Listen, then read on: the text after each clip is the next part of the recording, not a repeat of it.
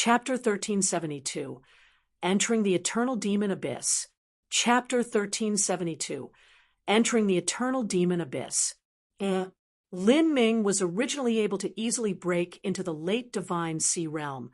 However, to become a true late Divine Sea Realm Master, he needed the complete consolidated cultivation of a late Divine Sea Master, and this was something that required a period of accumulation. Only by constantly absorbing energy could one expand one's inner world and do this. But now, with the total true essence contained within Tian Mingzi's hand to serve as a catalyst, this process would be much faster. This was the hand of a great world king, and Tian Mingzi was also an extraordinary person amongst all great world kings. This sort of hand had been tempered for tens of thousands of years. It had long become an extremely pure spirit body. Break! Mo Eversnow flicked her finger, and Tian Mingzi's hand completely exploded in the air. The essence energy, the aura, the flesh and blood vitality all thoroughly separated. All of these energies formed phantoms in the air. These phantoms were all strange and bizarre. There was a black will disc, a pagoda, a long sword, and even demons. These phantoms all represented the various cultivation methods that Tian Mingzi had cultivated to a high level. When a martial artist trained in a cultivation method, part of their energy would circulate according to that cultivation method, forming a phantom. Now, even if Tian Mingzi's avatar had died, and his energies were pulled out underneath the constraints of his cultivation methods and laws, they would maintain their current state.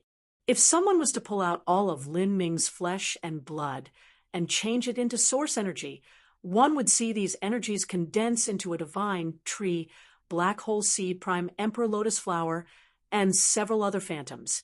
From the phantoms of Tian Mingzi source energy, the most formidable one was a four-armed Azura with wings. This Azura carried a black wheel in its hand.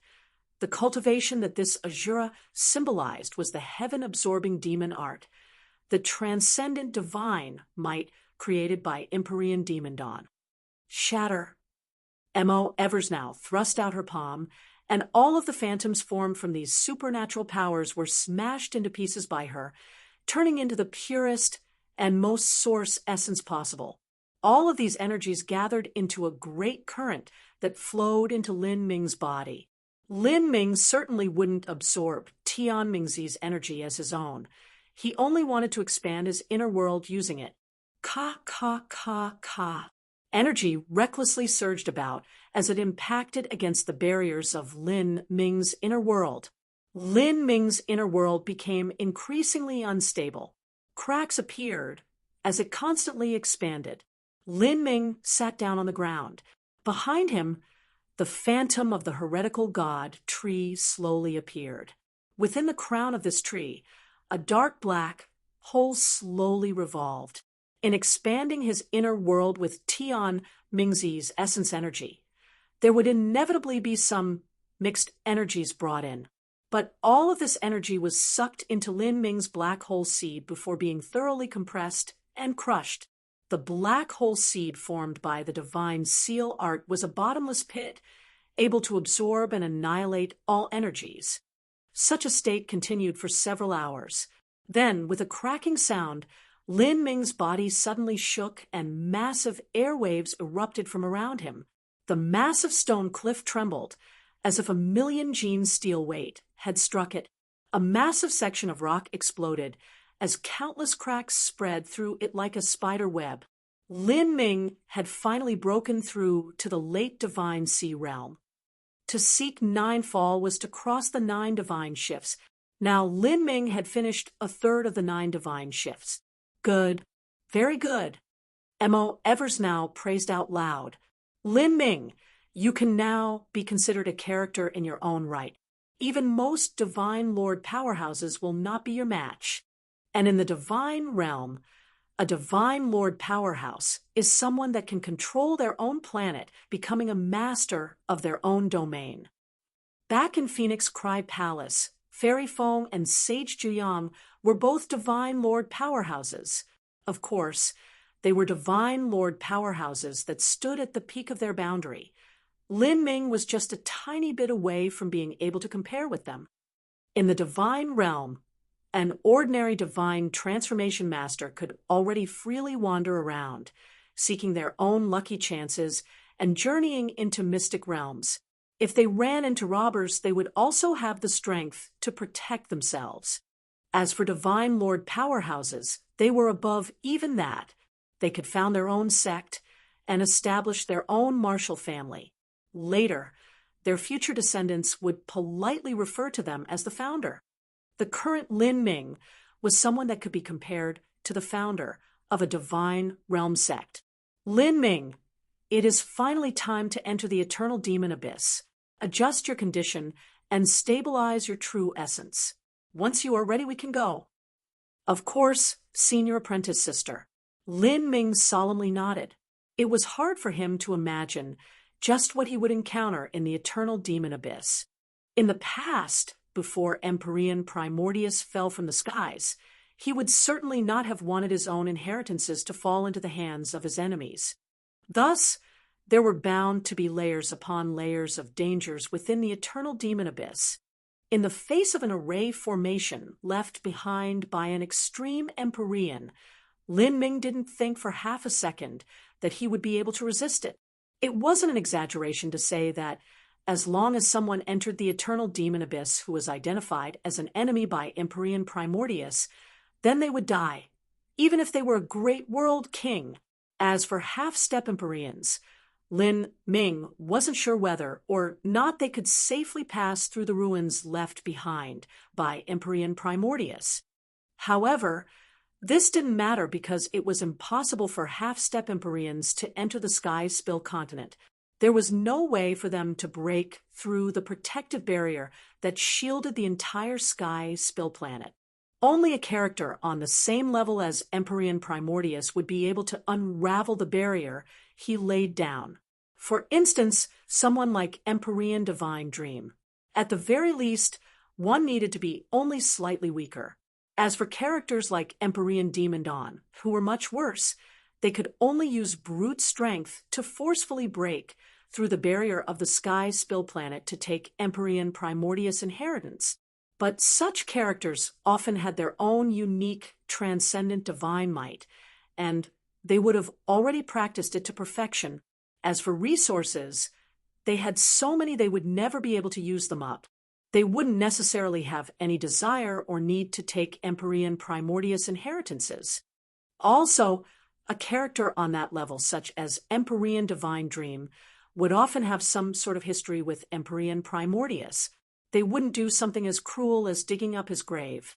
Lin Ming went into seclusion to stabilize his condition for a full day, adjusting himself to his peak combat state.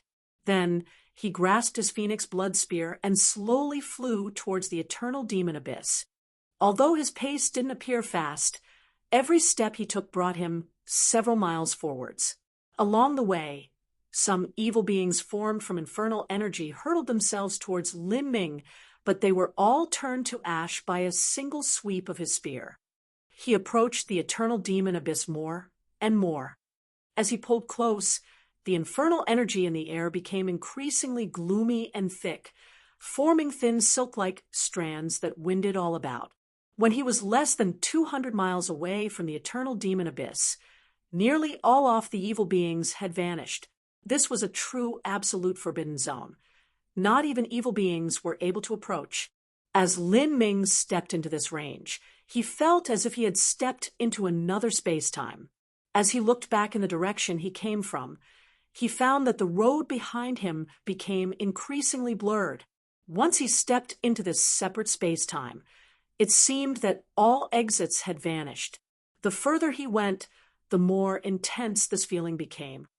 No wonder evil beings are unable to enter here. This area is already within the range of Empyrean Primordius array formation. Evil beings wouldn't dare to rush into this area, or else they would immediately turn to dust. Lin Ming whispered to himself. He could feel a vast and boundless strength sweeping over him. This was a strength that came from the eternal demon abyss, a strength that belonged to Empyrean Primordius. The sky was darker than ink, and the starlight was like liquid water.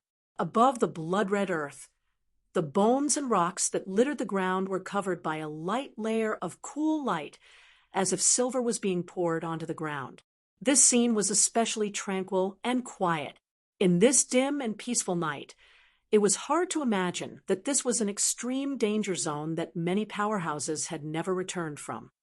Lin Ming had already fallen down from the skies. He no longer flew, but instead stepped atop the blood-red stones, walking along the path paved by starlight, heading towards the eternal demon abyss.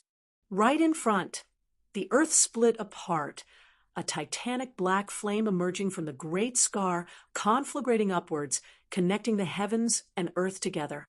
Starlight fell into the eternal demon abyss like a waterfall. All of the surrounding heaven and earth origin energy and infernal energy swirled up into a vortex, converging into the eternal demon abyss. The eternal demon abyss seemed to suck in all the origin energy of the world, swallowing all the essence of the sun and moon. This was also reasonable. If the array formation that Empyrean Primordius arranged had to revolve for 100,000 years, it naturally had to absorb outside energy to power itself. Lin Ming used 4 full hours to travel the final 200 miles.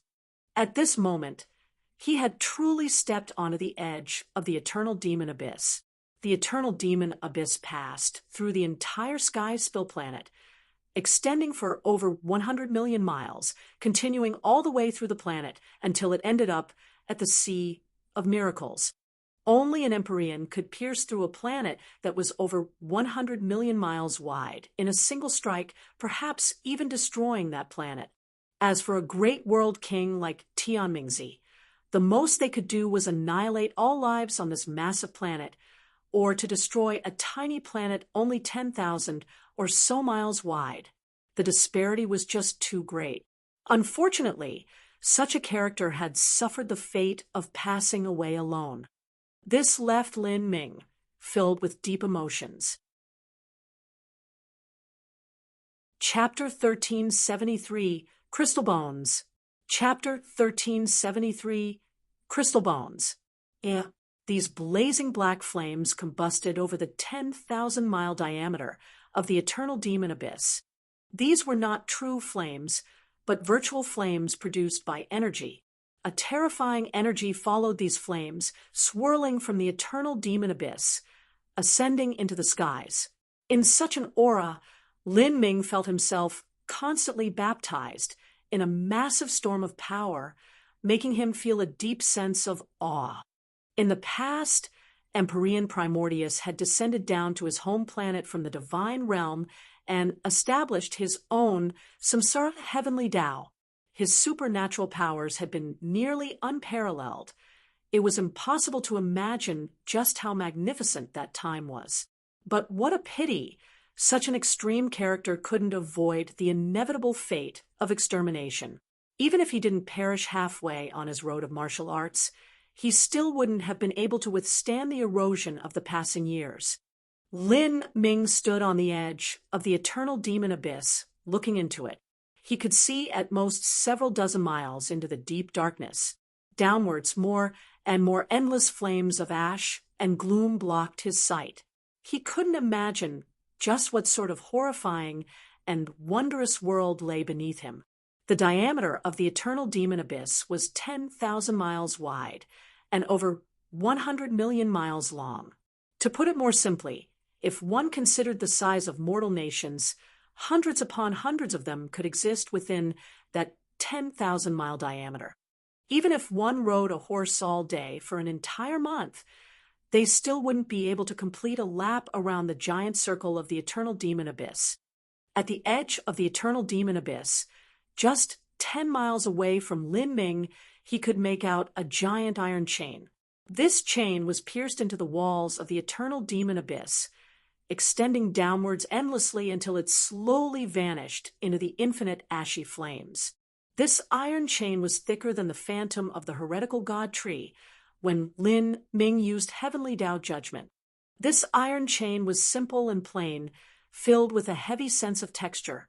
It was unknown just what sort of material this chain was made from, but all sorts of runes were engraved on it. These runes faintly shimmered, melting into the surrounding heaven and earth origin energy. For 100,000 years, for countless days and countless nights, this iron chain had been continuously tempered by heaven and earth origin energy, swallowing the essence of the sun and moon. This chain absorbed endless surges of power every second of the day. It was impossible to imagine just how firm it was. Lin Ming suspected that there was more than one of these iron chains. Rather, they were spread all over the periphery of the eternal demon abyss.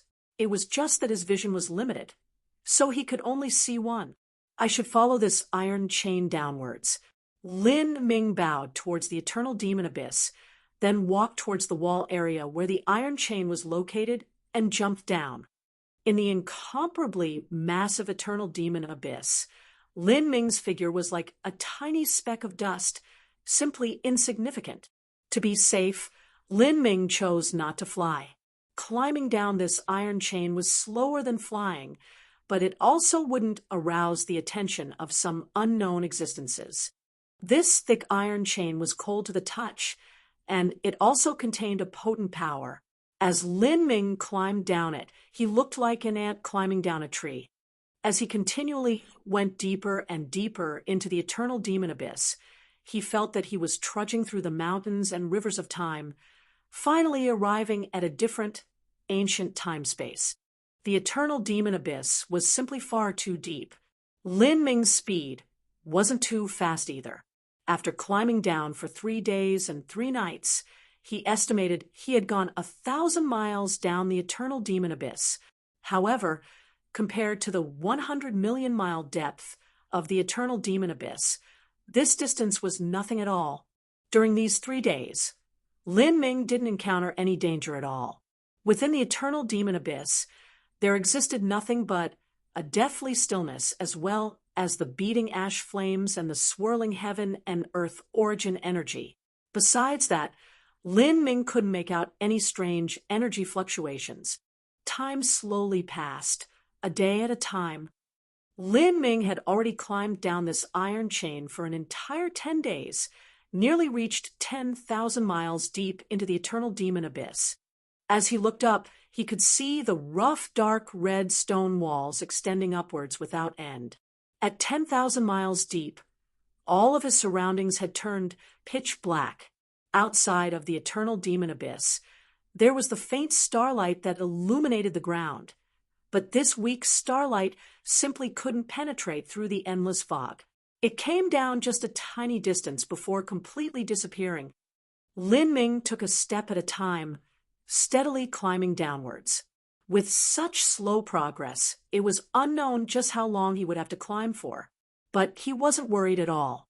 To him, withstanding the baptism of the world essence energy within the eternal demon abyss was also a kind of training. Lin Ming restrained his aura, moving with utter caution. However, danger finally arrived. Just as Lin Ming penetrated 15,000 miles deep into the eternal demon abyss, there was a common-looking rock. As Lin Ming approached it, it suddenly burst into action. It was like a big lizard, suddenly stretching out its claws as it grasped at Lin Ming. Lin Ming's vision condensed, and he reflexively counterattacked with his spear. The colored lights of thunder and fire wove together, and with a faint crackling sound, the body of this big lizard was pierced through by the spear light. "It's dead." Lin Ming was startled. This beast was that easy to kill. "Lin Ming, be careful." Mo Eversnow's voice resounded in Lin Ming's mind. At that moment, he felt his spiritual sea suddenly shake as a demonic will formed a sharp cone that thrust towards Lin Ming's soul. It really wasn't that easy to kill. Lin Ming hadn't lowered his guard at all. Even if Mo Eversnow didn't remind him, he could still respond in time. Divine, dream energy flooded into his spiritual sea without hesitation. From between Lin Ming's eyebrows, a brilliant divine light began to shine. a fierce killing intent poured into his grand mist spirit, forming a sword that slashed outwards. With a tearing sound, this evil will was chopped into several pieces by Lin Ming's grand mist battle spirit.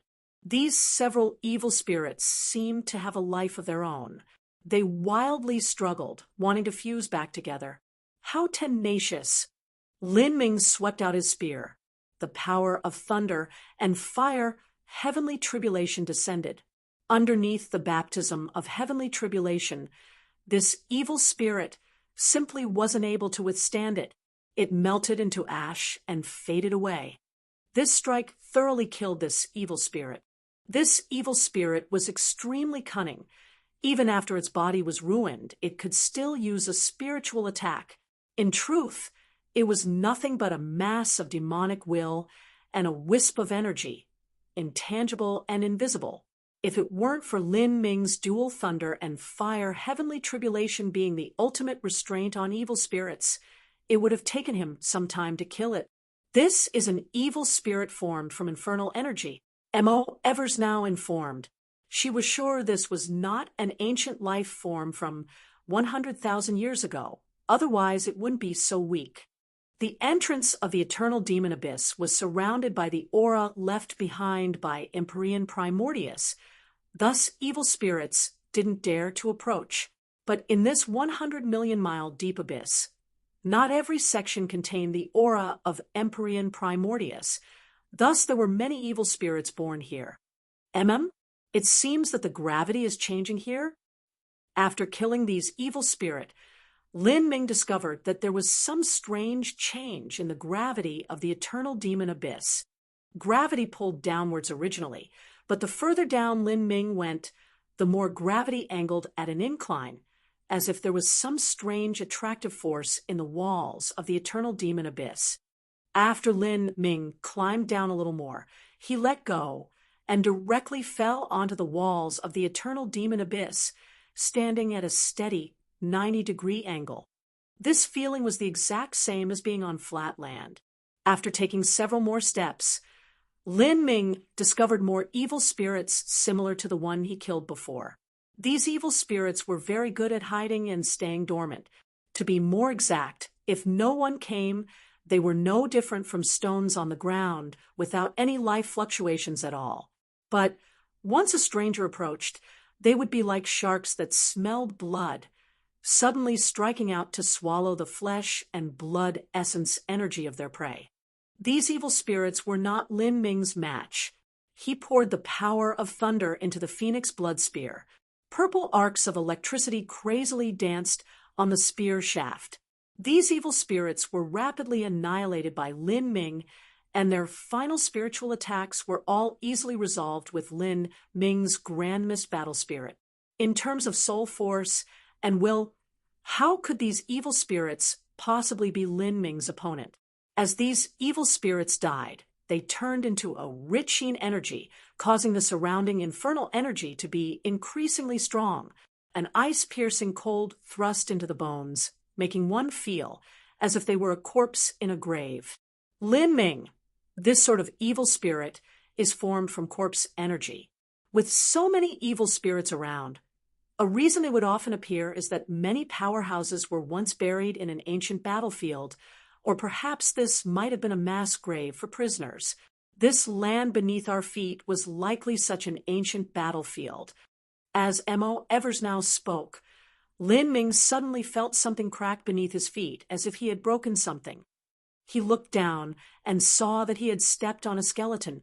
Because it was too far in the distant past, these skeletons were already as frail as rotten wood, breaking with just a single step. To find bones here wasn't surprising at all. As he walked further, more and more bones appeared. These skeletons were at two extremes. Some were decayed and shattered, and others glowed and glittered like carved crystals. After an essence-gathering system, martial artists died. Their energy would slowly dissipate. Without their mortal body being vitalized by their energy, they would quickly erode. As for those that had died 100,000 years ago, and yet their bones remained as bright as crystals. They had either tempered their own bodies using arcane techniques, or they were body transformation martial artists. These crystal bones, are they corpses of saints? Lin Ming's mind stirred, inevitably thinking this. The saint race focused on the body transformation cultivation system. After dying, it was reasonable for them to leave behind such a skeleton.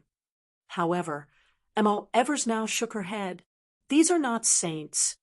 Oh, Lin Ming was puzzled. At this time, Mo Eversnow flew out from the magic cube space and floated high in the air. She stood in front of all these crystal skeletons for some time. Then, she said in a soft voice, Lin Ming, as I look at these crystal skeletons, I feel a faint resonating pain in my heart. In truth, I don't know where these crystal skeletons come from, but I can feel in my bones that I share the same roots as them. Perhaps these skeletons were left behind by people of the primal god race. Primal god race. Lin Ming was startled. Why did so many people from the primal god race die here? How was Empyrean Primordius related to the primal god race? Before, didn't that senior say that there were very few people from the primal god race remaining? How come so many of them died here? Mo Eversnow shook her head. I'm not sure. I only inherited Senior Heavenly Empress Xuanqing's body, and not her memories. As for how many of the primal god race are left, I am not sure. But what I can be sure of is that these crystal skeletons are the remains of people of the primal god race. Mo Eversnow had possessed Heavenly Empyrean Xuanqing's body. Thus, she naturally came under the influence of Heavenly Empress Xuanqing.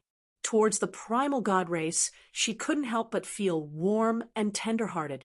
Lin Ming, do you remember the Forsaken God clan and the pendant of the Jade Goddess? Mo Eversnow asked. Lin Ming naturally wouldn't have forgotten something like this. In the past, when Lin Ming first entered the tomb of the ancient goddess, he had taken a jade pendant from her body, and he was even carrying it with him now. Chapter 1374, Dao Domain. Chapter 1374, Dao Domain. Lin Ming took out the goddess jade pendant from a spatial ring. The deep azure pendant was marked with an ancient design, just like a bird totem. This jade pendant was not a magic tool itself, but it actually had a special aura to it. It was clearly made from some extraordinary material. In the past, after Lin Ming found this pendant, he also met a young girl from the cursed Forsaken God clan, a young woman called Ju, who also had a similar pendant on her. Without a doubt, the Forsaken God clan and the goddess were strongly related. Lin Ming, if my guess isn't wrong, then the Forsaken God clan are the fellow people of Senior Heavenly Empress Xuanqing. In the past, when Senior Heavenly Empress Xuanqing came to the Sky Spill planet, she didn't come alone, but rather brought along a number of her people. Afterwards, in that great war 100,000 years ago, Senior Empyrean Primordius disciples and Senior Heavenly Empress Xuanqing's people were all involved in that conflict. However, as Senior Empyrean Primordius and Senior Heavenly Empress Xuanqing perished in that battle, their disciples and fellow people also suffered similar casualties. Even so, there were some people that lived on the edges who were still able to survive and continue the bloodline inheritance. Lin Ming thought that Mo Eversnow's speculations were reasonable. The Forsaken God clan were beset by troubles and disasters. At birth, their very bloodline would give them a curse. This curse would attach onto the bodies of those from the Forsaken God clan in a tattoo form seal. After their birth, the clansmen of the Forsaken God clan would periodically have to suffer an excruciating suffering, a pain so deep that it dug into the marrow, and as they aged, the period of time between these outbreaks would lessen, and the time they were in pain for would continue until that person finally died from their suffering. Although cultivating the martial path could delay the outbreaks of this curse, the effects were limited. As time passed, they would finally be defeated by the power of this curse. Now, It seemed that this curse was likely carried over from the god curse art that haunted the blood slaughter steps. It was even possible that the reason Heavenly Empress Xianqing perished was greatly related to this god curse art. In the past, some Supreme Elder had likely struck Heavenly Empress Xuanqing with this god curse art, and although she hadn't directly perished, her people had been affected. Moreover, this curse had continued onwards for 100,000 years. As Lin Ming thought of this, he felt a deep regret for the Forsaken God clan. Even if the Forsaken God clan was only the tiniest outermost people left behind from the primal god race, their talent was incomparable to that of the mortals of the Sky Spill continent. They should have been able to blossom into glory within the Sky Spill continent, and even found their own wondrous divine kingdom. But what a pity! The curse they suffered slowly ate away at their foundation, and as a result they could only endure the humiliation and withdraw into a dimensional realm to extend their lives of pain. Lin Ming, no matter what happens in the future, when either you or I have enough strength, we must return to the Sky Spill planet and find a way to cure the Forsaken God clan of their curse. This is also a way to give back a little bit of the grace that Senior Heavenly Empress Xianqing granted to us. Senior Apprentice Sister, please rest assured that even if it weren't for our connection with Senior Heavenly Empress Xuanqing, I would still do that. In the past, when I was being hunted down by the Azura Divine Kingdom, if it weren't for the Forsaken God clan's patriarch Shirbai risking everything and threatening war with the Azura Divine Kingdom, then perhaps I might have died to Situ Haotian's hands. Lin Ming was a man who remembered every graciousness given to him. He certainly wouldn't forget the Forsaken God clan and their kindness towards him. If he made a promise to someone, he would slowly accomplish those promises one by one. For instance, finding a mortal body for Demon Shine, or the commitment he made to Mo River Bliss at Carefree Island. As long as he had the ability to accomplish it, he would. Mo Eversnow initially wanted to collect these crystal skeletons together and find a peaceful place to bury them. But as she thought about it, they couldn't stay here for too long, and perhaps this place might be the best final resting area for these skeletons. There is. Lin Ming suddenly discovered that among the many crystal skeletons, amid the gray and hazy fog, there was a giant stone platform. This platform was 10 feet high and dozens of feet wide. It looked like a big stone table. Various weapons were stabbed into this stone table. There were swords, sabers, halberds, spears, and even magic tools like compasses and furnaces. At the same time, there were also tremendous disparities between these weapons. For instance, among the swords, some swords were as long as a man and extremely wide, just like a door. If such a sword were used, its might could be imagined. Besides heavy swords like this, there were exquisite soft swords that looked like jade belts, seeming as if they would bend at the slightest touch. Among so many weapons, the worst of them were at the spirit artifact level, let alone the Sky Spill continent. Even within the divine realm, this would be considered an unimaginable amount of wealth. Lin Ming roughly guessed that there were thousands of these weapons. Many of them were stabbed in together, layering upon each other to form a forest of sabers, swords, and other weapons. Standing in front of this stone table, Lin Ming felt as if he were a soldier lying in reserve, waiting for the day that he would enter the battlefield. Such a scene was extremely solemn and somber, making one feel an intense sense of awe. Were these left behind by Empyrean primordious followers in the past? If these were their weapons, then where were they themselves? Could they be the bones on the ground? All sorts of thoughts raced through Lin Ming's mind. He felt his mood become extremely glum. The eternal demon abyss was completely different from the layers upon layers of dangers that Lin Ming imagined at the start. Rather, as he walked further in, he didn't fight. Instead, it was like turning back and reading the pages of an ancient history book. Let's go. After being reflective for some time, Mo Eversnow suddenly spoke up. She and Lin Ming left this grave area together. As Lin Ming continued onwards, he suddenly felt a deep killing intent. The surrounding infernal energy became increasingly chilly, finally making him stop. Beside Lin Ming was Mo Eversnow, who had already come out from the magic cube space and was following him from behind. When Lin Ming first stopped, she also came to a halt. We have stepped into an absolute danger zone, Mo Eversnow said. Lin Ming faintly frowned.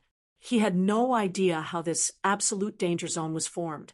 It didn't seem like one made from an array formation. Could it be naturally formed from infernal energy?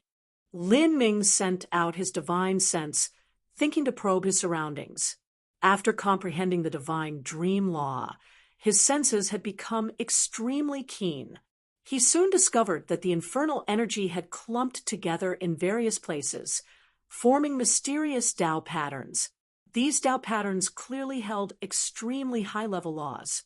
These laws didn't seem as if they were naturally formed from the infernal energy of the eternal demon abyss. Otherwise, they wouldn't be so exquisite. They also carried with them a tiny trace of a post-celestial touch. Lin Ming, this danger zone should be formed by the remnants of Empyrean primordious dead disciples, as well as those people of the primal god clan that died. Their deaths gathered together, forming a Tao domain. That weapon mound we just saw is definitely the source of this killing intent. Mo Eversnow put forth a reason for why this danger zone had formed. Empyrean primordious disciples were inevitably all extraordinary characters. Even after they died, the cultivation methods they trained in and the laws they comprehended wouldn't fade away so easily, but might have condensed into a Tao domain instead.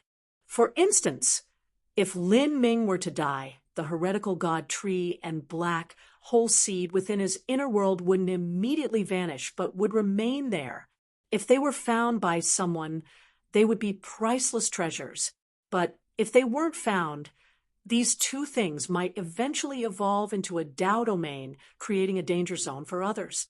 For example, the black hole seed was likely to absorb a massive amount of energy, turning into a space-time vortex.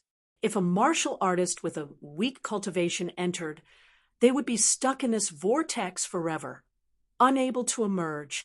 The danger zone that Lin Ming and Mo Eversnow stepped into was exactly this situation. And this Tao domain was also formed from the deaths of tens of thousands of supreme elders. The eternal demon abyss was itself a separate world. Once one entered, they could forget leaving. Beyond that, there were many hidden dangers within the eternal demon abyss. There weren't many of these hidden dangers, but to the martial artists of the Sky Spill continent, and even the highest under the heavens, they would absolutely die if they were to stumble into them. Thus, for so many years, no one had ever returned from the eternal demon abyss. Mo Eversnow and Lin Ming's complexions were solemn. They thought this was an extremely tricky situation. If they were the least bit incautious, there would be a chance that they both perished here. Lin Ming, we cannot use brute force to overcome this with our strength. It is impossible to push through. Lin Ming said, I also think the same. After these seniors died, their aura lingered here for 100,000 years. All of their knowledge, their lifetime worth of cultivation, all the laws they comprehended, everything they were wove together in this place, even evolving into traces of the all-encompassing great Tao. This is not something artificially formed, but is something even more exquisite than an array formation laid down by someone. If we take a single wrong step, then we'll have gone beyond saving. Lin Ming took out a random top-grade Saint artifact from his spatial ring and threw it into a corner of the absolute danger zone. Pung! With a cracking sound, a gray light shined and struck the top-grade Saint artifact. This gray light looked extremely common, but once it struck the top-grade Saint artifact that Lin Ming threw out, the Saint artifact trembled for a brief moment before disintegrating into dust that fell to the floor. Even though Lin Ming was prepared for this, he still sucked in a breath of cold air. Lin Ming could also easily destroy a top-grade Saint artifact, but he couldn't do it like that gray light, immediately disintegrating it into dust. Just how strong was this? Perhaps not even some Holy Lord powerhouses could accomplish this. Moreover, this was only the tip of the iceberg for this absolute danger zone. The further they went, the thicker and more intense the gray light was likely to become. There might even be other types of absolute killing energies. At that time, even if a holy lord or world king were to come here, they still might perish. Lin Ming, in the past, Emperorian Primordius disciples and Heavenly Empress Xuanqing's people likely had a half-step Emperorian among their ranks. Compared to Tian Mingzi in his peak state, they were far, far stronger. And there might even have been more than one of these people. Once these people died, the power of the Tao domain they left behind could be imagined. I fear that even a great world king would be in danger coming here. Yes, Lin Ming certainly understood what Mo Eversnow said. He didn't panic or become anxious, instead sinking into deep contemplation for a while. Then he said to Mo Eversnow, Emperorian Primordius and Heavenly Empress Xuanqing's followers shouldn't have left behind some trap that would intentionally damage their future descendants. This Tao domain was likely left here as a form of protection. If we aren't recognized as enemies, then perhaps with that point we might be able to pass through this area.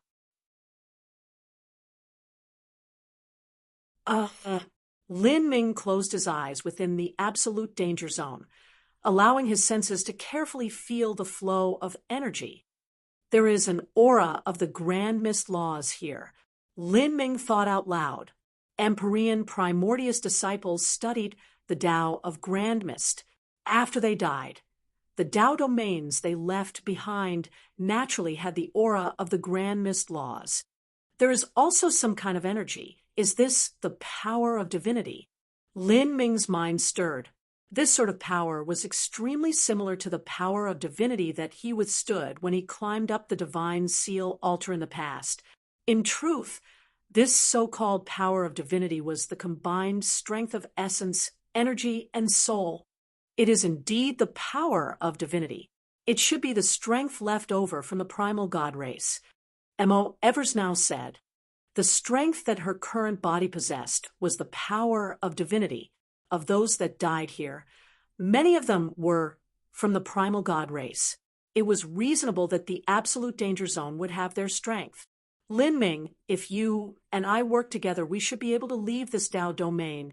The reason that a Tao domain was called a Tao domain was because it contained the truths of the Tao within it. Lin Ming sank his energy into his inner world. Behind Lin Ming, the prime emperor lotus flower slowly bloomed. An ancient and boundless aura surged outwards. This was the Grand Mist space. As for Mo Eversnow, she also used her own power of divinity. Beautiful divine lights began to shine outwards.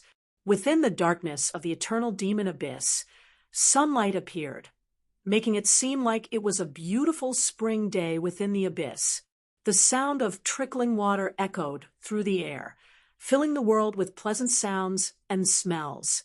The primal god Pure Lands that Mo Eversnow created overlapped with Lin Ming's Grand Mist space. With these two domains surrounding them, Lin Ming and Mo Eversnow slowly and carefully advanced forwards.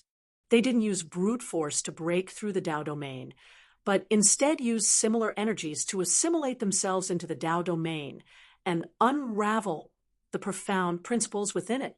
Lin Ming walked forwards a step at a time. The original absolute death energy slowly turned peaceful as it entered the dual domains of the Grand Mist space and primal god Pure Lands. And the various laws of the Tao domain also came from similar roots in Lin Ming and Mo Eversnow. The two of them carefully progressed forwards together. Within this world, everything, including all laws, had counters. Even though the absolute death energy in this Tao domain could instantly crush a top-grade saint artifact to dust within this dual domain, although it still rippled out like waves, and the strength inherent within it was still great, it was now extremely soft and gentle without any lethality at all. 2 hours later, Lin Ming and Mo Eversnow finally made their way out of this Tao domain. As they looked around themselves, they saw that they had returned to the more familiar scenery of the eternal demon abyss. The ground was still the dark red stone as before, and not too far away were incomparably thick iron chains. The heavy metal rings cascaded down in layers upon layers, exuding a powerful and profound atmosphere. When Lin Ming was descending into the eternal demon abyss, he had climbed down these iron chains. He was now 20,000 miles deep, but these iron chains still connected into the darkness with no end in sight. The eternal demon abyss was far too mysterious. Lin Ming was aware that what they saw now was only the most minor outer portion of the eternal demon abyss. If he went further, there were bound to be more dangers awaiting him. Let's continue onwards, Lin Ming said, steadily walking forwards with Mo Eversnow. Within the eternal demon abyss, there were far too many stunning scenes that left one shocked. It was unknown how long Lin Ming and Mo Eversnow walked for, but eventually the floor beneath their feet began to become slimy. Something stuck to their steps, making every step forwards difficult. As they looked down, they could see countless thick white silk threads, just like the strands of a spider web. These spider webs were extremely adhesive. If one stepped on them, it was hard to break free. Lin Ming and Mo Eversnow flew upwards. They only saw the spider web extending to the distant horizon, to some distant land ahead. These spider webs occasionally wrapped around something, forming giant spider web cocoons. These cocoons were as tall as a person, covered with layers upon layers of silk. Looking on, there was no end to these cocoons. It was like there were countless cocoons dotting the landscape like flowers. Lin Ming cast out his sense but wasn't able to find just where they stopped. As Lin Ming approached a large cocoon, he could see that these spider webs wrapped around some sort of transparent amber crystal. What left Lin Ming bewildered was that there seemed to be some sort of life forms sealed within these amber crystals. These weren't insects but people. In every large cocoon was a person. To suddenly see people sealed within these amber crystals, and to also see tens of thousands of these crystals all around, Lin Ming couldn't help but feel his heart skip a beat. Those sealed within these amber crystals were not all humans. Rather, some had horns on their heads, some had cheeks covered with scales, and some had fierce faces as if they were cruel devils. Who were these people? Were they dead? Why were they sealed in amber? He could feel that these people had completely different auras from those skeletal remains he had seen before. Locked away within these amber crystals, it was hard to distinguish their true status. But what he could confirm was that none of these people sealed in amber were weak. At this time, Lin Ming could faintly feel energy flowing through the strands of spider silk that formed these cocoons. This energy was already extremely pale, but with trillions of strands of spider silk gathered together, it was still a considerable amount. All of this energy was gathered together and transmitted deep into the eternal demon abyss. Is this energy being pulled out from the amber crystals? Lin Ming was startled. So the flows of energy within these strands of spider silk truly did originate from these amber crystals. Was it possible that the original function of this spider silk was to extract energy from the amber crystals, and the origin of energy for these amber crystals was the life form sealed inside? As Lin Ming realized this, he felt his heart jump. He probed all around and finally discovered traces of the Tao. All around the spider silk, there were faint circulations of the laws. In other words, all those years ago, someone had arranged a massive array here, sealing away tens of thousands of powerhouses in amber crystals, and then using a special technique to extract energy from their bodies. This method, Lin Ming was secretly dumbfounded. Lin Ming couldn't feel the slightest hint of life fluctuations from the powerhouses in these amber crystals. They were likely dead, and perhaps had even died before they were sealed away. To form a great array with so many corpses, this is likely some technique of the demonic path. Is this Empyrean Primordius work? Lin Ming asked out loud. Mo Eversnow gently shook her head. These aren't necessarily corpses. Lin Ming was startled. Mo Eversnow softly traced the amber crystal, slowly saying, in the martial world, there are people who desire to extend their lifespans so much that they will use all sorts of incredible and inconceivable methods to do so. There are some divine medicines that can help prolong life, but to these peerless powerhouses who had dug out all the potential in their lives to the extreme, they are basically useless, because these people are unwilling to turn to dust. Or perhaps because they have many desires still left unfulfilled, they can adopt all sorts of ghostly and bizarre methods to extend their lives. For instance, if one enters a time enchantment and slows the speed of time within, then 1 year inside can equal 10 years outside. But in truth, this method can't really be considered as extending one's life. And even so, people also discovered that time enchantments have a limit to which they can extend one's lifespan. In the universe, there seems to be some law out there that prevents unrivaled powerhouses from living near immortal lives. Afterwards, some people invented a new method. This method is to seal someone into a divine crystal and have them fall into a deep and permanent sleep, bringing all their life activities to a halt. This allows them to live longer, even if the effects are eventually limited. Mo Eversnow said. She guessed that this amber crystal was similar to the divine crystal used to extend one's lifespan. Empyrean Primordius prolonged the lives of his followers? I feel that these people aren't his disciples, nor are they from the primal god race. They aren't. Rather, it seems more possible that they are from the saint race, the invaders of the Sky Spill planet 100,000 years ago. As Mo Eversnow said this, Lin Ming sucked in a breath of cold air. This was extremely possible indeed. Empyrean Primordius had used the corpses of the saint race invaders or even living captives to arrange this array formation. This method was ruthless and merciless, but it was also well within reason.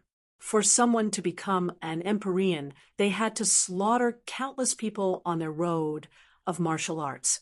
If they were a soft-hearted individual, how could they have possibly arrived at this step? Moreover, the human race and the saint race had a deep and endless grudge against each other. For a human to show mercy to the saint race was to court destruction for their own race. However, if this array formation was gathering so much essence energy, what was it used for?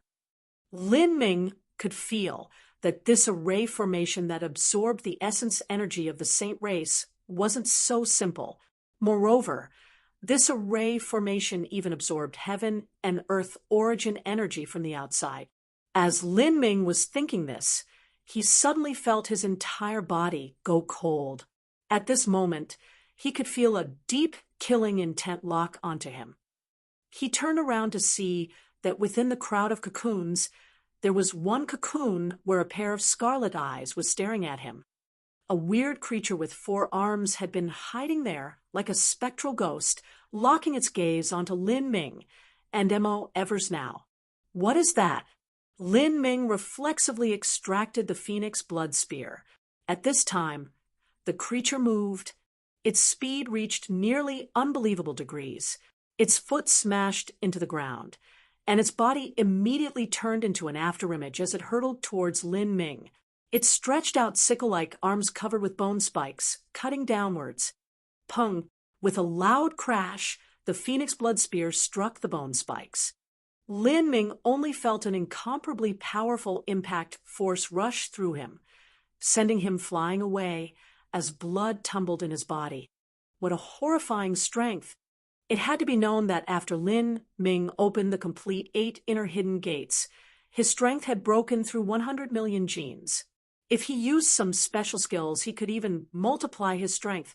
Even so, his own strength had been suppressed by this 4-armed abomination. This proved that the level of this 4-armed monster was much higher than Lin Ming's. Only an absolute suppression of boundaries could create such an effect. Is this an ancient life form that escaped the array formation? This thought immediately flashed through Lin Ming's mind. After 100,000 years, the array formation that Empyrean Primordius established might have experienced some minor accidents, leading to some things breaking free from their prison. In the past, on the other end of the eternal demon abyss at the Sea of Miracles, there had been a life form that had worked free from its restraints too. This was the ancient devil that entered Yang Yun's body and wanted to attempt a comeback through using him. The trip into the Temple of Marvels had been planned by the ancient devil, and this sort of living creature was tens of thousands of times more terrifying than the evil spirits and demons condensed from infernal energy that surrounded the outside of the eternal demon abyss. Ra! That creature thunderously roared out once more, bringing its claws slashing down. It gathered the infinite infernal energy in the eternal demon abyss as a terrifying strength erupted from it like a tide. This terrifying killing intent seemed to crush everything in the surroundings. Chapter 1376, Black Dragon.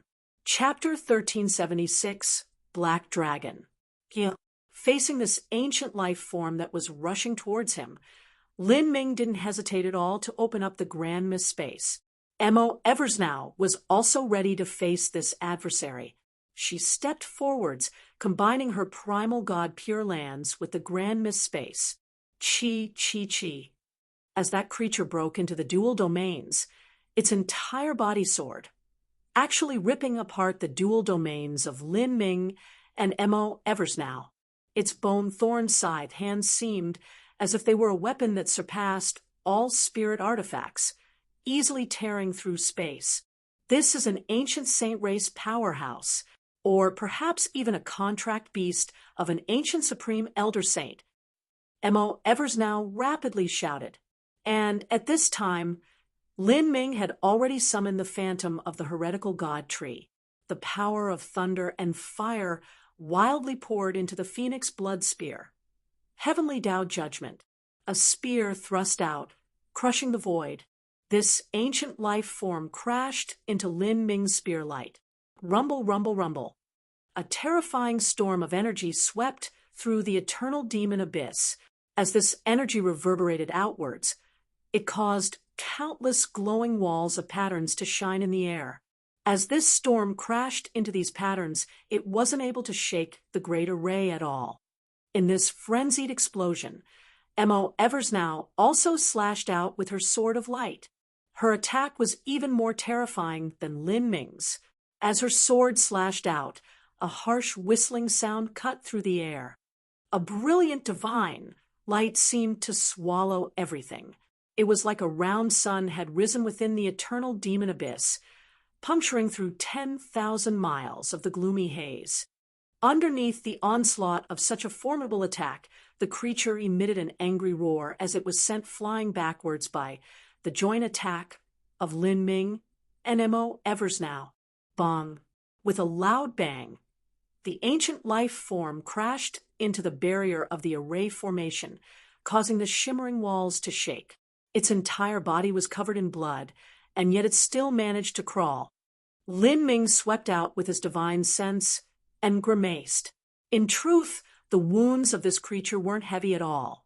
It wasn't leaking too much blood, and the injuries were only to the exterior body. The skeleton and tendons of the creature were intact. Although his joint attack with Mo Eversnow was only 70 to 80% of their full strength, they had still directly struck the ancient life form. Even so, they still hadn't been able to kill it. Just what sort of terrifying defensive power was this? Mo Eversnow said, "This is going to be troublesome."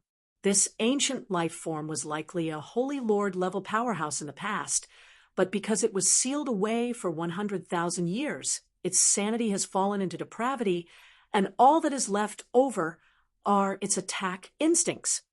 This ancient creature in front of them wouldn't be able to use laws or techniques, and its eyes were also filled with chaos, without the least bit of wisdom shining in them.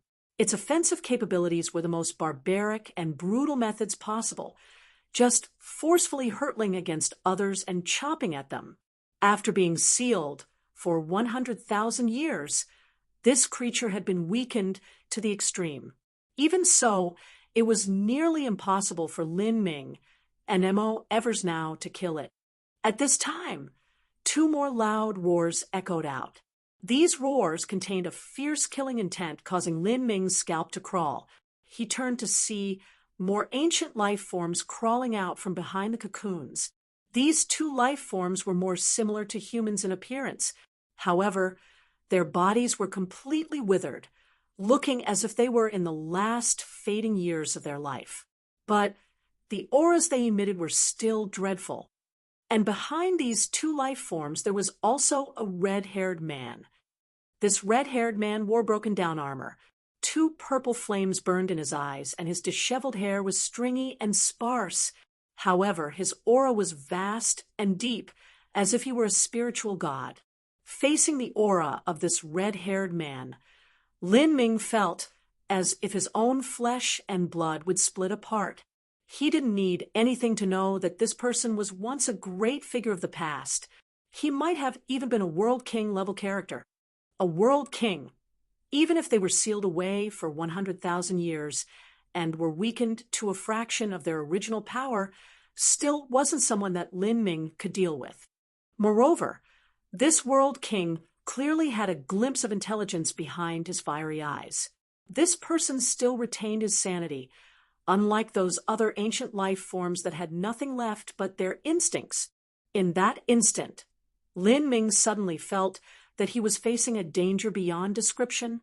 He shuffled closer to Mo Eversnow, keeping full vigilance around himself. Lin Ming tightly gripped the phoenix blood spear, his palms wet with sweat.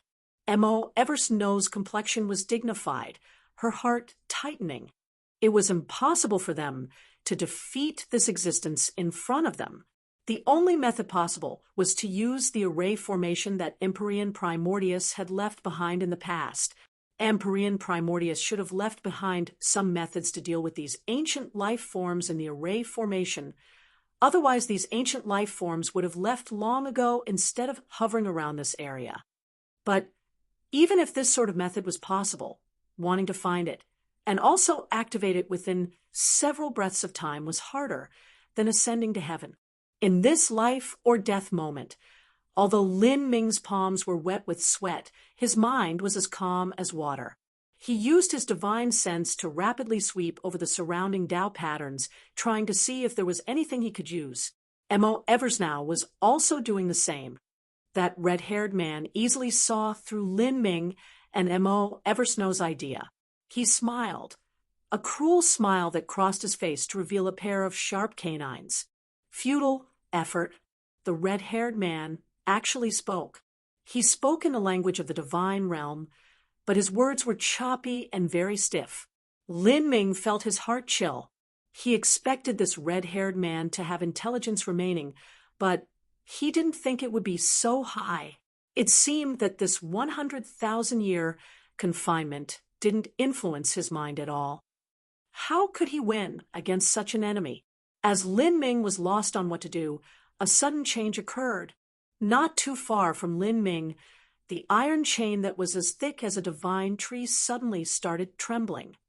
Bang, bang, bang. The iron rings emitted a horrifying sound. These iron rings, if any single one of them were taken out and thrown down from high in the air, could easily smash apart a mountain. With hundreds of thousands and millions of iron rings smashing together, it was like 10,000 thunderbolts suddenly being cast to the ground, the sound piercing straight into the ears. Lin Ming was shocked. He looked at the massive chain. This chain was cast from divine iron, and the weight of every link was simply unimaginable. Even so, hundreds of thousands of miles of this chain was shaken so wildly. Just what sort of great strength was this? Rumble, rumble, rumble. Iron chains struck the stone wall, bringing massive chunks of stone falling down. The entire 100 million mile plus long wall of the eternal demon abyss began to shake. Such a horrifying power, and might could truly be described as earth-shaking. As the red-haired man heard this sound, the color of fear flooded his eyes. He looked deeply at Lin Ming before silently withdrawing back into the darkness. The three other ancient life forms that came out with him also retreated. They had left like that. Lin Ming's mind stirred. This was, At this time, a horrifying noise hurtled up from the depths of the eternal demon abyss, setting off a terrifying storm of air that smashed into the rock walls, sweeping outwards for tens of thousands of miles. Lin Ming and M.O. Eversnow were both caught up in this air current formed from the sound and were sent flying away. All of this infernal energy, all of that dim haze, were completely flushed cleanly away by the horrifying sound. This terrifying sound seemed to come from the endless ancient flow of time, piercing through reality. This is a dragon's roar. Lin Ming supported himself with his phoenix blood spear and slowly stood up. He looked as deep into the eternal demon abyss as he could.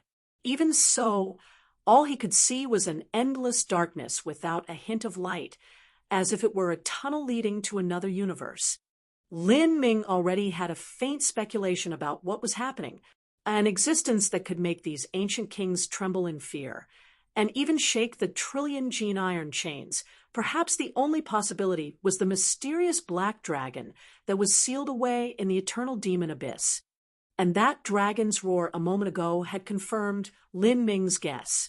In the eternal demon abyss, there was a living black dragon that once had a vital relationship with Empyrean Primordius in the past. Perhaps it was the guardian god beast of the eternal demon abyss. Black dragon. M.O. Eversnow looked at Lin Ming. In the past, when Lin Ming had once entered the 1,000-mile forbidden zone by mistake, he had seen this black dragon. Its body was thousands of miles long and covered in brilliant red scales.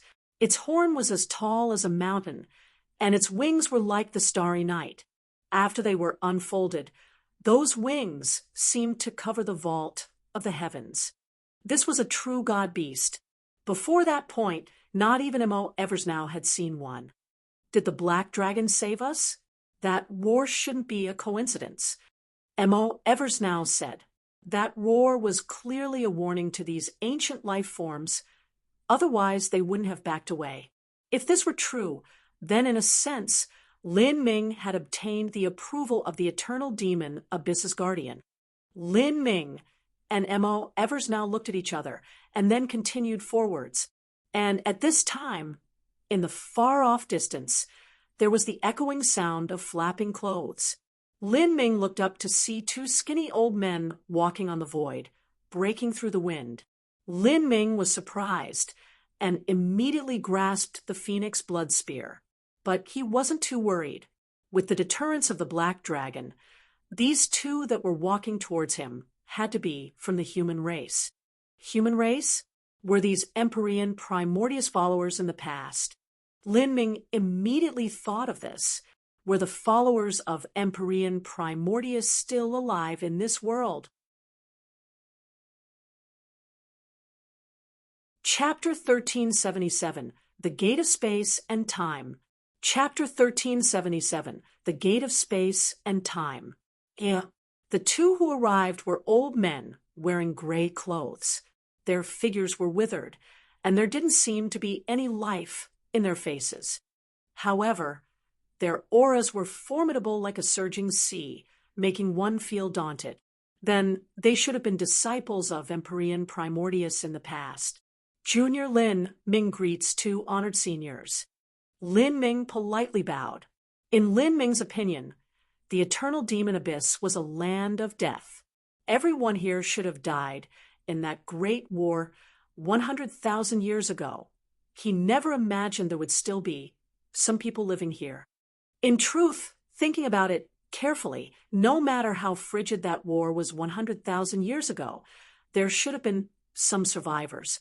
Even the saint race had some survivors, much less Empyrean Primordius followers.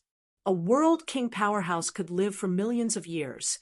To survive for 100,000 years in the eternal demon abyss was only a fraction of their lifespan. These two old men gazed deeply at Lin Ming and also looked at M.O. Eversnow. As they saw M.O. Eversnow, their expressions were extremely strange. This was naturally because Mo Eversnow was possessing the body of the goddess. "Are two seniors disciples of Senior Primordius?" Lin Ming asked. The two old men didn't reply. Instead, they only said, "Come with us." Then they began flying deep into the eternal demon abyss. Lin Ming and Mo Eversnow glanced at each other before following suit. Along the way, the two old men didn't speak, nor did Lin Ming ask another question. Slowly, Lin Ming could feel a great aura head towards him. The deeper he went, the more he felt that he was approaching an incomparably powerful existence. Without a doubt, this powerful existence was the Black Dragon. Lin Ming took a deep breath, his heart filled with awe. In the past, this was the god beast that had followed Empyrean Primordius. Just how magnificent was it? The four people flew for around an hour. Lin Ming continued to hear the deep, resonant dragon roar from the depths of the eternal demon abyss, but now it was no longer just a roar. There was also a sound like a large bell being struck, its sound continuously echoing within the eternal demon abyss as if it would last until the end of time. The darkness gradually parted, and then Lin Ming finally saw the eternal demon abyss Black Dragon. In the current 10,000 to 20,000 mile diameter of the eternal demon abyss, half of this distance was occupied by the massive Black Dragon that extended for thousands of miles. Thousands of miles seemed simple, but when one was truly standing in front of this Black Dragon, only then could one truly understand how huge it was. It wasn't like a living being at all, but rather a celestial body. It had to be known that an ordinary small planet only had a diameter of around 10,000 miles. As Lin Ming flew towards this Black Dragon, he looked like a tiny speck of dust in front of it. The Black Dragon seemed to be in a deep slumber. Its eyes were closed, and it floated in the air. An incomparably horrifying aura was contained within its giant body. It was like all of existence, every living creature in this world, had to be respectful and cautious before this aura. This was the dignity of a god beast. Once a god beast's strength erupted, it could even shatter the eternal heavens and smash apart planets and moons. As Lin Ming flew to the Black Dragon's head that was hundreds of miles wide, he was shocked by what he saw. He could see that the Black Dragon's spine, collarbones, wings, and forelimbs were all locked down by thick chains. There were 9 chains in total, and the chain that Lin Ming had climbed down on was one of these chains. Not even hundreds of people holding hands could wrap around one of these chains. If one of these chain links were to fall down, it could easily smash apart mountains. And these 9 iron chains were attached to titanic iron hooks. These iron hooks were hooked deep into the flesh of the Black Dragon, locked into its bones. Because too much time had passed, these 9 iron hooks had already fused together with the flesh and blood of the Black Dragon, becoming one with it. This was a ghastly sight. This Black Dragon was actually caged here by these 9 chains. As Lin Ming thought of this, he let out a deep breath, an unspeakably heavy feeling weighing on his mind. Such a powerful existence had 9 chains penetrated through its body, locking it here for 100,000 years. How could this be? Lin Ming couldn't help but think. Beside him, the thin, gray-clothed old man said, "This is the handiwork of the Saint Race's immortal emperor. He locked down Dragon Sovereign with 9 dragon-trapping cables. After the war ended, because Honorable Master had burned away 80% of his blood vitality and had also suffered severe wounds causing his boundary to fall, he was unable to unravel the dragon-trapping cables. And to break through dragon-trapping cables with force would only cause the weakened Dragon Sovereign to die. But to be trapped by the dragon-trapping cables also means that Dragon Sovereign's strength would slowly fade away until he perished. Even if Dragon Sovereign's blood vitality is incomparably powerful, he would still only be able to last for 10,000 years here. Because of this, Honorable Master laid down a young returning Grand Array, absorbing the power of the world essence, energy, and blood vitality from all around in order to make up for the strength that Dragon Sovereign lost because of the dragon trapping cables. With this, Dragon Sovereign would be able to continue surviving. Yang returning Grand Array, Lin Ming recalled the Saint Race powerhouses that were sealed within the crystals. So that was the Yang returning Grand Array. This great array was used to prolong the life of the Black Dragon. The Saint Race had bound the Black Dragon with dragon trapping cables, and then Empyrean Primordius had used the people of the Saint Race to form the Yang returning Grand Array in order to make up for the Black Dragon's losses. This was true endless hatred, a hatred that would never rest nor forgive. As Lin Ming was thinking, he felt the space in front of him twist around. In front of him, a massive fog appeared out of thin air, gradually solidifying into a tall and stately-looking middle-aged man. This man was 30 feet tall. In front of him, Lin Ming and everyone else seemed like little children. This man was pale white, and his face was covered with black and red scales. His eyes shined like galaxies, profound and endless. There was no powerful aura exuding from his body, but imperceptibly, the power of the void around this man twisted and shook as if it couldn't withstand being in his presence. Lin Ming was instantly aware that this man in front of him was the incarnation of the Black Dragon. Junior Lin Ming greets Senior Dragon Sovereign. Lin Ming respectfully bowed, and Mo Eversnow also followed suit. This middle-aged man glanced at Lin Ming and Mo Eversnow. In particular, Lin Ming. He looked at Lin Ming for a full 10 breaths of time, peering through his inner world spiritual sea and probing his flesh and blood body. You can withstand the blood essence of Primordius Emperor Heart, and you have even opened the complete 8 inner hidden gates. Your inner true essence is also unbelievably stable. As a martial artist from the lower realms, for you to arrive at this step proves that your destiny is truly dreadful, covering the heavens and moon. You are an extremely rare gem. The middle-aged man evaluated. He was most satisfied by Lin Ming's attainments in the body transformation technique, because Empyrean Primordius was also a dual body and energy cultivator. When Primordius left behind his inheritance, I didn't expect that there would be a successor with the ability to inherit it. I never imagined that today I would meet you. Lin Ming, are you ready? I am. Lin Ming respectfully replied. If the Black Dragon referred to Empyrean Primordius by his name alone, then it could be seen that the relationship between them was not that of subordinate and master, but like brothers, comrades who fought together. Normally, an adult god-beast would have strength only slightly worse than an Empyrean. However, god-beasts were also divided into different ranks. There were some god-beasts that had a royal bloodline, and they were no worse than even outstanding top Empyreans. Lin Ming guessed that this Black Dragon before him was in that exact situation. This Black Dragon had clear differences from other dragons that Lin Ming had seen before.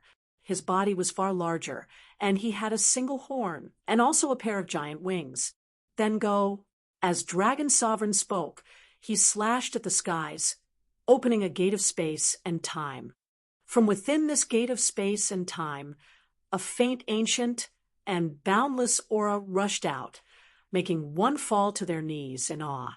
Lin Ming had many questions in his mind, but he didn't ask.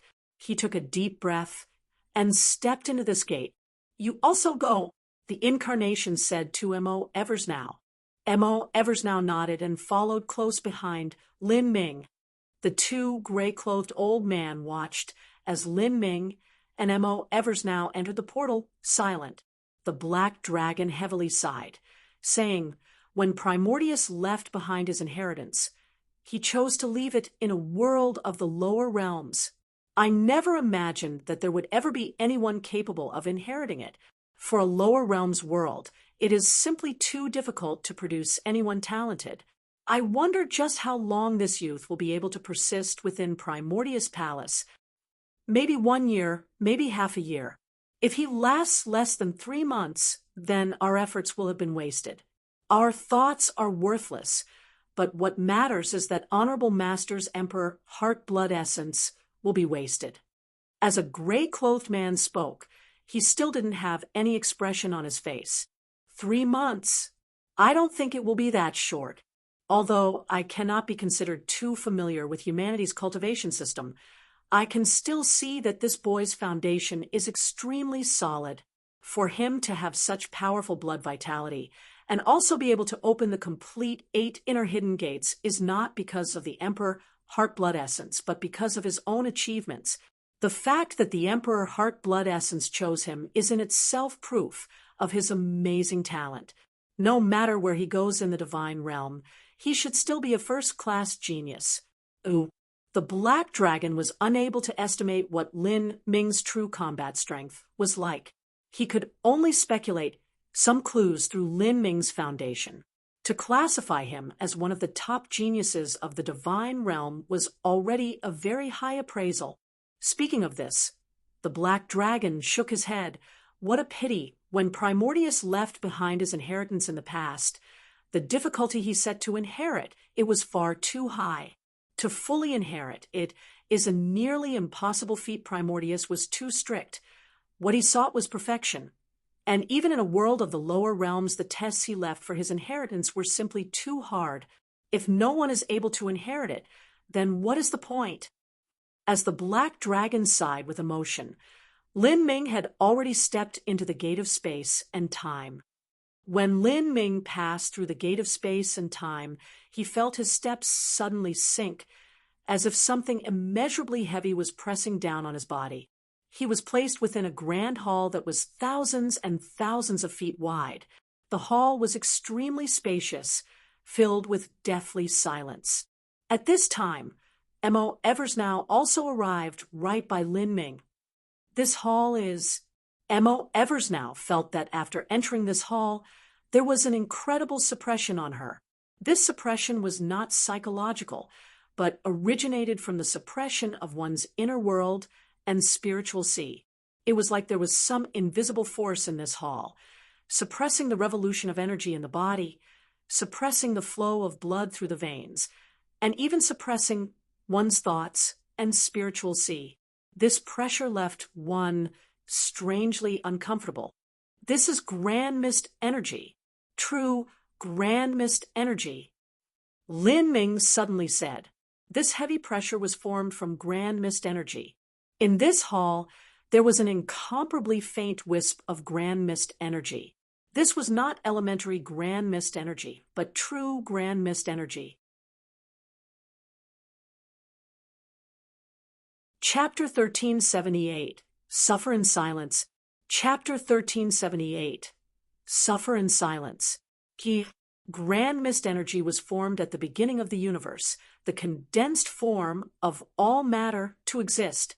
It was similar to a black hole in that a single wisp of grand mist energy was as heavy as a star. Now, within the space that Lin Ming and M.O. Eversnow were in, there was a wisp of grand mist energy floating about. This wisp of grand mist energy was similar to a black hole in that it would absorb all matter and energy, including even light. Thus, when light shined upon this grand mist energy, it wouldn't be reflected at all, so no one was able to see it. But one could clearly feel its existence because of its terrifying weight. Its presence alone was enough to place an omnidirectional pressure on a person's body, soul, and inner world. This is the ancient land that Empyrean Primordius left behind in the past. As Lin Ming stood in this hall, even if he were normally breathing, it would still consume a massive amount of energy. He could feel an incomparably rich and profound aura of the grand mist laws permeating this hall. This sort of aura could only have been left behind by Empyrean Primordius. Lin Ming found it hard to imagine just what boundary Empyrean Primordius reached in the past. With his strength alone, he faced off against several extreme Empyrean masters. Although he was finally wounded and perished, it was likely that none of those people who challenged him had a happy ending. Thus, it could be calculated that Empyrean Primordius had possibly touched upon the boundary of true divinity. In the center of the hall was an altar. Hanging above this altar there was a giant, ancient-looking bronze bell. This ancient bronze bell was hundreds of feet tall, able to fit a palace within its interior. On top of this bell, there were 2 words written in the language of the divine realm: Primordius Bell. Primordius Bell. This should be a holy weapon that Empyrean Primordius used in the past. Lin Ming could feel a deep and boundless aura wafting off of this ancient bronze bell, exactly the same as the aura in the hall. In the middle of the altar, there was also a stone gate. This gate was 100 feet tall and exuded a wild and primal atmosphere. It was clear that this stone gate was also the work of Empyrean Primordius. Lin Ming turned towards the Primordius Bell and stone gate, deeply bowing. As a martial artist, he could disrespect the heavens, he could disrespect the earth, but he could not disrespect the brave and the worthy. A martial artist was an existence that defied the will of the heavens to begin with. A martial artist was someone that wielded the heavenly Tao laws and resisted the power of heavenly tribulation. The heavens and earth were for them to conquer. So why should martial artists be in awe of them? However, these martial arts pioneers paved the road of the great Tao for everyone behind them.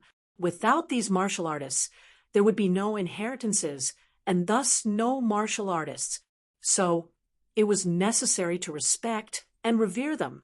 After Lin Ming bowed, he discovered a gray jade slip atop the altar. He carefully picked up the jade slip and brushed off the dust of years, probing it with his senses. There were only some words within it. To those that enter Primordius Palace, kneel in the center of the altar and use the sincerity of your heart to feel the Primordius gate until the date that the gate opens. The road of martial arts defies the heavens, and although you must stand proud and tall in this world, you still must have the heart to suffer in silence, passing through layers and layers of difficulty until you reach the peak of martial arts. Kneel in the center of the altar and feel the Primordius gate with the sincerity of his heart. Lin Ming originally thought that the test Empyrean Primordius devised should be something similar to a battle, but he didn't think that the first trial would be to suffer patiently and quietly. It was a test of his disposition. Senior Primordius should have calculated that a potential successor who was able to arrive here must be an extreme genius of their generation and possibly an arrogant and overly proud person. This test isn't meant to be an obstacle, but rather to sharpen the will. As Lin Ming thought this, he stepped onto the altar and knelt down. And at this time, with a loud rumbling sound, the giant ancient bronze bell that was hanging above the altar came slowly falling down, soon covering Lin Ming within it. Lin Ming knelt on the ground the same as before, allowing the Primordius bell to fall. Clang! With a loud bang, the altar suddenly trembled. Like this, Lin Ming, along with the Primordius gate, was covered within the Primordius bell. In the moment when the Primordius bell fell over him, Lin Ming could feel a terrifying pressure fall onto his body. This was grand mist energy. Contained within the Primordius bell was a massive amount of grand mist energy. Although this grand mist energy didn't directly press on Lin Ming's body, its existence still caused the surrounding space to become dreadfully heavy. If it weren't for the Primordius bell forcefully stabilizing this space, the void within here would have collapsed due to the great weight of the grand mist energy. Now, Lin Ming finally knew what Empyrean Primordius meant when he wrote down to suffer in silence. That meant to be covered within the space of the Primordius bell, where the pressure reached an incredible level. Lin Ming felt his entire skeleton creak under this pressure. If a normal late divine sea martial artist were to stand here, the pressure would have crushed them into pieces of meat. Lin Ming summoned his true essence, his entire body revolving with energy. He forcefully resisted this pressure with his formidable body and true essence. His foundation was deep, and his body was formidable. to withstand this kind of pressure wasn't anything at all. Like this, he knelt on the altar for a full 2 months. Within the Primordius Bell, there was nothing but darkness. Only the Primordius Gate in front of Lin Ming emitted a faint shimmering light. 2 months later, Lin Ming discovered that the pressure within the Primordius Bell began to gradually increase. After another 10 days, the pressure rose to a terrifying degree. The phantom of the heretical god, Tree, flashed out from between his eyebrows, covering down from the skies and planting itself behind him. By relying on the heretical god Tree, Lin Ming was able to withstand the increased pressure, finally allowing him to relax a little. It's been 2.5 months. Lin Ming silently estimated the time that had passed. His foundation was extremely deep. Even as he controlled his breathing underneath this heavy pressure, he was able to absorb heaven and earth origin energy around himself to maintain his consumption of true essence. But soon after, the pressure continued to grow stronger and stronger. Lin Ming could easily withstand another 8 to 10 days, but once more and more time passed, such as a dozen or even 20+ days, he would inevitably tire himself. His entire body would be pressured to the point of unimaginable pain, and the massive amount of true essence he had to consume would be ridiculous. This was a great trial to any martial artist that kneeled here. If it weren't for his powerful mortal body, his solid foundation, his ability to endure suffering, and his firm and unyielding heart of martial arts, it would have been impossible to continue. No wonder Empyrean Primordius put out such a test. If one's will isn't firm, they might have a mental breakdown in such an environment. Humans feared the dark, and they also feared being alone. If a mortal were trapped inside a little pitch-black room for 3 days, they would start to go crazy, even if they had food and water.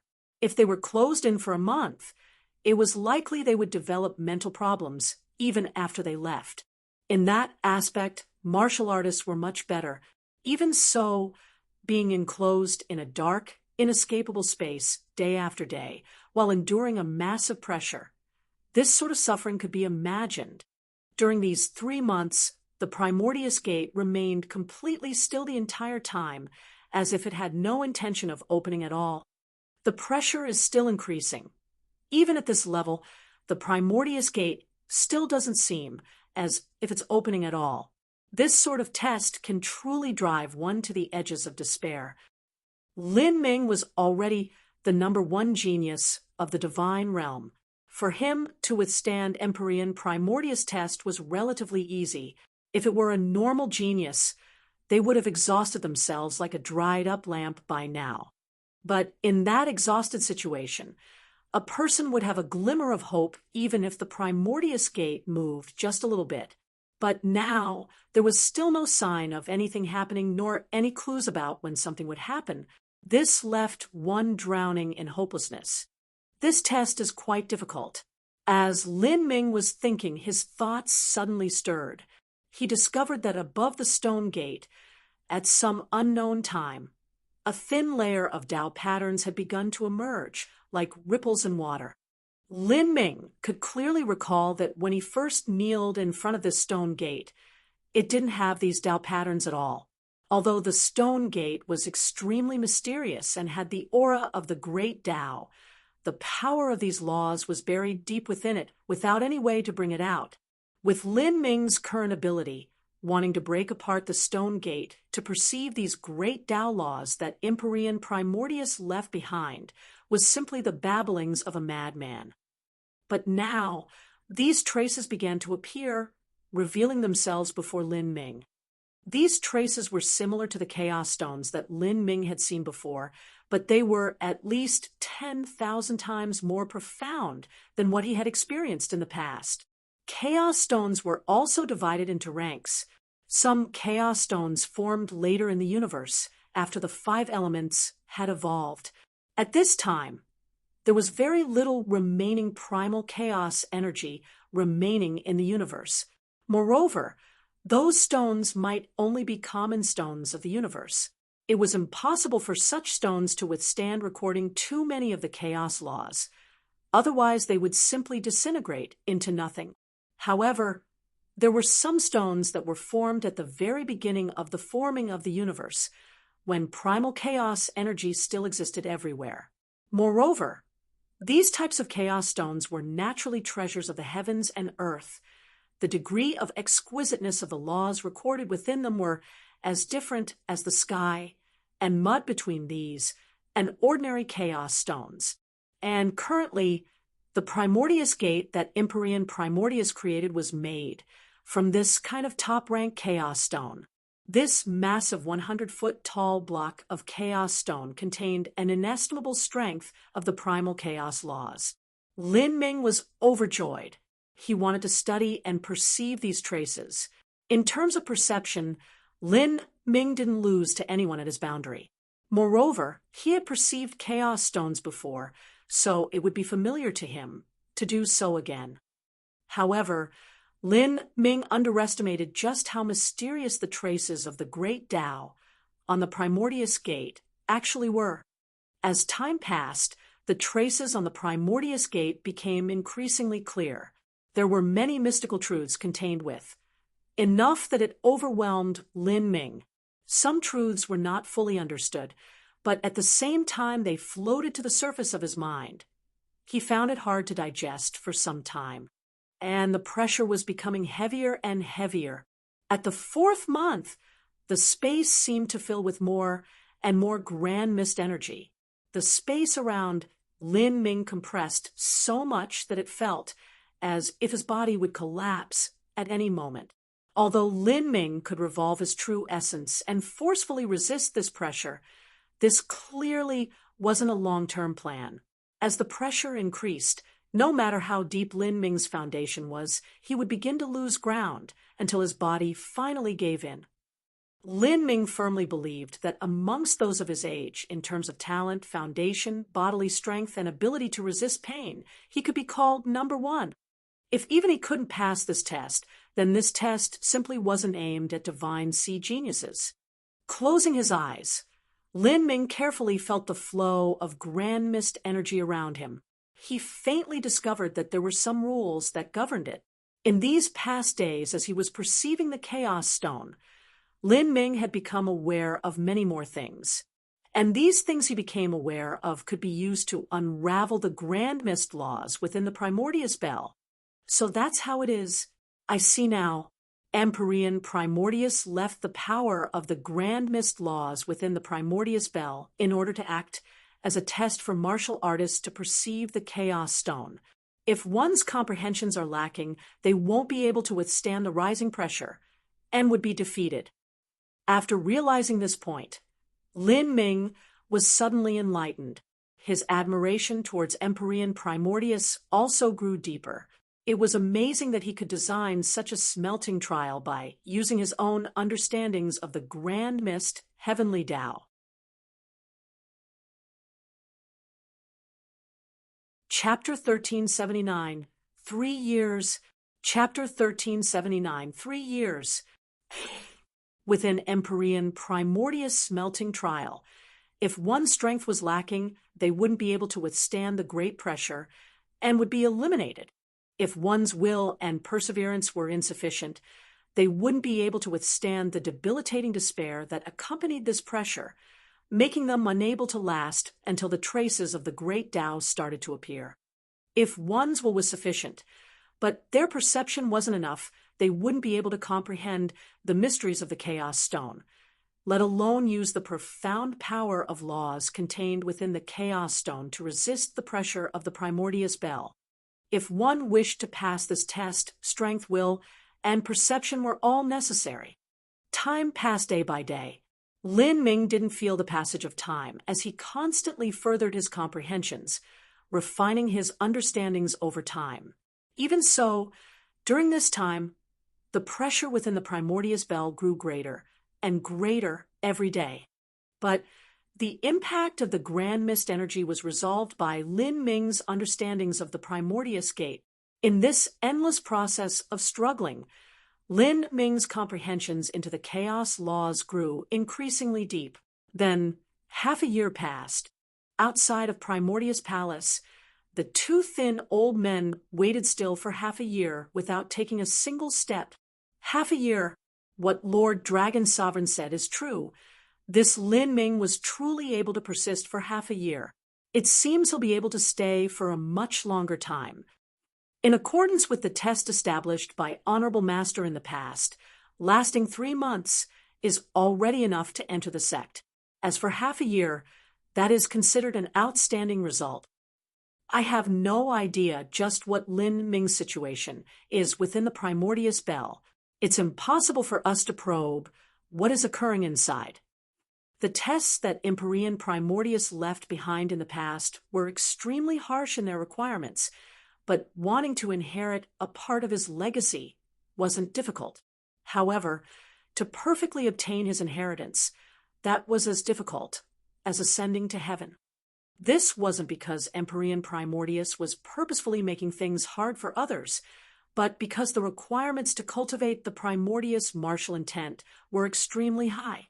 Depending on what the degree of completion was, Empyrean Primordius intended to pass down a corresponding level of the Primordius martial intent. If one lacked the ability to pass the test, then passing them any greater part of the inheritance was pointless. Half a year has passed, and lasting for another half year shouldn't be a problem. But after a year is another greater ridge. Just how far Lin Ming can continue going forwards will depend on his good fortune and ability. As the two old men spoke, the Dragon Sovereign's deep voice echoed outwards. 1 year passed, just as stated. On this day, the Primordius Bell that covered over Lin Ming began to faintly tremble. This sort of trembling caused the grand mist energy to stir about. Placed within it, Lin Ming could feel the grand mist energy surge around him. The pressure suddenly increased. Originally, the grand mist energy casually existed in the void around Lin Ming. It didn't truly press down on his body. But now was different.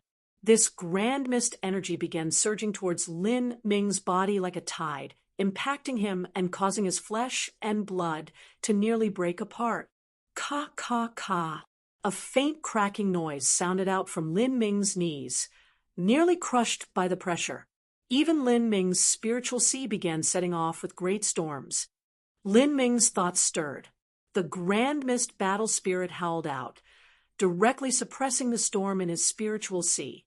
Meanwhile, from behind Lin Ming, a black bead slowly rose up, rising above Lin Ming's head and slowly spinning around.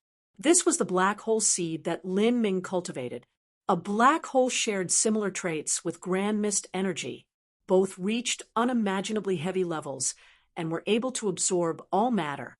With the suppression of the black hole seed, the pressure around Lin Ming drastically lowered.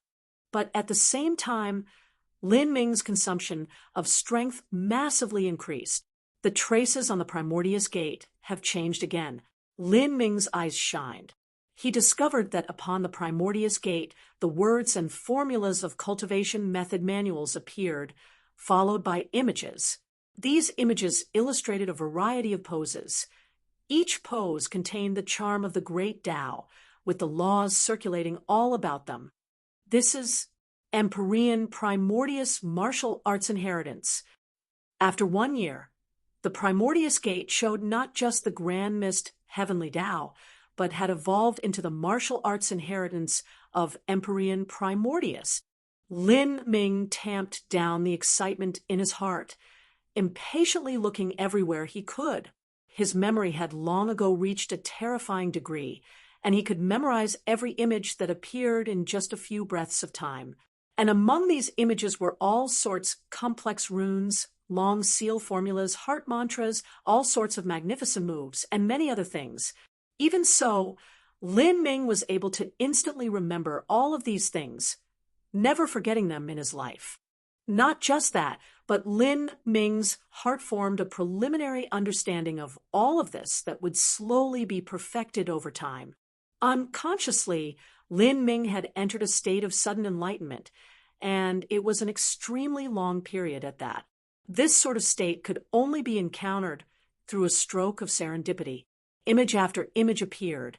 The Primordius martial intent was a truly comprehensive martial art.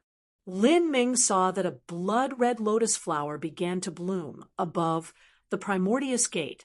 That scarlet lotus flower contained all sorts of mysteries, making one be fully immersed in its enchanting beauty. Above the scarlet lotus flower there was the phantom of a heavenly demon and a heavenly god, and in between them there was an ancient human. This was the complete Primordius martial intent, with heavenly demon, heavenly god, and heavenly mortal combined as one. Before, what Lin Ming had cultivated was only the heavenly demon martial intent. In truth, the Primordius Gate was the jade slip of the Primordius martial intent. By using some stunning and extraordinary method, he had carved the essence of the Primordius martial intent, which represented all of his life's martial arts studies, into this top-level chaos stone. This sort of method was truly praiseworthy. Only Empyrean Primordius, whose attainments in the Grand Mist Heavenly Tao had reached the pinnacle, could use such an amazing method. Training passed without a sense of time. Placed within the Primordius Bell, Lin Ming had no idea just how much time passed. The only testimony to the passing of time was the ever-increasing pressure of Grand Mist energy within the Primordius Bell. However, Lin Ming himself was constantly strengthening. His understanding of the Grand Mist Heavenly Tao also continued to deepen. No matter how great the pressure of the Grand Mist energy rose, Lin Ming was like an ancient mountain, solemn and unshakable. On top of Lin Ming's head, the black hole seed continued to revolve as before. Behind him, the phantom of the heretical god tree was faintly visible. Lin Ming had a fervent desire to study all of the inheritances left behind by Empyrean Primordius. He did not know of the passing years, nor did he care about exhaustion. Unconsciously, his cultivation had already reached the extreme late divine sea. He was making great strides towards the divine transformation realm. Divine sea, divine transformation, divine lord. Each boundary only had 3 small boundaries. Combined together, they were considered the 9 divine shifts. Lin Ming entered a wholly absorbed state. Without knowing it, the Grand Mist energy within the Primordius Bell had reached the peak. Like this, every inch of space within the Primordius Bell was filled with a weight more terrifying than a 100,000-foot tall mountain. This was like an ordinary mortal being immersed underneath 100,000 feet of mercury. The pressure they had to withstand could be imagined.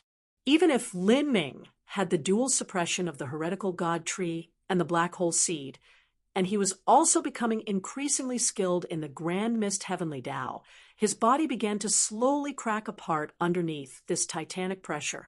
Streams of fresh blood began to leak out from all over his body. Feeling his body breaking apart, Lin Ming didn't have any change in expression. Grand Mist energy is the true foundation of the Primordius martial intent. Since it has crushed my body, it might as well truly enter my body. In that moment, Lin Ming made a crazy move. He introduced a wisp of Grand Mist energy into his body and sealed it within himself. Heavy matter already created an enormous pressure on a person's body if it was outside. After it entered the body, the destructive force would be increased by 100 times. If a mortal committed suicide by swallowing gold, they would die because the gold was too heavy, they wouldn't be able to digest it, and it would eventually penetrate through their stomach lining. If it weren't for Lin Ming's understanding of the Grand Mist Heavenly Tao having reached an extremely high degree, he would never have dared to absorb the slightest wisp of Grand Mist energy. Underneath the control of Lin Ming's thoughts, he slowly brought that wisp of Grand Mist energy into his body. The moment that the Grand Mist energy entered his body, he felt as if his meridians and blood vessels had been crushed flat. How could one's flesh and blood possibly resist the gigantic weight of Grand Mist energy? Grand Mist energy flowed through every inch of Lin Ming's meridians, crushing apart his body. He didn't care about the pain that spread through his body, instead focusing his every thought into revolving the Grand Mist laws. and refining the grand mist energy. Only when Lin Ming consumed too much energy in his body did he slow down to restore his lost strength, continuing to refine the grand mist energy afterwards. The process was extremely slow, but every time he built up a little bit of the grand mist energy, the pressure on him would lighten. Like this, he could continue to refine even quicker. Hard work eventually didn't disappoint those who put in the effort. After over a dozen days, Lin Ming finally completely refined the first wisp of grand mist energy. Grand mist energy was one of the three main sources of the universe. Now Lin Ming had finally obtained it. In that moment, Lin Ming was extremely excited. Starting from today, his grand mist space was no longer filled with elementary grand mist energy, but true grand mist energy.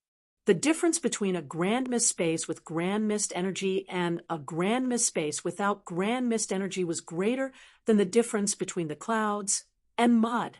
Even someone like Lin Ming, who was skilled in the grand mist laws, had to withstand a tremendous amount of pressure throughout from grand mist energy within every inch of the grand mist space. If it were someone else, then the effects could be imagined. Once an enemy entered the grand mist space, they would enter an absolute domain that was within Lin Ming's control. If they wanted to withstand this pressure, it would be impossible for them to display any further combat strength. Lin Ming pressed down the wild joy in his heart. After he slowly restored some of his used-up true essence, he began to gradually absorb the second wisp of grand mist energy. Every wisp of grand mist energy that was refined required a tremendous amount of effort, pain, patience, and will. It was like Lin Ming was lost beneath a spell, unaware of exhaustion as he continued to refine. To him, time had lost all meaning. Lin Ming didn't remember how much time passed, only how many wisps of grand mist energy he refined. Withstanding the tremendous pain caused by the pressure of the primordius bell was also forgotten by him. He had slowly acclimated to the heavy pressure brought by the grand mist energy, even enjoying it a little. Every wisp of grand mist energy was suppressed to the lowest degree possible. Even so, with so many wisps gathered together, it was still considerable. 3 years. Outside of Primordius Palace, the two disciples of Emperor Primordius, as well as the Dragon Sovereign, were able to clearly recall just how much time had passed since Lin Ming entered Primordius Palace. After 1 year had passed, every day added another point of happiness to their hearts. And now 3 whole years had passed. It seems that Honorable Master's inheritance has finally found a worthy successor. A gray-clothed old man sighed with emotion, unable to help streams of hot tears from welling up in his eyes. Because of physical reasons, they could only stay in the eternal demon abyss without any hope of leaving.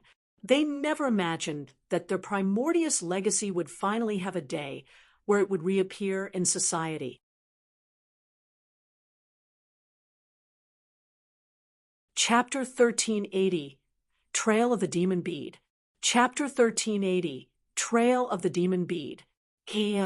Lin Ming stayed within Primordius Palace for 3 years. This was something that the Dragon Sovereign had never imagined to be possible.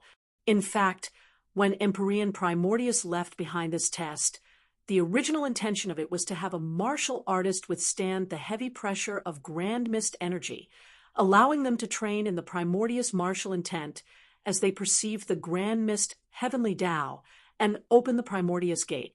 But as for training speed, that all depended on a martial artist perception. Originally, Black Dragon and the 2 old men both believed that if one could continue to withstand Empyrean Primordius test, then as long as they lasted for 2 years within it, they could nearly fully open the Primordius gate. But now Lin Ming had stayed within for 3 years. The reason for this long period of time was that Lin Ming was refining grand mist energy. He used 1 year and 3 months to absorb 30 wisps of grand mist energy. Now, placed within the primordius bell, Lin Ming no longer felt that the heavy pressure of the grand mist energy upon his body was painful. Rather, because he kept pouring grand mist energy into his body, he felt himself filling up with a potent strength instead. Finally, Lin Ming had reached the limit of his body's ability to absorb grand mist energy. Lin Ming controlled his breath and collected those 30 wisps of grand mist into a surging current, using them once more to attack the threshold of life and death in his spiritual sea. The already open threshold of life, and death opened even further as this mighty impact smashed upon it. Lin Ming shook. His entire body released explosive crackling sounds as a strength beyond description erupted from within his body, as if a true dragon were awakening inside him. This strength recklessly flushed outwards, crashing into the primordius bell. With a loud echoing sound, the primordius bell was rung. The melodious ringing sound echoed within Primordius Palace. The separate world that Primordius Palace was located in simply couldn't contain this ringing sound. It echoed out, passing through the eternal demon abyss, like the long beat of the great Tao transmitted through ancient times, passing through from nothingness, cutting through the empty void, and echoing throughout the skies. At this moment, even outside of the eternal demon abyss, many martial artists of the holy demon continent could hear this ringing echoing between the heavens and the earth. The 12 sky-split towers of the blood slaughter steps, the tower masters and high lords, and all of the geniuses that came to adventure, heard this great sound. This resounding bell sound deafened the senses, making the soul tremble, as if it were the divine will of the heavens. Is it the steps masters? Because of the Polaris Tower Master. The other 11 Tower Masters had already learned the news that Lin Ming, the true Steps Master, had returned. What is the Steps Master doing? That ringing is coming from underground. It's probably from the eternal demon abyss. To the martial artists of the holy demon continent, the eternal demon abyss was the ultimate absolute life forbidden zone. Even when the number 1 master of the holy demon continent entered the eternal demon abyss in the past, they had still died. Moreover, the eternal demon abyss was now in its erupting state. As the tower masters of the blood slaughter steps realized this, they were shocked, their minds immediately filled with awe. And outside of the blood slaughter steps, the people also heard the harmonic ringing coming from the blood slaughter steps. It was completely unknown just what it was. This sound resonated several hundreds of thousands, and even millions of miles outwards. Throughout the entire area, this sound echoed. This was surely something that couldn't be accomplished by the hands of man. What sort of sound is this? Could this be a sound coming down from the legendary divine realm?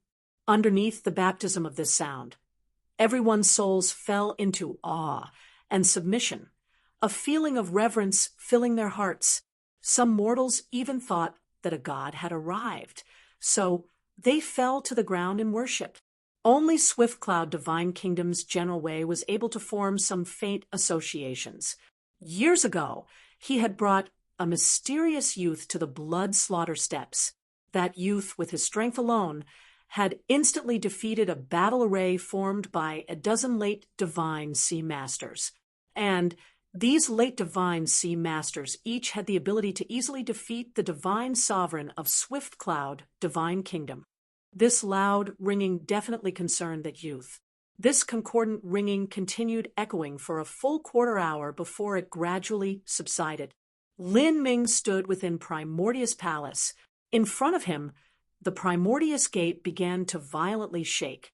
Rumble, rumble, rumble. The shaking of the Primordius Gate became increasingly intense. A massive amount of dust was shaken to the floor. The gate had finally completely opened. The moment that the Primordius Gate opened, an indescribable aura of the Grand Mist Great Tao surged outwards, baptizing Lin Ming's entire body. As this aura of the Great Tao baptized him, Lin Ming felt himself fill with clarity. All of the strength within his body gathered together, wildly expanding his inner world.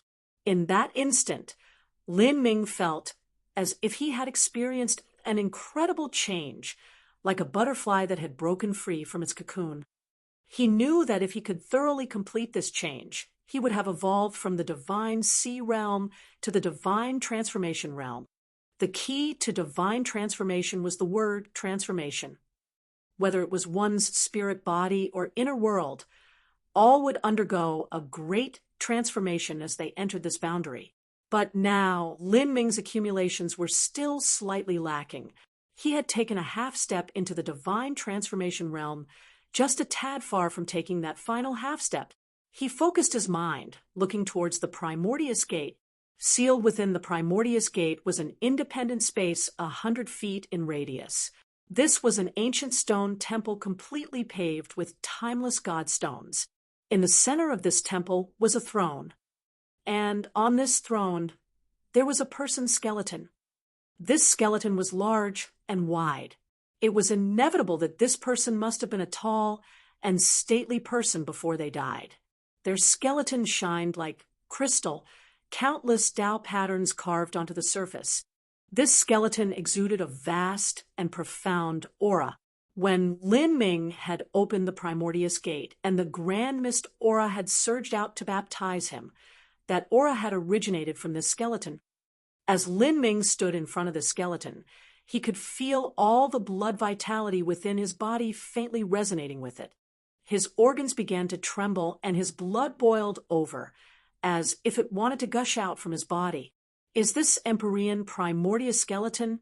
If just these bones had such an extraordinary aura that was even able to affect Lin Ming's blood vitality, then perhaps only Empyrean Primordius could accomplish this.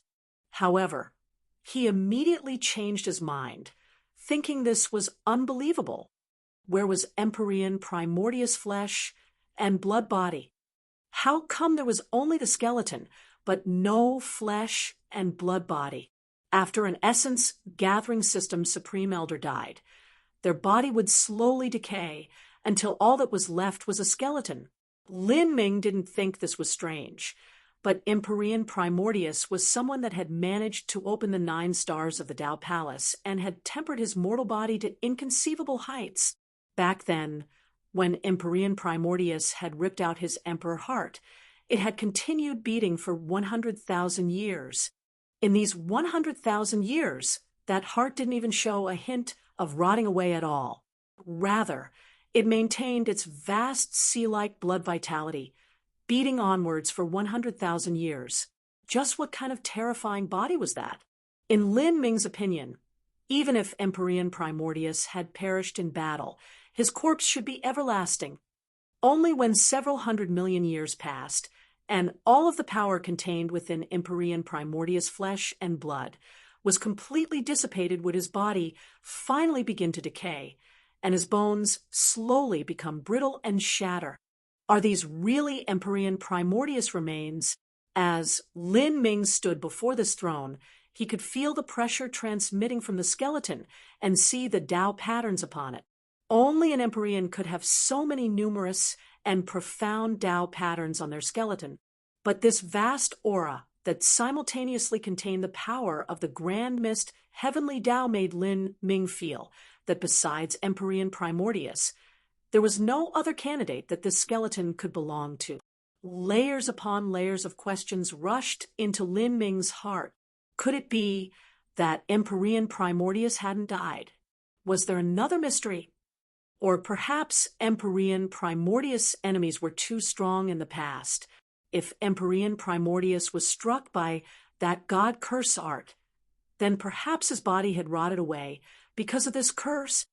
All sorts of thoughts flashed through Lin Ming's mind, but he still couldn't find a reasonable explanation for any of this. He continued to gaze at the skeleton upon the throne. What he was sure of was that no matter who this skeleton was before they died, they were definitely an extreme character. Lin Ming deeply bowed towards the skeleton. After bowing, Lin Ming began to look around the stone chamber. In this stone chamber, besides this throne and skeleton, there was only a stone table.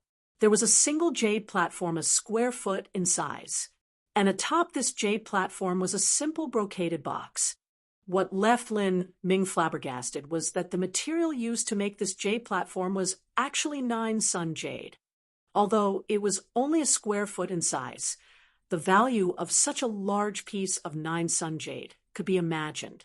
But now, such wealth was only used to make the base for this brocaded box. Just what was in that box? Could it be? A thought flashed through Lin Ming's mind, and his breathing quickened.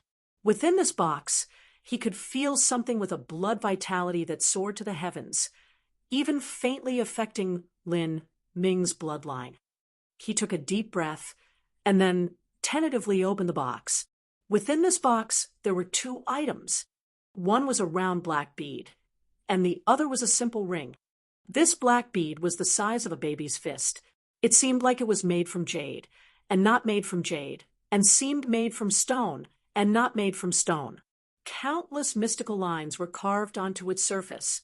Within this round bead, Lin Ming could clearly feel an overwhelmingly vast blood vitality, as if it were a living creature. Is this the demon bead? Lin Ming immediately thought. However, he couldn't confirm this either. And at this time, a regal voice sounded out, echoing throughout the entire temple. This bead is refined from 100 million years of gathered blood vitality from the Grand Mist Spirit bead. It is a miracle medicine that surpasses a transcendent divine pill. However, the true Grand Mist Spirit bead has already been wrested away by the saint race. This sudden voice caused Lin Ming's mind to turn cold. Was this the voice of Empyrean Primordius? He swept out with his senses, wanting to see if there was some mysterious existence here, such as a fragmented soul of Empyrean Primordius. However, he wasn't able to find anything at all.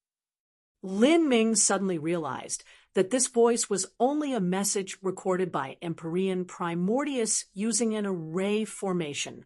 Empyrean Primordius soul was not here. It was a pity that Lin Ming still hadn't been able to experience Empyrean Primordius dashing and heroic demeanor. After Lin Ming entered the eternal demon abyss, he didn't find a wisp of soul left behind by Empyrean Primordius or even his body. He had only seen a part of Empyrean Primordius that he had left behind in the past, his heart. So the demon bead's name was originally the Grand Mist Spirit bead, perhaps even the magic cube, and all 3 ultimate divine treasures had different names given to them by different people over time. I never imagined that the demon bead would be taken by the saint race. Moreover, I have no idea just what price the saint race paid in order to start this war. Not just that, but for this reason alone, they likely had more than one Empyrean level master perish here. If they couldn't obtain the demon bead after paying such a steep price, how could they ever give up? Lin Ming thought that no matter how powerful the enchantment was that Empyrean Primordius laid over the Sky Spill planet, he still wouldn't be able to stop the invasion of the saint race.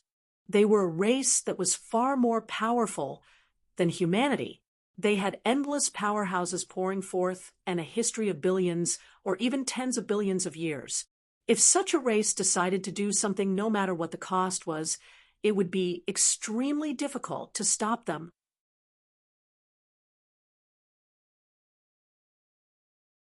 Chapter 1381, Transforming the Divine Palace. Chapter 1381, Transforming the Divine Palace. Lin Ming carefully picked up the demon bead. This demon bead was only the size of a baby's fist, but it was as heavy as a mountain. This demon bead contained essence energy, at least 10 times greater than the demon bead he had found before. Originally, this was not a demon bead replica, but a demon bead formed from the condensed blood vitality of 100 million years using the true demon bead. The magic cube could absorb souls and purify the soul fragments. Correspondingly, the demon bead should be able to absorb flesh and blood essence energy to form the most essential source of blood vitality. Junior, this bead contains a nearly infinite blood vitality. It is a supreme treasure to all body transformation martial artists. Today, I pass this on to you. You must use it cautiously and wisely. Do not surpass the bearing limits of your body. In addition, within the Primordius ring I left behind there are many pills and spirit treasures, as well as the total accumulated knowledge and cultivation attainments in my 10 million years of life. Today, everything will be imparted to you. You must uphold my final will. When the great calamity of humanity arrives, you must contribute your own power to the effort. To lose the Grand Mist Spirit Bead is the greatest mistake of my life. And there is ever a day where it is possible. You must retake the Grand Mist Spirit Bead and return it to the human race and seek a paradise pure lands for the orphaned god race. Empyrean Primordius words carried with them a thick sense of desolation. Although these words were the unfulfilled wishes he desired his successor to one day accomplish, Empyrean Primordius had likely merely said these words to psychologically comfort himself. In truth, he didn't think that there would be anyone able to retake the Grand Mist Spirit Bead. This was simply far, far too difficult, a mission that required making an entire major race an enemy. Moreover, the strength of the saints surpassed that of humanity. Not even Empyrean Primordius had this ability. As Empyrean Primordius words were finished, at this time, the Primordius Gate began to wildly shake. In that moment, all of the Grand Mist energy that flooded the space within the Primordius Bell and outside the Primordius Bell began to flood this temple space. The Primordius Bell was received into the temple where it hung high above in the center. The enchantment all around the temple vanished. Lin Ming felt his vision instantly expand, and he discovered that he had arrived in a massive divine palace. This divine palace was thousands of feet tall, carrying with it a magnificent atmosphere, and was emblazoned all over in gold and jade green. Taking in a wider view, Lin Ming discovered that this hall was completely formed by violet sun crystals. Moreover, it seemed carved from a single massive piece of violet sun crystal. Violet sun crystals were less valuable than 9 sun jades, but they were also precious in their own right. In the past, when Lin Ming went underneath Immemorial Imperial Palace, he had seen the Divine Seal Grand Array laid down by Empyrean Divine Seal. It was formed with countless violet sun crystals in order to write a single seal character. Currently, the violet sun crystals that formed Primordius Divine Palace were far less. Not only was the main structure of the Divine Palace formed by violet sun crystals, but there were likely many other valuables inside that were extraordinary treasures. Not just that, but on the Divine Palace walls, there were many murals engraved within them. These murals should have been the handiwork of Empyrean Primordius, and all of them contained the aura of the primal chaos laws. Although they looked casually displayed about, if one observed and studied them closely enough, there would be significant gains. If a young genius with high perception were to be enlightened from these murals, it wouldn't be strange for them to make a sudden breakthrough in boundaries. If any one of these murals were casually hung within a great world king holy land, it would be an inestimable treasure that would be taken as one of the greatest inheritances. Besides these murals and ornaments, behind the Divine Palace, there was a medicine garden. After 100,000 years, most of the plants within this medicine garden had reached the stage of maturity. These miraculous medicinal plants emitted fresh fragrances that refreshed the heart. If one just smelled these medicinal plants, they would feel invigorated. If a mortal were to breathe in this immortal fragrance, not only would it extend their life, but it would broaden their minds. In some novels, there were stories of poor scholars that sucked in a breath of fragrance as they were searching for immortal treasures, and thus that smell awoke their minds, allowing them to become the #1 scholar of the land. This divine palace is truly a priceless treasure. It should be where Empyrean Primordius lived in the past. Lin Ming suddenly had this thought. In this divine palace, he could see footprints left behind by Empyrean Primordius from the past. All of these ornaments and furnishings were presumably arranged according to Empyrean Primordius preferences. Lin Ming was currently standing on the highest level hall of the divine palace. It seemed that the smelting trial Empyrean Primordius had arranged in the past had been within Primordius' divine palace.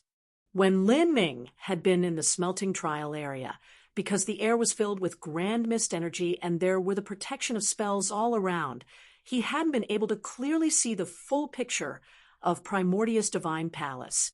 Now he was finally able to see its true colors. How luxurious! Lin Ming sighed with emotion. At this time, Empyrean Primordius' voice sounded out once more. Junior, you may now refine the Primordius Gate.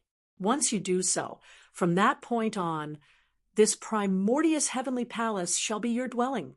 There is an inherent space array formation within, so you may shrink or enlarge it as you please.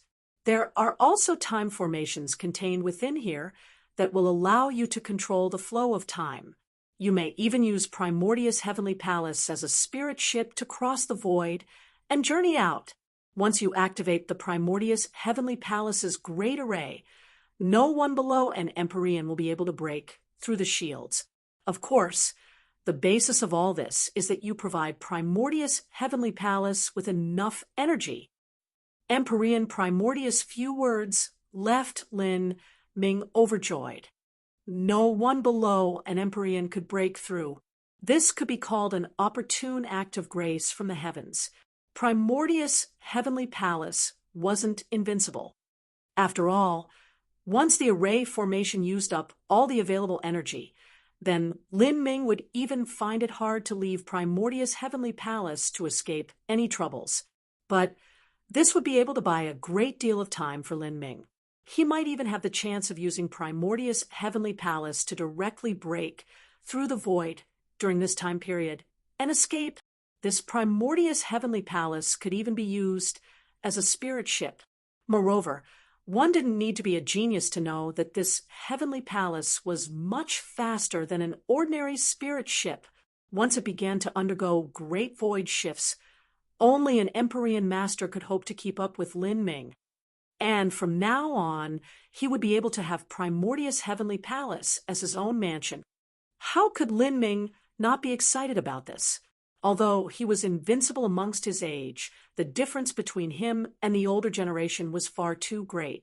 He lacked a deep background, unlike Frost Dream, Xiao Maxian, and others like them.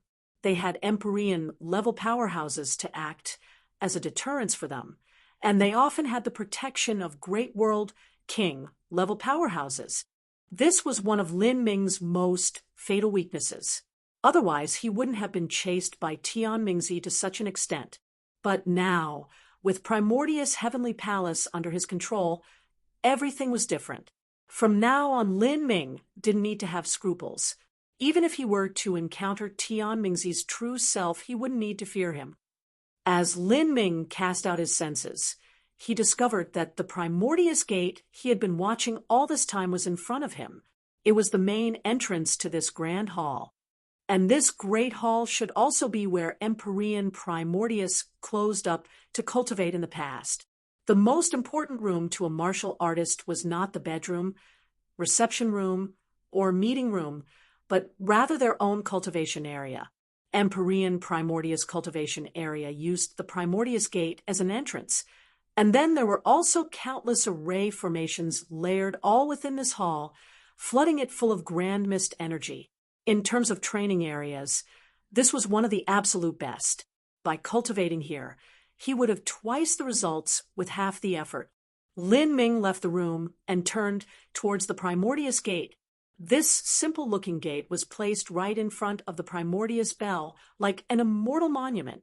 Facing this divine object that contained countless mysteries and was also forged by Empyrean Primordius himself, Lin Ming didn't dare to be the least bit lacking in confidence. He happily said, Primordius Heavenly Palace, Primordius Gate, from this moment on, you shall accompany me. Today I am small and weak, and will find shelter in you. But in the future, when I rise to fame, you will shine in brilliance because of me. Primordius Gate, receive. Lin Ming generously cut open his wrist and sprinkled out a touch of blood essence. to use his own source blood essence to imprint upon the Primordius Gate. Only such a method was the most reliable and wouldn't allow his mark to be forcibly wiped away by others. The Primordius Gate began to shake, and the entire Primordius Heavenly Palace followed suit in vibrating. Refining the Primordius Gate wasn't easy or simple at all. If a normal martial artist were to come here, it would be impossible for them to do so. Even if Tian Mingzi's true self were to arrive here, he still wouldn't possess the ability to refine the Primordius Gate. However, Lin Ming had already obtained the approval of Empyrean Primordius, and he was also skilled in the Grand Mist Heavenly Tao. Only someone like him could leave behind his mark on the Primordius Gate. The burning hot blood essence fell onto the traces of the great Tao laws upon the Primordius Gate, circulating around it until it eventually carved itself into the pattern of a red lotus. At this point, Lin Ming's mind melded together with Primordius Heavenly Palace. It was like Primordius Heavenly Palace had become an extension of Lin Ming's body. Every spell, every array formation, every rule and prohibition, he became aware of all of that. Lin Ming was also able to clearly see through every corner of Primordius Heavenly Palace. And at this time, Lin Ming also saw Mo Eversnow. She was actually isolated in a closed and separated hall, unable to leave. It had to be known that Mo Eversnow had stayed here for 3 straight years. In such a long period of time, the average mortal would have already gone crazy. But from beginning until end, Mo Eversnow's mind had been as calm and tranquil as a placid lake. After Lin Ming was covered by the Primordius Bell, there had been no news from him. Mo Eversnow had been a little worried, but she also had absolute faith in Lin Ming. In her opinion, if Lin Ming couldn't complete Empyrean Primordius test, then there would be no one that could possibly inherit his legacy. Even if this inheritance waited another 6 billion years for another great calamity, it still would never be passed on. Thus, for these 3 years, Mo Eversnow had been at ease and calmly cultivating in the meantime. This sort of waiting required a tremendous amount of patience, and Mo Eversnow had never been hurried or anxious during this time period. She believed that the more time passed, the greater Lin Ming's gains would be from Empyrean Primordius test. Perhaps when Lin Ming finally exited, she might no longer be his match. Mo Eversnow didn't wish to be left behind by Lin Ming's progress. Otherwise, if he were to encounter some life-threatening danger, she would only be able to watch from the sidelines without being able to help.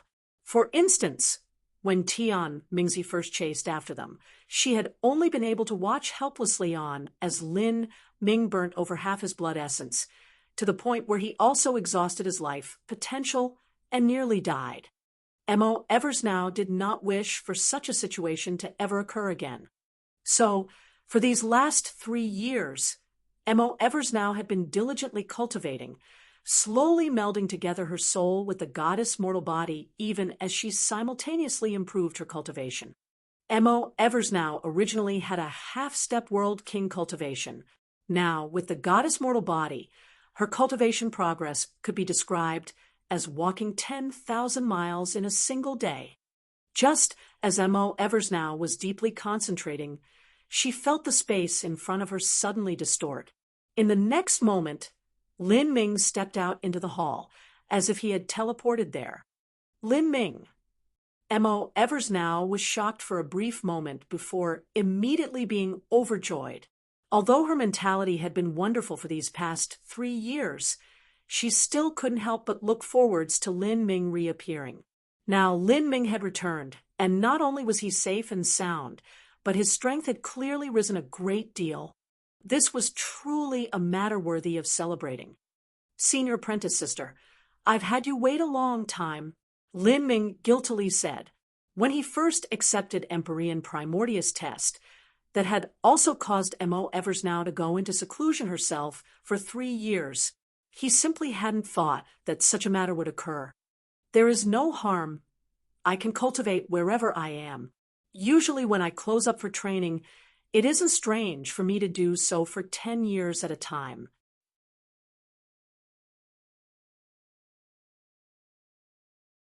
Chapter 1382, Essence. Chapter 1382, Essence. Lin Ming, have you already accepted the complete inheritance of Empyrean Primordius? Mo Evers now looked over Lin Ming. Currently, Lin Ming's cultivation was ready to enter the divine transformation realm at any moment. In terms of cultivation methods, martial skills, laws, or foundation, everything was perfection. He could be said to have reached the pinnacle of the divine sea realm. Yes, but I have only obtained the inheritance. I am far from being able to fully comprehend it yet. When Lin Ming had studied the Primordius Gate, he had comprehended many things about the grand mist heavenly Tao, but to truly understand the Primordius martial intent wasn't something that could be accomplished overnight. Not just that, but I have also inherited the Primordius heavenly palace that was left behind by Empyrean Primordius. As long as the Primordius heavenly palace has enough energy, no one beneath an Empyrean level powerhouse will be able to break through its defenses. Moreover, there are inherent space and time array formations within it that could be used to adjust its size or to change the flow of time within. It can even be used as a spirit ship to travel through the void. Oh, Mo Evers now was overjoyed to hear this. With the Primordius heavenly palace in his hands, Lin Ming's chances of surviving through dangers would be greatly increased. This help has come at the right time. Even if we encounter Tian Mingzi after returning to the divine realm, we should still have the ability to survive. Yes, but Tian Mingzi should have already escaped by now. The Skydark Holy Lands has probably been abandoned by him. Lin Ming didn't hold on to any hopes that Tian Mingzi would kindly wait there for his own death. During this following period of time, he would likely fully commit himself to the Saint race and try to use their support to make a comeback before taking his revenge. Tian Mingzi has suffered great losses this time.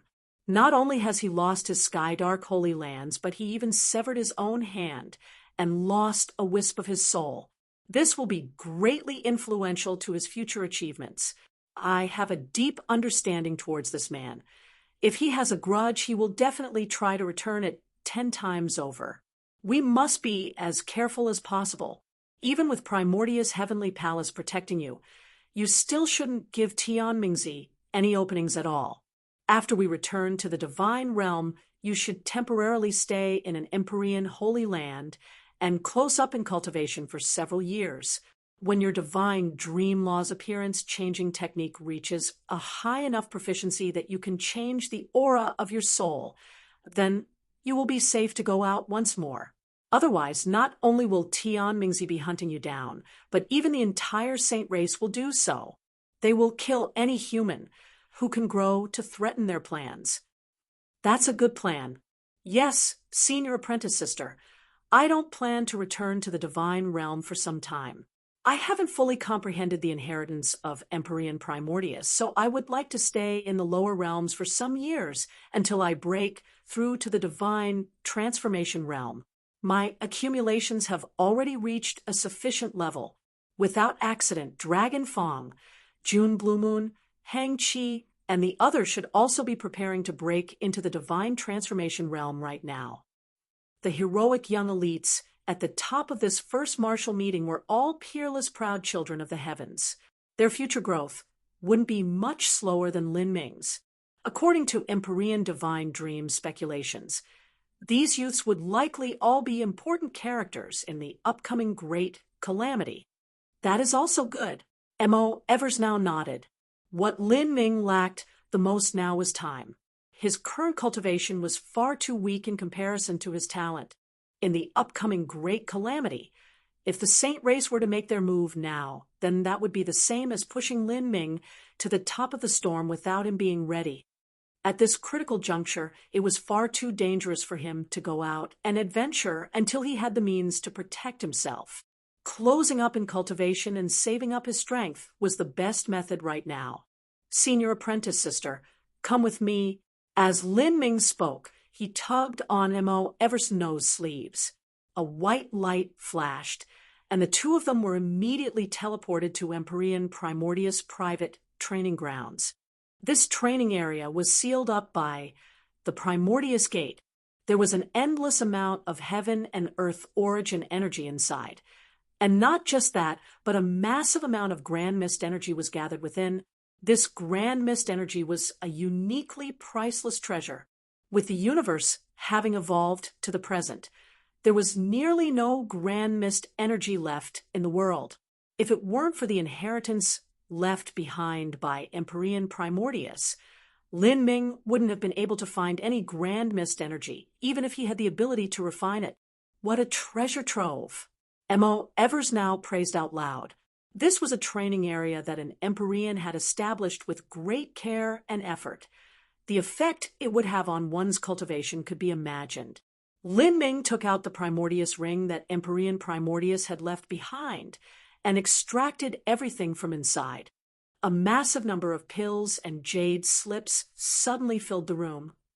Of the jade slips, most of them were cultivation methods and inheritances that Empyrean Primordius had accidentally obtained. Even so, a cultivation method that Empyrean Primordius would deign to keep was definitely a peak treasure.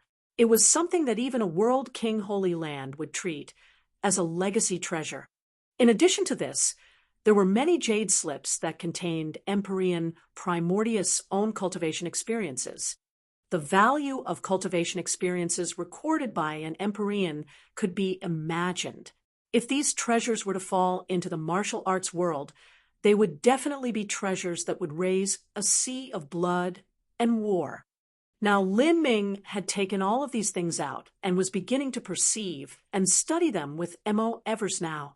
From this day onwards, the two of them began to live a life secluded from the world. The two of them had already warded off physical needs. By relying on absorbing heaven and earth origin energy alone, they could make up for any energy they consumed. Thus, for nearly 24 hours a day, the two of them were in constant cultivation. These days were boring and dry, repeated day after day. A mortal would have long gone crazy. But this was something a martial artist was already used to. To walk down the road of martial arts meant to live a lonely and desolate life. If one wished to look down at the heavens and earth with disdain, they would have to hold the mindset of suffering in silence, just like Empyrean Primordius had said. In Primordius' heavenly palace, there was nothing to differentiate day and night. Sometimes Lin Ming would perceive the Primordius stone tablet and practice the Primordius martial intent. Sometimes Lin Ming would look through and study the cultivation experience jade slips that Empyrean Primordius had left behind, slowly practicing and making his way through them. As for Mo Eversnow, she spent most of her time cultivating and some of her time furthering her alchemy skills. Mo Eversnow's alchemical technique was originally at the rank of a grand master. Without her mortal body, her alchemy skills had been greatly restrained, but now that she had obtained the body of the goddess, using her primal god powers to practice alchemy was even easier than before. Practicing alchemy always took some time and delayed one's cultivation a little, but in the future, as Lin Ming and Mo Eversnow's cultivations rapidly rose, they would need all sorts of high-quality pills. This was especially true for Lin Ming, who practiced the body transformation technique. He would never lack a want for pills, and thus had to have someone skilled in alchemy supporting him. Time passed without end. The jade slips that Empyrean Primordius had left behind were all-encompassing and recorded countless laws and experiences. If the average man were to look through just one of these jade slips, it would still be impossible for them to do so in their lifetime. But with Lin Ming and Mo Eversnow's perception, they were able to slowly look through all of these jade slips, although they hadn't completely digested these comprehensions yet. This knowledge had become seeds within Lin Ming and Mo Eversnow's bodies. In the future, when they reached a high enough boundary, These comprehensions would germinate and grow into a towering tree. Senior Apprentice Sister. This is the Grand Mist Spirit Bead essence left behind by Senior Empyrean Primordius. We can divide a little bit of it between us to make a breakthrough, and after that we can return to the divine realm. Lin Ming took out a round black bead. This was 100 million years of condensed essence from the Grand Mist Spirit Bead. It would be extremely difficult to divide a portion of it, but with the Grand Mist Heavenly Tao, a portion of the origin energy could be split off and then absorbed by Lin Ming and Mo Eversnow. Mo Eversnow wouldn't be polite or refuse Lin Ming. Her body was of the primal god race, and she could now cultivate essence, energy, and divine. She also needed the essence of the Grand Mist Spirit Bead. The two of them sat down face to face. The Grand Mist Spirit Bead floated between them. Atop this ancient bead, the surface was covered with all sorts of magical runes and patterns. Lin Ming began to revolve the Grand Mist laws, slowly pulling out the essence from the black bead. In the air, this essence gathered into two great currents. Even so, this was only 10% of the black bead's essence. This essence divided into two, separately flying towards Lin Ming and Mo Eversnow. For a time, an incredibly tyrannical and wild aura exuded from these black currents. These currents didn't seem like the condensed essence of the Grand Mist Spirit Bead, but seemed like the body of catastrophic, desolate pythons. Lin Ming and Mo Eversnow were both as calm as mountains, allowing these two streams of essence energy to drift towards them. The position that these two currents of essence energy entered their bodies at was their hearts. As the essence energy current approached his heart, Lin Ming could feel his heart begin to rapidly beat, every beat seeming as if it wanted to pump out all the blood from his body. A massive blood pressure pushed against Lin Ming's blood vessels, turning his skin bright red and making his body extremely dry and hot. Mo Eversnow was also in a similar state. As this essence energy entered Lin Ming's body, it gathered in his meridians. In that moment, Lin Ming's entire body shook as his bloodstreams roiled with excitement. The power of blood vitality was originally a burning hot force just like fire. Lin Ming could feel the blood essence gathering within his body because of this energy, wildly circulating about, making him increasingly hot like a volcano on the verge of eruption. All of that thick magma was focused in Lin Ming's blood vessels, as if it had replaced his flowing blood. Beside Lin Ming, Mo Eversnow's face was also extremely red, her body dripping with fresh sweat. In a trance, Lin Ming could feel countless complex and strange scenes run through his mind. These images were all phantoms of extremely powerful ancient existences. There were demon gods, Buddhas, saints, all of them mixed up in utter chaos. But most of these existences were god beasts. Among these god beasts were dragons, rocks, kirins, black tortoises, grand basilisks, and so forth. These phantoms were. Lin Ming was stunned. From these many phantoms, Lin Ming could feel an extremely chaotic aura, and this aura was similar to the essence he had just absorbed. Could it be? Lin Ming suddenly became aware that the gray current he absorbed was in truth the condensed flesh and blood essence of numerous god beasts gathered by the Grand Mist Spirit Bead. Of course, it was likely impossible for the past holder of the Grand Mist Spirit Bead to have killed so many god beasts. The most likely scenario was that they had taken parts of the god beasts and then absorbed them with the Grand Mist Spirit Bead, condensing their essence together. Even so, this was more than amazing. With all of this essence energy accumulated over time, the quality surpassed imagination. After swallowing this flesh and blood essence, Lin Ming could feel it wildly surge within his body. The many chaotic auras within this flesh and blood essence turned wild, running rampant like enemies on an ancient battlefield. They all began to compete in devouring each other, including even Lin Ming's own essence. This mindless flesh and blood essence actually had an instinct to devour. It wanted to assimilate Lin Ming. Lin Ming coldly snorted as he revolved the Grand Mist Laws. The Grand Mist Laws represented the extreme limit of essence, one of the three aspects of the universe's essence, energy, and divine. Once it began to revolve, how could mindless instinct possibly hope to resist it? Soon, all of this flesh and blood essence was absorbed by Lin Ming. And beside Lin Ming, although M.O. Eversnow didn't understand the Grand Mist Laws, she began to revolve the power of divinity within her body. The primal god race were the favored children of the heavens, and their bodies were amongst the most formidable in existence. M.O. Eversnow forcefully used the power of divinity to suppress the wild and chaotic instinct of the flesh and blood essence as she absorbed it.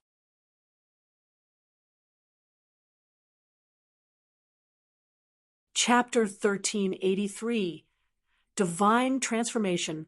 Chapter 1383, Divine Transformation. For a time, the power of blood vitality within Lin Ming and M.O. Eversnow began to rapidly increase.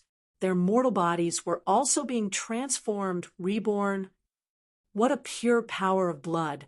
This is wonderful to my body transformation technique. Lin Ming happily thought.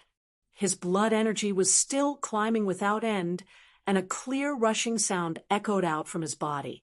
This was the sound of his blood flowing through him like a great river swelling past its limits. All of the power of blood vitality within Lin Ming's body seemed to rush towards the area between his eyebrows, as if it wanted to gush out from him. At this moment, a divine light shot out from between Lin Ming's eyebrows, cutting straight into the skies. It was like a star was resonating with it. This star shined down with a cool and exulting light, sprinkling down upon Lin Ming's body. As this star light reflected down upon Lin Ming's body, he felt all of his muscles stretch outwards, the blood surging within him like tidal waves. However, this sort of resonance only continued for several breaths of time before it was abruptly cut off. Lin Ming was clear that this was the boundary of the 9 stars of the Tao Palace. After a few years, Lin Ming finally saw the 9 stars of the Tao Palace once more. Although he had yet to take a step past the threshold, every time he saw the 9 stars of the Tao Palace allowed him to become that much more aware of it. The 9 stars of the Tao Palace were forbidden by the heavens, and Lin Ming didn't expect to make a breakthrough in a single breath. But in the past, Empyrean Primordius had already crushed his way over the heavenly Tao rules, taking a firm step into the 9 stars of the Tao Palace. This meant that these rules were not ironclad. Thus, Lin Ming had absolute confidence that it would only be a matter of time before he too broke through the 9 stars of the Tao Palace. Rumble, rumble, rumble. The power of blood vitality rapidly grew within his body, causing his inner world to wildly shake. The boundaries of his inner world were being constantly impacted by energy. Lin Ming's inner world had reached the precipice of imminent expansion, but now that it was being wildly forced open by this power, it actually came bursting apart at the seams. In that instant, all of the energy contained within his inner world surged out like an unleashed dam, wildly crashing into the boundaries set up in the void of his inner world. Lin Ming's inner world was soaring, rising. And at this time, the heaven and earth origin energy within his inner world became more tranquil, drawing ever closer to the real world and reality. The energy became increasingly strong, forming extremely rich origin energy clouds in the skies of his inner world. Then there was origin energy rain. As this origin energy rain fell to the ground, young sprouts began to emerge from the earth, moistened by this rainwater. They grew extremely fast, soon turning into ginseng, snow lotuses, flower roots, lingji. In just several breaths of time, they had grown the same span as in tens of thousands of years. Moreover, This was not the end. After several more breaths of times, the essence energy within these plants became increasingly rich and intense. All of them began to gain a spiritual wisdom of their own, and childlike phantoms evolved from their bodies, parting from the plants as they pranced about and played around in the origin energy rain. These miracle medicinal herbs were not true plants, but plants formed by heaven and earth origin energy. Right now, if spiritual plants were to be planted in the soil of Lin Ming's inner world, they would be able to grow, just like in the real world. If an animal were to enter Lin Ming's inner world, they could also breathe and survive. This sort of change in his inner world also meant that Lin Ming had taken the final step from the divine sea realm into the divine transformation realm. Divine transformation. Lin Ming's eyes suddenly popped open. In that moment, all of his aura gathered into a current that impacted towards the skies, flushing away all the grand mist energy around him. Closing up in seclusion within Primordius Heavenly Palace for several years was the longest time Lin Ming had ever gone into seclusion for. Now that his cultivation had reached the divine transformation realm, he found it hard to estimate just what degree his strength had reached. He had to look for a powerhouse to battle in order to truly find out. Lin Ming, congratulations. Mo Evers now acclaimed from the side. An ordinary divine transformation martial artist could already be considered a decent character in the divine realm. They could ride spirit ships and travel through the limitless void. As for a divine transformation martial artist like Lin Ming, he could freely run wild over the entire divine lord realm. And even though Mo Evers now couldn't say just how he would fare against a holy lord master, she was sure he would at least have the strength to protect himself. At this point, Lin Ming was a powerful figure in his own right. In the older generation, a holy lord was already an incredible existence. In the past, the palace master of Phoenix Cry Palace was also at the holy lord realm. A holy lord had the ability to start their own sect and even rule over their own area in a central mainland of the divine realm. And congratulations to you, senior apprentice sister. Lin Ming said, all smiles. Mo Eversnow's talent was originally that of a monstrous genius. In these past several years, her strength had become unfathomably deep, and it was hard to estimate just what level her boundary had reached. The primal god race's cultivation system was different from that of humanity. Even if they also cultivated the essence gathering laws, there were still differences between them. Luckily, there were also some primal god race cultivation method jade slips left behind in Empyrean Primordius Ring. Thinking about it, these were likely left behind by Heavenly Empress Xianqing in the past. With these jade slips helping her, Mo Eversnow's cultivation rate could be said to be flying 10,000 miles in a single day.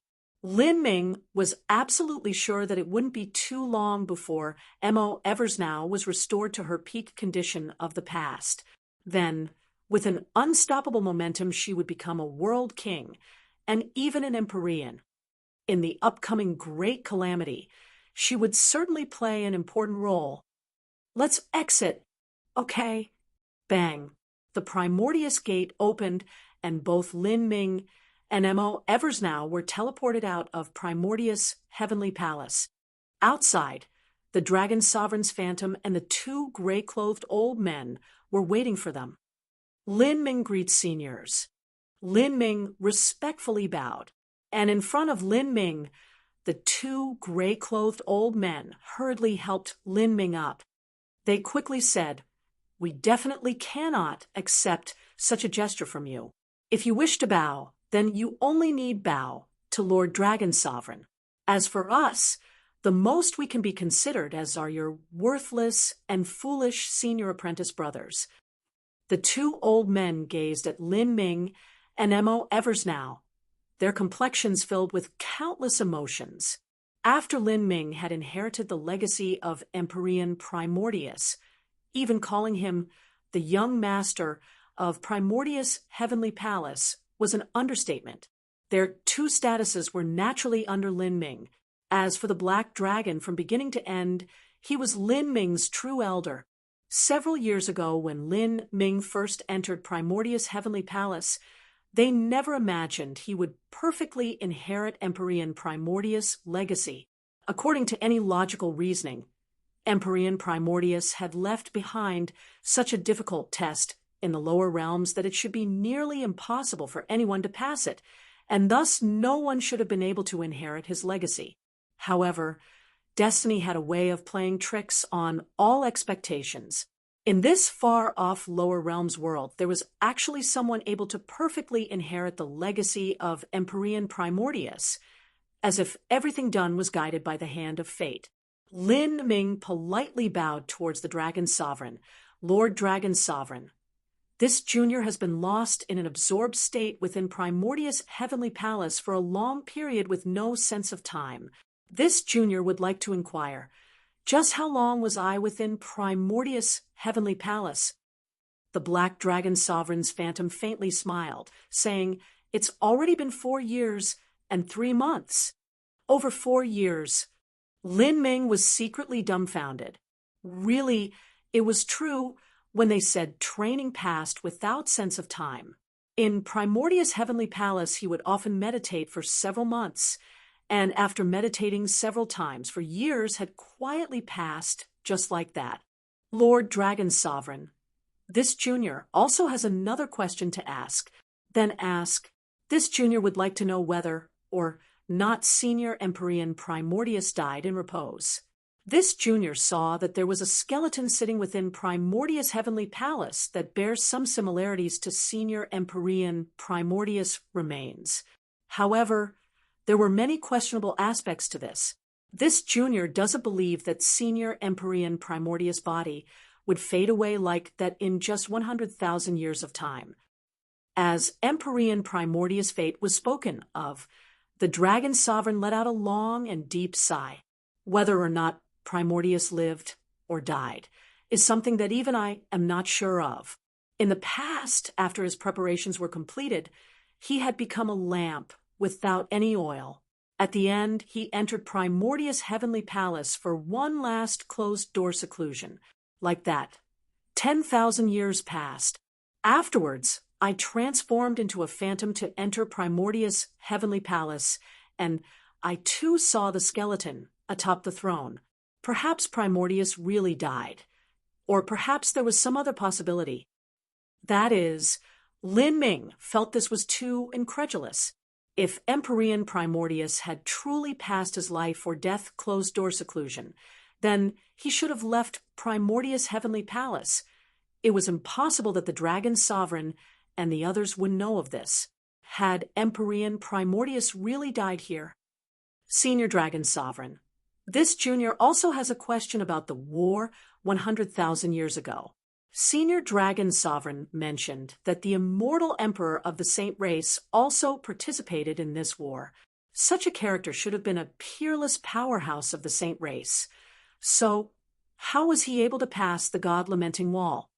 The Dragon Sovereign said, To think that you would even know of the God-lamenting wall. It is true that the higher your cultivation, the more difficult it is to pass the God-lamenting wall. However, there are exceptions to all rules. If your cultivation is high enough, then it is possible to break through these rules to a certain degree. For instance, if a true divinity-level powerhouse were to pay an incomparably painful and overwhelming price, they could tear open the God-lamenting wall. The God-lamenting wall is like the tide.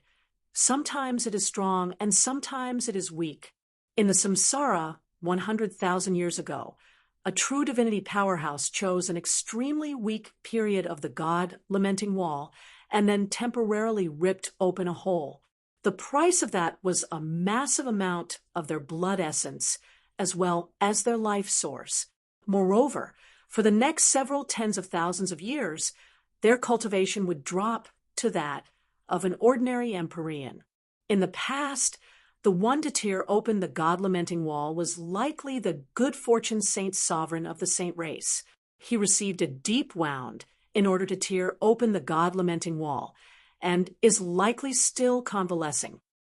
Good fortune Saint Sovereign, true divinity powerhouse? Lin Ming's mind shook.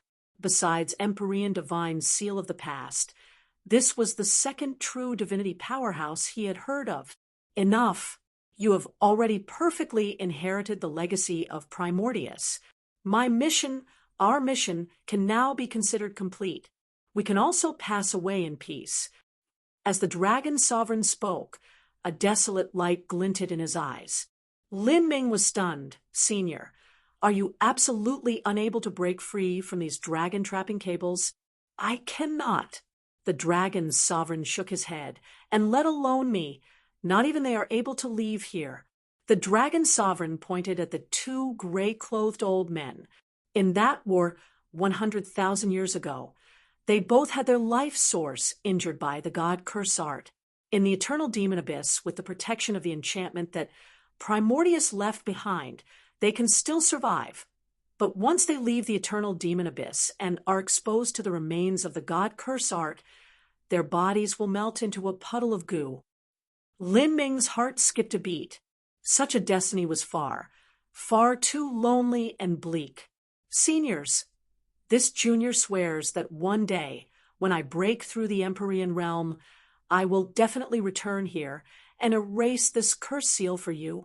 Lin Ming had immediately made an oath that relied on him becoming an Empyrean, but no one here found him to be arrogant. Rather, it seemed natural. The dragon sovereign smiled, saying, "It's good that you have such kind intentions. Before you leave, I also have something important I must give you. Make sure that you treat it well." Lin Ming immediately agreed. "Senior, please rest assured that Junior will definitely accomplish it."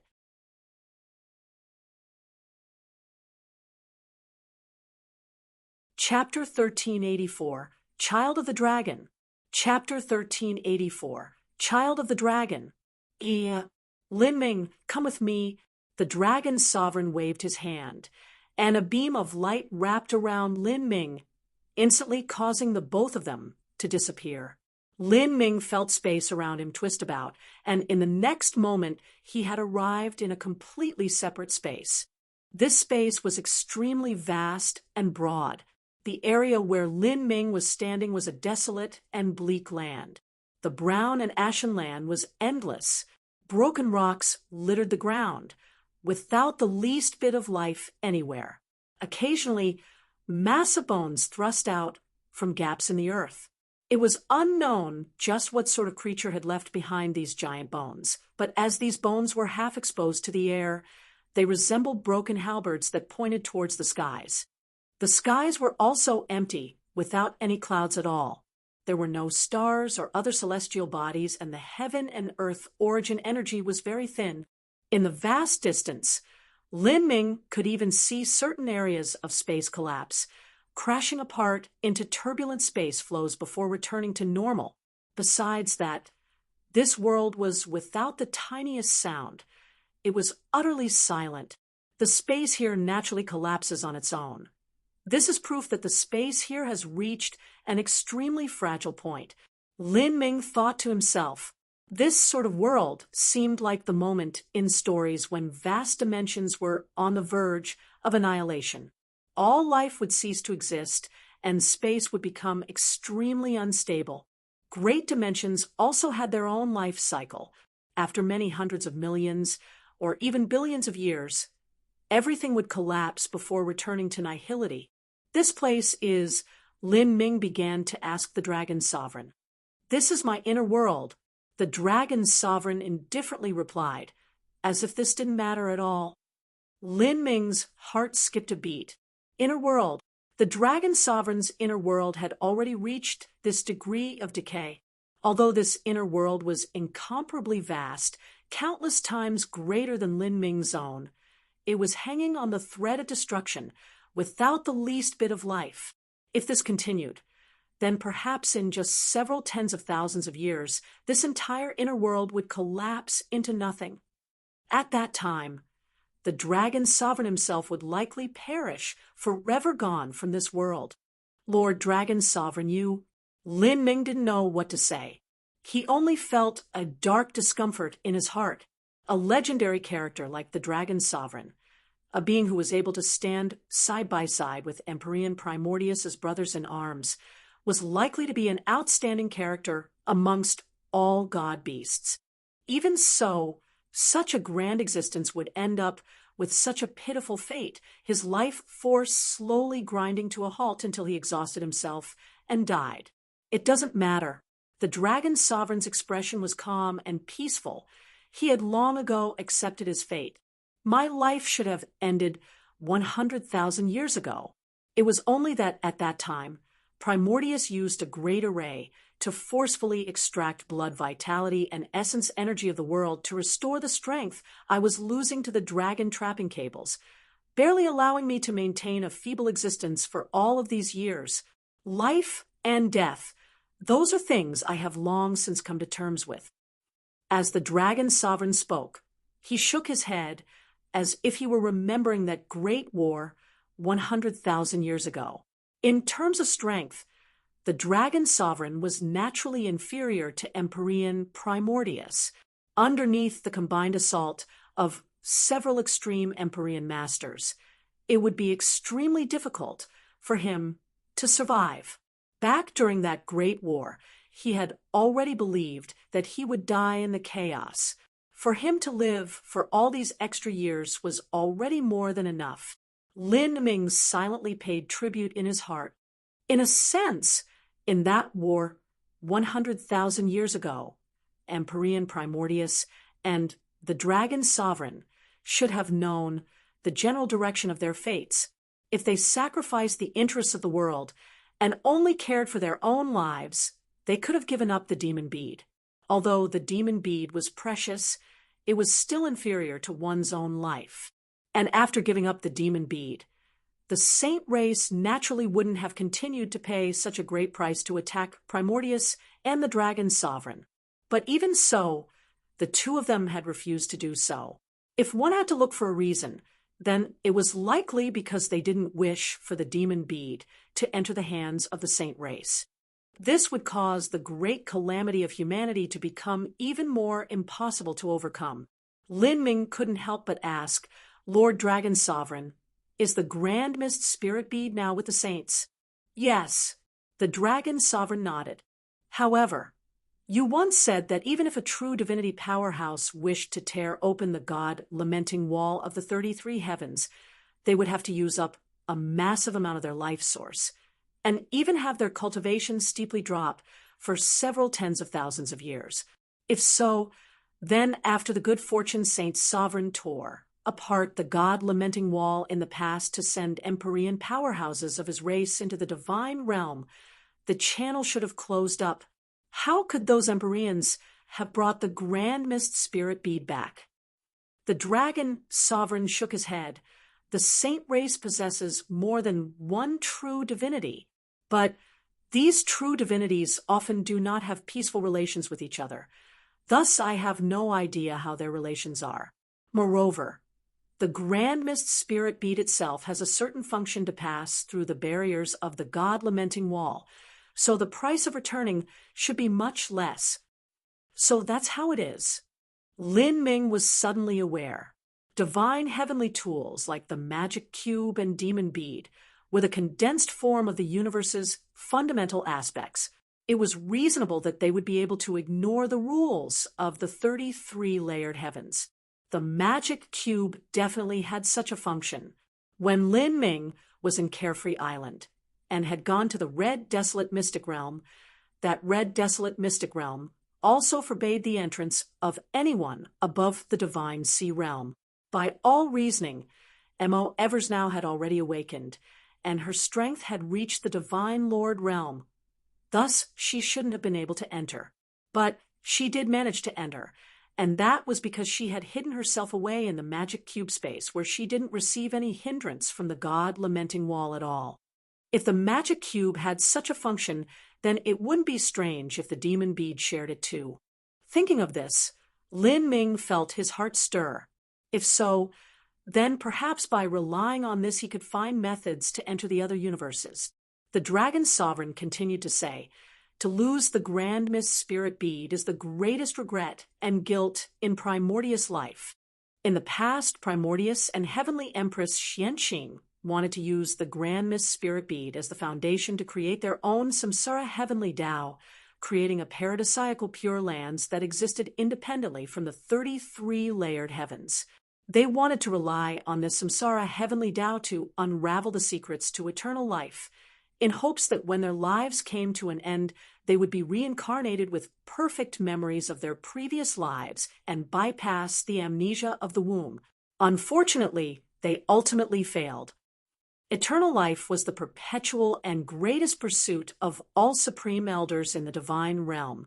No one wished to return to dust, and even Empyrean Primordius wasn't an exception to this. The reason he wanted to establish the samsara heavenly Tao was to seek out the method to eternal life.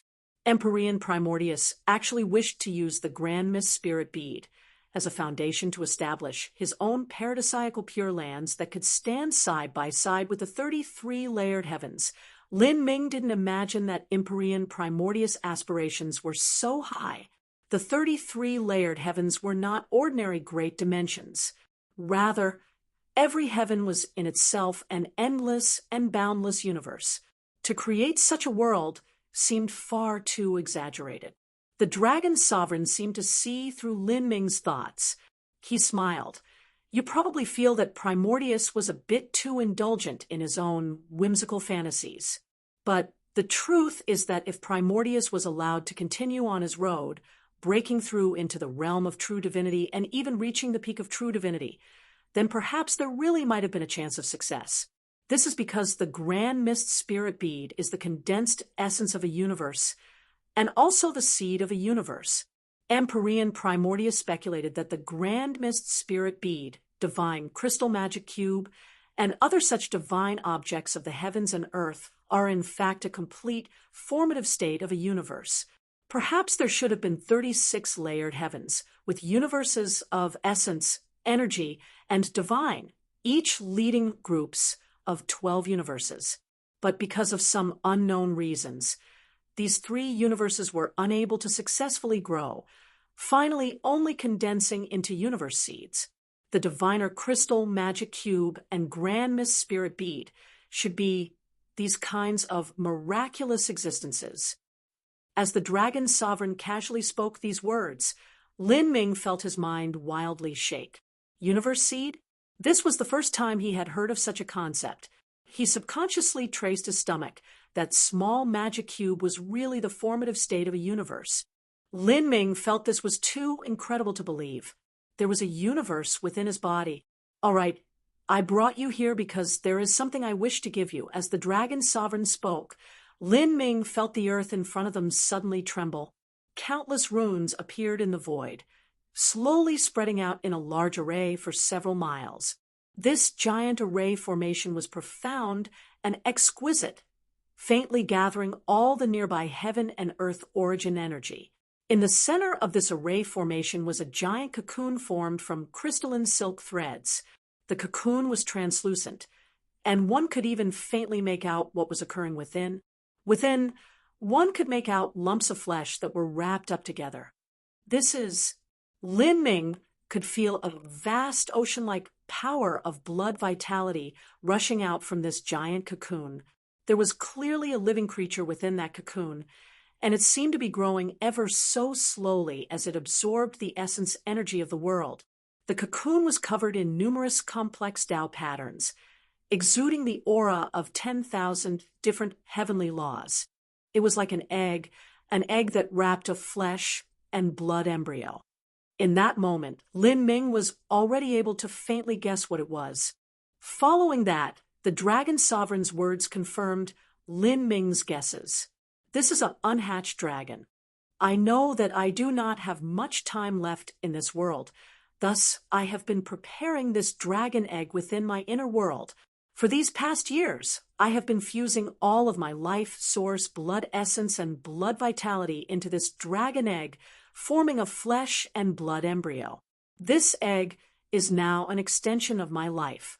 Soon in the future, it will hatch, and I do not wish to see it be born into the world of the eternal demon abyss, a land without life or light. Take it, and treat it well. Allow it to see the vast mysteries of the endless universes. As the dragon sovereign spoke, the countless silk threads that wrapped the dragon egg split apart, and the dragon egg came slowly floating towards Lin Ming. This was a baby god beast, a true god beast. Lin Ming held his breath, his eyes staring unblinkingly at this unhatched dragon egg. Up until now, he had never had a true contract beast. Most extreme talents like him were also the same.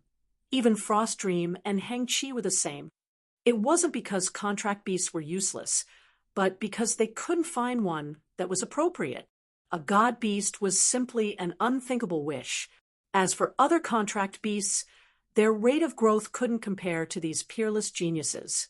If the talent of these contract beasts was cast too far off from these extreme geniuses, their function would be greatly reduced. But now, Lin Ming possessed his own dragon, a true god beast. Such a contract beast was something that not even an Empyrean descendant could dream of possessing. This was because there weren't many more god beasts than Empyreans, and most god beasts in existence were wild and freely wandering existences that were also incomparably proud and lofty, just which one would lower themselves to work as the contract beast of a human, let alone an Empyrean descendant. Even an Empyrean wasn't good enough. Only an extraordinary Empyrean like Empyrean Primordius could possibly have the lucky chance to encounter a god beast and also to subdue it. But in truth, calling it subjugation was wrong, because Empyrean Primordius and the Black Dragon were brothers in arms to begin with. In the future, Lin Ming and this young dragon would also have such a relationship, to be comrades in battle and also friends. Lin Ming didn't say any words of refusal. He simply allowed this dragon egg to fly into his inner world. After the dragon egg fell into Lin Ming's inner world, Lin Ming immediately summoned the pure world power within him to fuse into the dragon egg without reserve, nourishing the growth of the baby dragon. Then Lin Ming deeply bowed towards the dragon sovereign. Lord Dragon Sovereign, rest assured that this junior will treat this child like a true brother. The dragon sovereign nodded. You have a startling destiny. If it follows you, it will also be affected by your destiny. I hope that because of this, its future growth will be even better.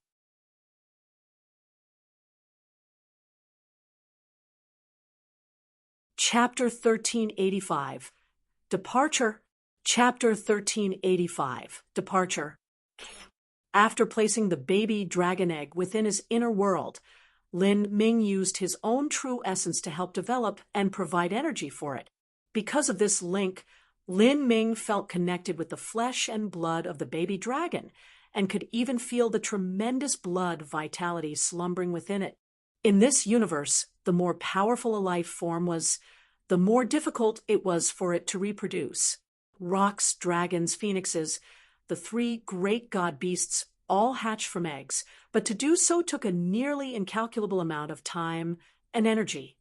However, in the past 100,000 years, the dragon sovereign had already completed the majority of the incubation process. The little dragon embryo within the egg had already taken form, and now Lin Ming only needed to complete the final step. Lin Ming, before you leave, I will give you one final piece of advice. If things seem impossible, do not push yourself too far. This grand calamity will be even crueler than the one 6 billion years ago. This is a war that involves the survival of the human race, and one's individual strength within this war will seem incomparably small. The greater your ability is, the more responsibility you will have to shoulder. If you haven't grown by then, do not try to show off. As long as there is life, there will always be hope. Every word that the dragon sovereign spoke was well-intentioned advice. Lin Ming felt his heart warm as he heard this. He said, "Senior, please rest assured that this junior will follow your advice." The dragon sovereign nodded once more, sighing as he said, "In the past, when Primordius had exhausted the last dregs of his strength, and was making his final arrangements, he often spoke about his life. His life was composed of earth-shaking events, a man that stood tall and proud in the world, and who left behind an indelible legend. But even so, he had made two fatal mistakes in his life. One was that he was far too arrogant in the past. If he had shared the secret of the Grand Mist Spirit Bead and allowed the other Empyreans to join forces to assist him, then he wouldn't have been caught off guard by the Saint race. Secret? Lin Ming was startled. Are you saying that it wasn't well known that Empyrean Primordius possessed the Grand Mist Spirit Bead? It was a secret? By all reasoning, it was normal that no one would know about the fact that Empyrean Primordius possessed the Grand Mist Spirit Bead. If Lin Ming were in Empyrean Primordius' shoes and had obtained such a treasure, he too wouldn't have publicized it. That would be suicidal behavior. But the problem was if Empyrean Primordius had kept everything a secret, how would the Saint race know? The Dragon Sovereign noticed Lin Ming's puzzlement. The Saint race has already arranged many spies and chess pieces in the divine realm. Their invasion preparations began an extremely long time ago, and they have many channels from which to obtain news. As the Dragon Sovereign spoke, Lin Ming was still confused. How high of a cultivation could chess pieces of the Saint race have? At most, they would be World King level powerhouses, and moreover, they would have to damage their own cultivation in order to cross the God-lamenting wall and enter the divine realm. After arriving here, they would have to search everywhere for medicines to restore their strength. So how could they possibly have learnt the ultimate secret of an extreme Empyrean? Lin Ming didn't believe that the Saint race spies had the ability to come into contact with Empyrean Primordius. The Dragon Sovereign said, "What you said is reasonable, and in fact, the Saints didn't possess the methods that you said. However, their chess pieces were not restricted to only saints, but there were also many humans. They carefully chose humans with great ambition and talent to train, taking them under their wing so that they could come into contact with the deepest secrets of humanity." As the Dragon Sovereign spoke, Lin Ming's mind shook. Tian Mingzi was also in this sort of situation. Tian Mingzi's ambitions were higher than the heavens, and he was also superbly gifted. Because of this, the Saint race had chosen him. Starting 50,000 years ago, spies of the Saint race had come into contact with him, offering him all sorts of resources and help in order to raise him into an Empyrean. With the Saint race's background, they indeed had this ability. Moreover, Tian Mingzi himself wasn't poor material to begin with. His only limit was a poor background. But the appearance of the Saint race had made up for his shortcomings. They used all sorts of spells and restriction methods, making oaths and contracts at the level of a transcendent divine might in order to shackle Tian Mingzi, and then raise him into an Empyrean chess piece. An Empyrean chess piece was more useful than 10,000 Saint spies. The Saint race has really laid out a great plan. Lin Ming grimaced, his thoughts turning dark. To raise an Empyrean would cost a countless amount of time and resources. They had indeed put forth enough capital. If it weren't for Tian Mingzi's plans being toppled by Lin Ming, it was likely he would have become a human Empyrean that betrayed his own race in the future. For eternal life, for dominating strength, there would always be people that couldn't resist these temptations. They would make a deal with the devil, even selling their soul. So, the traitor in the past was Empyrean Thunder Punishment. Lin Ming suddenly asked. The Dragon Sovereign's face flashed with a color of venom and loathing. He replied, "You're quite smart. Yes, the one to betray Primordius was none other than Empyrean Thunder Punishment. When Primordius spoke of his two greatest mistakes, the first one I have already said. As for the second, that is that his natural character was far too honest and straightforward, prone to follow his emotions. He swore brotherhood with Thunder Punishment, but didn't see his true character. As for Thunder Punishment, when he swore brotherhood with Primordius, he had long since become the dog of the saints. Without the saint race supporting him, he would never have arrived at the step he did. With this, Lin Ming understood everything. He finally knew why, in the war 100,000 years ago, Empyrean Primordius had to resist the onslaught of several Empyrean masters without any allies to call on. He also knew why the supreme elders of the divine realm mostly didn't know the circumstances of this matter. Until now, only Empyrean Divine Dream and a select several other people knew the truth. People like great world kings of first-order worlds would have no idea about these events. Of course, even if they knew, they could only stare greedily on at Empyrean Primordius inheritance without any ability to obtain it.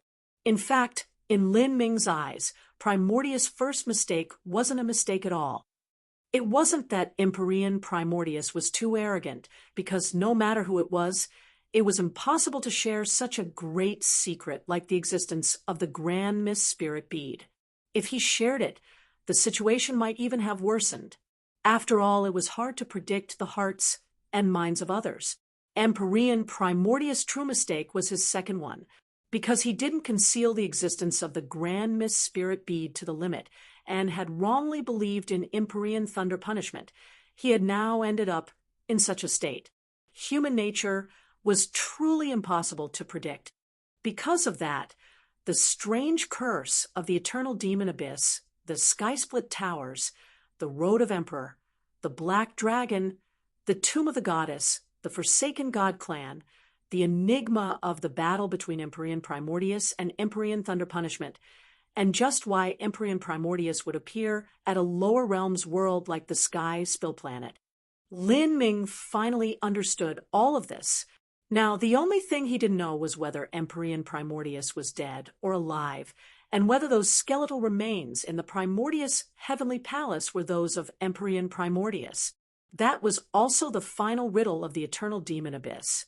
As for this riddle, not even the dragon's sovereign knew the truth.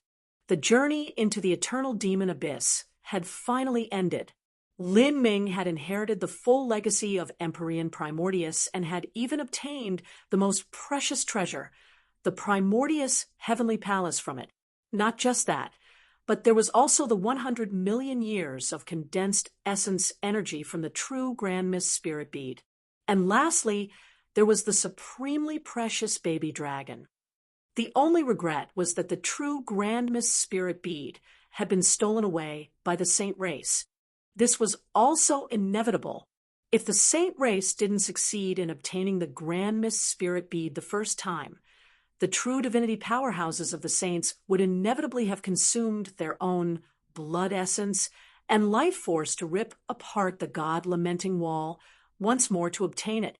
Lin Ming didn't believe that the enchantment Empyrean Primordius had set over the Sky Spill Planet would be able to block the invasion of several Saint Empyreans. It was finally time to leave. All that Lin Ming had left to do in the lower realms was to return a mortal body to Demonshine and visit his little sister, Lin Xiaoge, as well as his parents. Then he would return to the divine realm.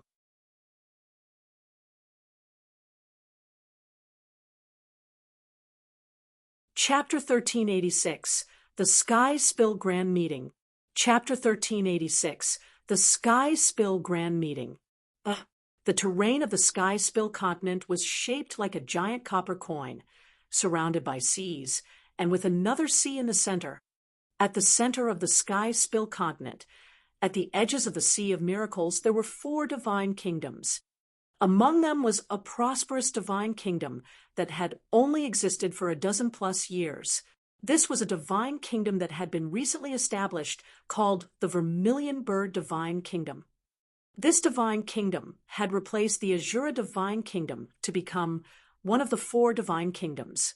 Although the Vermilion Bird Divine Kingdom's foundation was still shallow, and they didn't possess many divine sea powerhouses of their own, their status was still high and transcendent. This was because of events that occurred many years ago. Just a dozen some years ago, a man named Yang Yun had taken control of most divine sea powerhouses in the Sky Spill continent, slaying all those with variation bloodlines in order to cultivate his great blood refining art. His acts of terror had made everyone live in fear and dread. At that time, Yang Yun had possessed absolute, overwhelming strength. He was a calamity upon the entire Sky Spill continent. But then, a young man had appeared, leading a group of divine sea powerhouses to slaughter their way into the nine-furnace divine kingdom's divine palace. He had broken into the nine-furnace divine palace's grand array and instantly killed 10 divine sea powerhouses and then struck down Yang Yun by himself, leaving behind a legend of his own. This youth was Lin Ming. Although Lin Ming had ascended, his fame and glory within the Sky Spill continent was hotter and brighter than the blazing afternoon sun. He had left behind countless myths, and all of the older martial artists respected and admired him.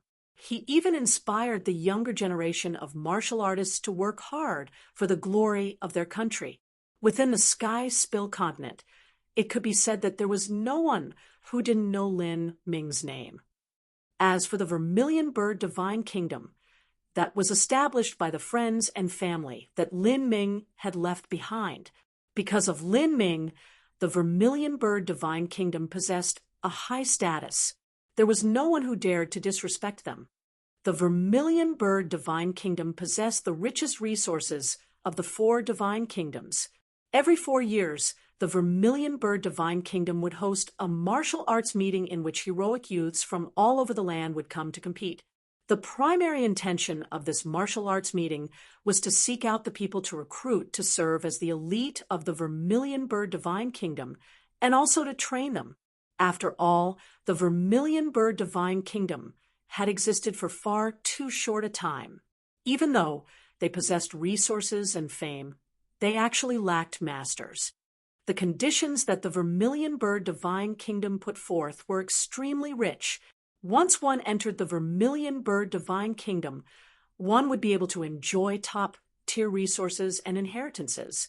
Thus, many heroic youths headed towards the Vermilion Bird Divine Kingdom, hoping that they could amaze the world with a single feat of wonder in this martial arts meeting.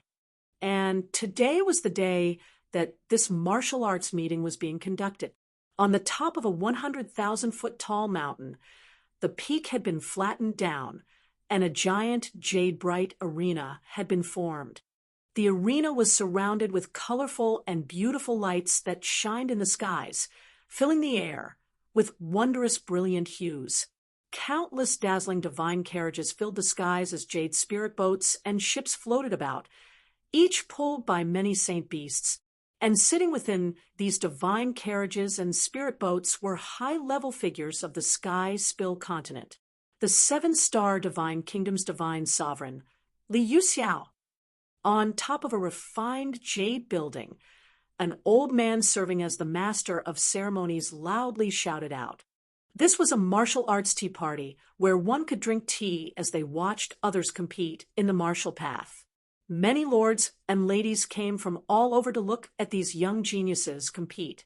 This was not simply a contest, and every great figure that arrived on the scene had to be announced.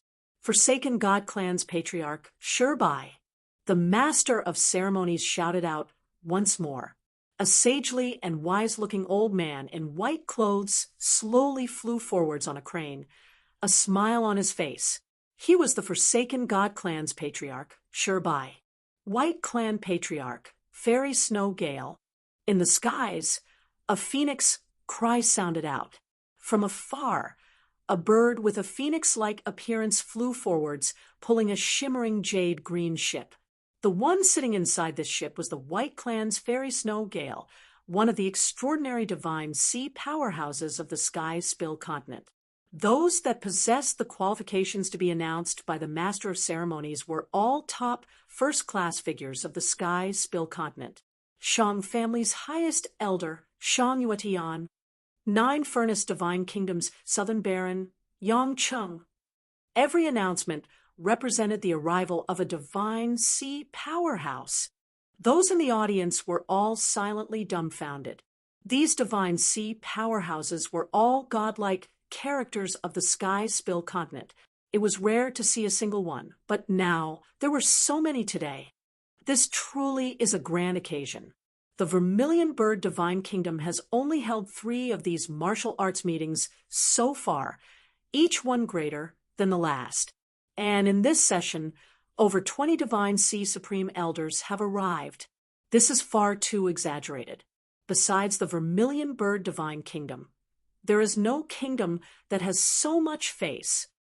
Of course, don't you know of the Vermilion Bird Divine Kingdom's origin? The legends say that many years ago, Sage Lin canceled out the battle spirit tracing mark for many divine sea powerhouses that were controlled by Yang Yun and had them cut him down in battle. These actions were the same as saving their lives. For those that have reached a divine sea realm cultivation, it isn't easy to owe favors or sentiments to anyone because they want to avoid being touched by karmic ties. And now that the Vermilion Bird Divine Kingdom is vigorously trying to develop, since it's impossible for those divine sea powerhouses to return the favor personally to Sage Lin, they have to look after the family that he left behind. If they could support his family at moments like this, then they would definitely do so. Yes, and this session of the martial arts meeting is amazing. Of those young heroic geniuses that have come, one of them is the proudest daughter of the heavens and the current little princess of the entire Sky Spill continent. She is Lin Xiaoga, the only little sister of Sage Lin. Her status is truly high to the limit. If this is the martial arts meeting that Lin Xiaoga personally appears in, just which great figure would dare to not support her with their presence? To be called the little princess of the Sky Spill continent without any other modifiers, there was only one person. That was Lin Xiaoga. As for the other princesses of divine kingdoms, they had to have the name of their origin added in. For instance, the 9-Furnace Divine Kingdom's 3rd princess, the 7-Star 4th princess, and so forth. Lin Xiaoga could be called the person with the most special and unique status within the entire Sky Spill continent. Even if the 9-Furnace Divine Sovereign saw her, they would still have to speak to her politely and with smiles, calling her the little princess. Lin Xiaoga was now in her teens. She was beautiful and refreshing, slim and filled with grace. Moreover, her cultivation far outstripped all rivals in her generation. In this martial arts meeting, many people believed that her chances of becoming the champion were over 90%. Without a doubt, Lin Xiaoga was the absolute heroine of the day. Everyone else could only be called a foil to her brilliance. Lin Xiaoga, she truly is the perfect woman. If I could marry the little princess, that would really be... Keep on dreaming. If Lin Xiaoga's pursuers were to hold hands, they could wrap themselves around the entire sea of miracles, of the princes of the 3 other divine kingdoms, or the young elites of the divine sea families and clans. Just which one doesn't wish to capture her hand? But none of them can match up to her, even if you forget her beauty and her talent. Just the fact that she is Sage Lin's little sister is enough to eliminate all hopes. If you want to marry her, you can't struggle for less than 5,000 years. Everyone was enthusiastically speaking, and in this crowd, there was a blue-clothed youth that was casually strolling through the auditorium. Although it was extremely crowded here, there seemed to be some invisible force field surrounding him, making it so that no one could even touch the hem of his robe. As everyone was fervently discussing, the blue-clothed youth widely smiled. He thought to himself, a 12+ years seemed to have passed in a moment. Xiaoga has become an elegant and talented young girl. When I ascended all those years ago, she was nothing but a little brat with a runny nose chasing me around all day. This blue-clothed youth was Lin Ming. He recalled the peaceful days that he lived before he ascended to the divine realm. As he passed life tranquilly with his wives, there would always be Xiaoga behind him, chasing him and calling out, "Big brother! Big brother!" especially attached to him. Those days seemed as if they occurred just yesterday. In the blink of an eye, over a dozen years had passed. Lin Ming's appearance hadn't changed, but Lin Xiaoga had grown up into a proud daughter of heaven. Recalling the past, Lin Ming would occasionally smile. This was the feeling of affection, a warm and peaceful feeling. After embarking on the road of martial arts, most of his time had been spent killing, struggling through life or death battles, or cultivating by himself in a boring and staid manner. In this kind of situation, this sort of warmth was even rarer. Lin Ming calmly sat in the audience, watching the change of divine Phoenix Island and the Lin family with his own eyes. And at this time, the martial arts meeting had officially begun. In an area south of the arena, there was a jade structure floating in the air.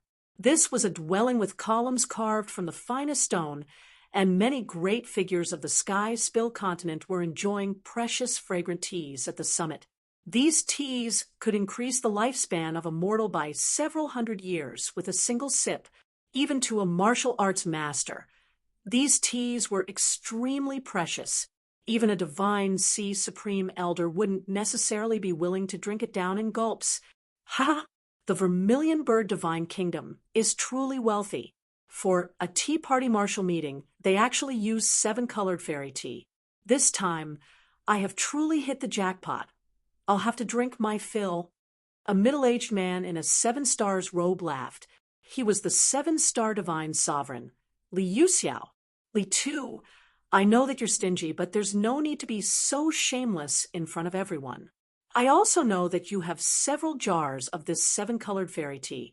When I've been to visit you, you've never been willing to take them out.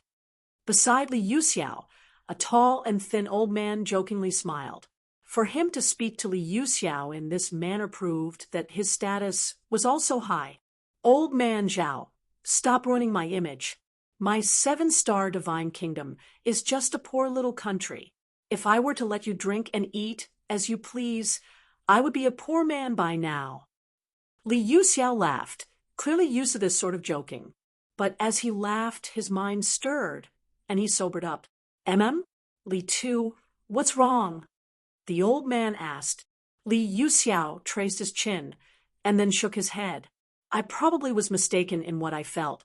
Something like a light sensation passed over me just now, swift and gentle, fainter than a feather. In that moment, Lin Ming had rapidly swept his sense over the entire audience. In fact, he hadn't even bothered to conceal his sense. It was only that his senses far surpassed those present, so they couldn't sense him even if he didn't hide. And at this time, the lead of the martial arts meeting, Lin Xiaoga, finally appeared on stage.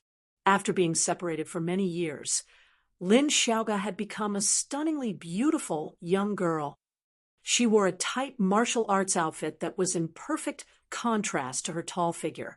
She stood proud and slender with flexible and strong thighs. Her hair was tied back in a braid, and her skin wasn't snow white like that of normal beauties, but white and soft with a hint of glowing red. Her cheeks were round like a child's, filled with the blush of youth. Her eyes were as clear as springs, crystalline to the very bottom, and without the slightest bit of filth. This was Lin Xiaoga, a young girl brimming with the surging fires of youth, with a vivid courage and dashing exuding from every inch of her body. Lin Xiaoga's appearance immediately caused the audience to cry out in alarm. The atmosphere in the field had finally reached the peak.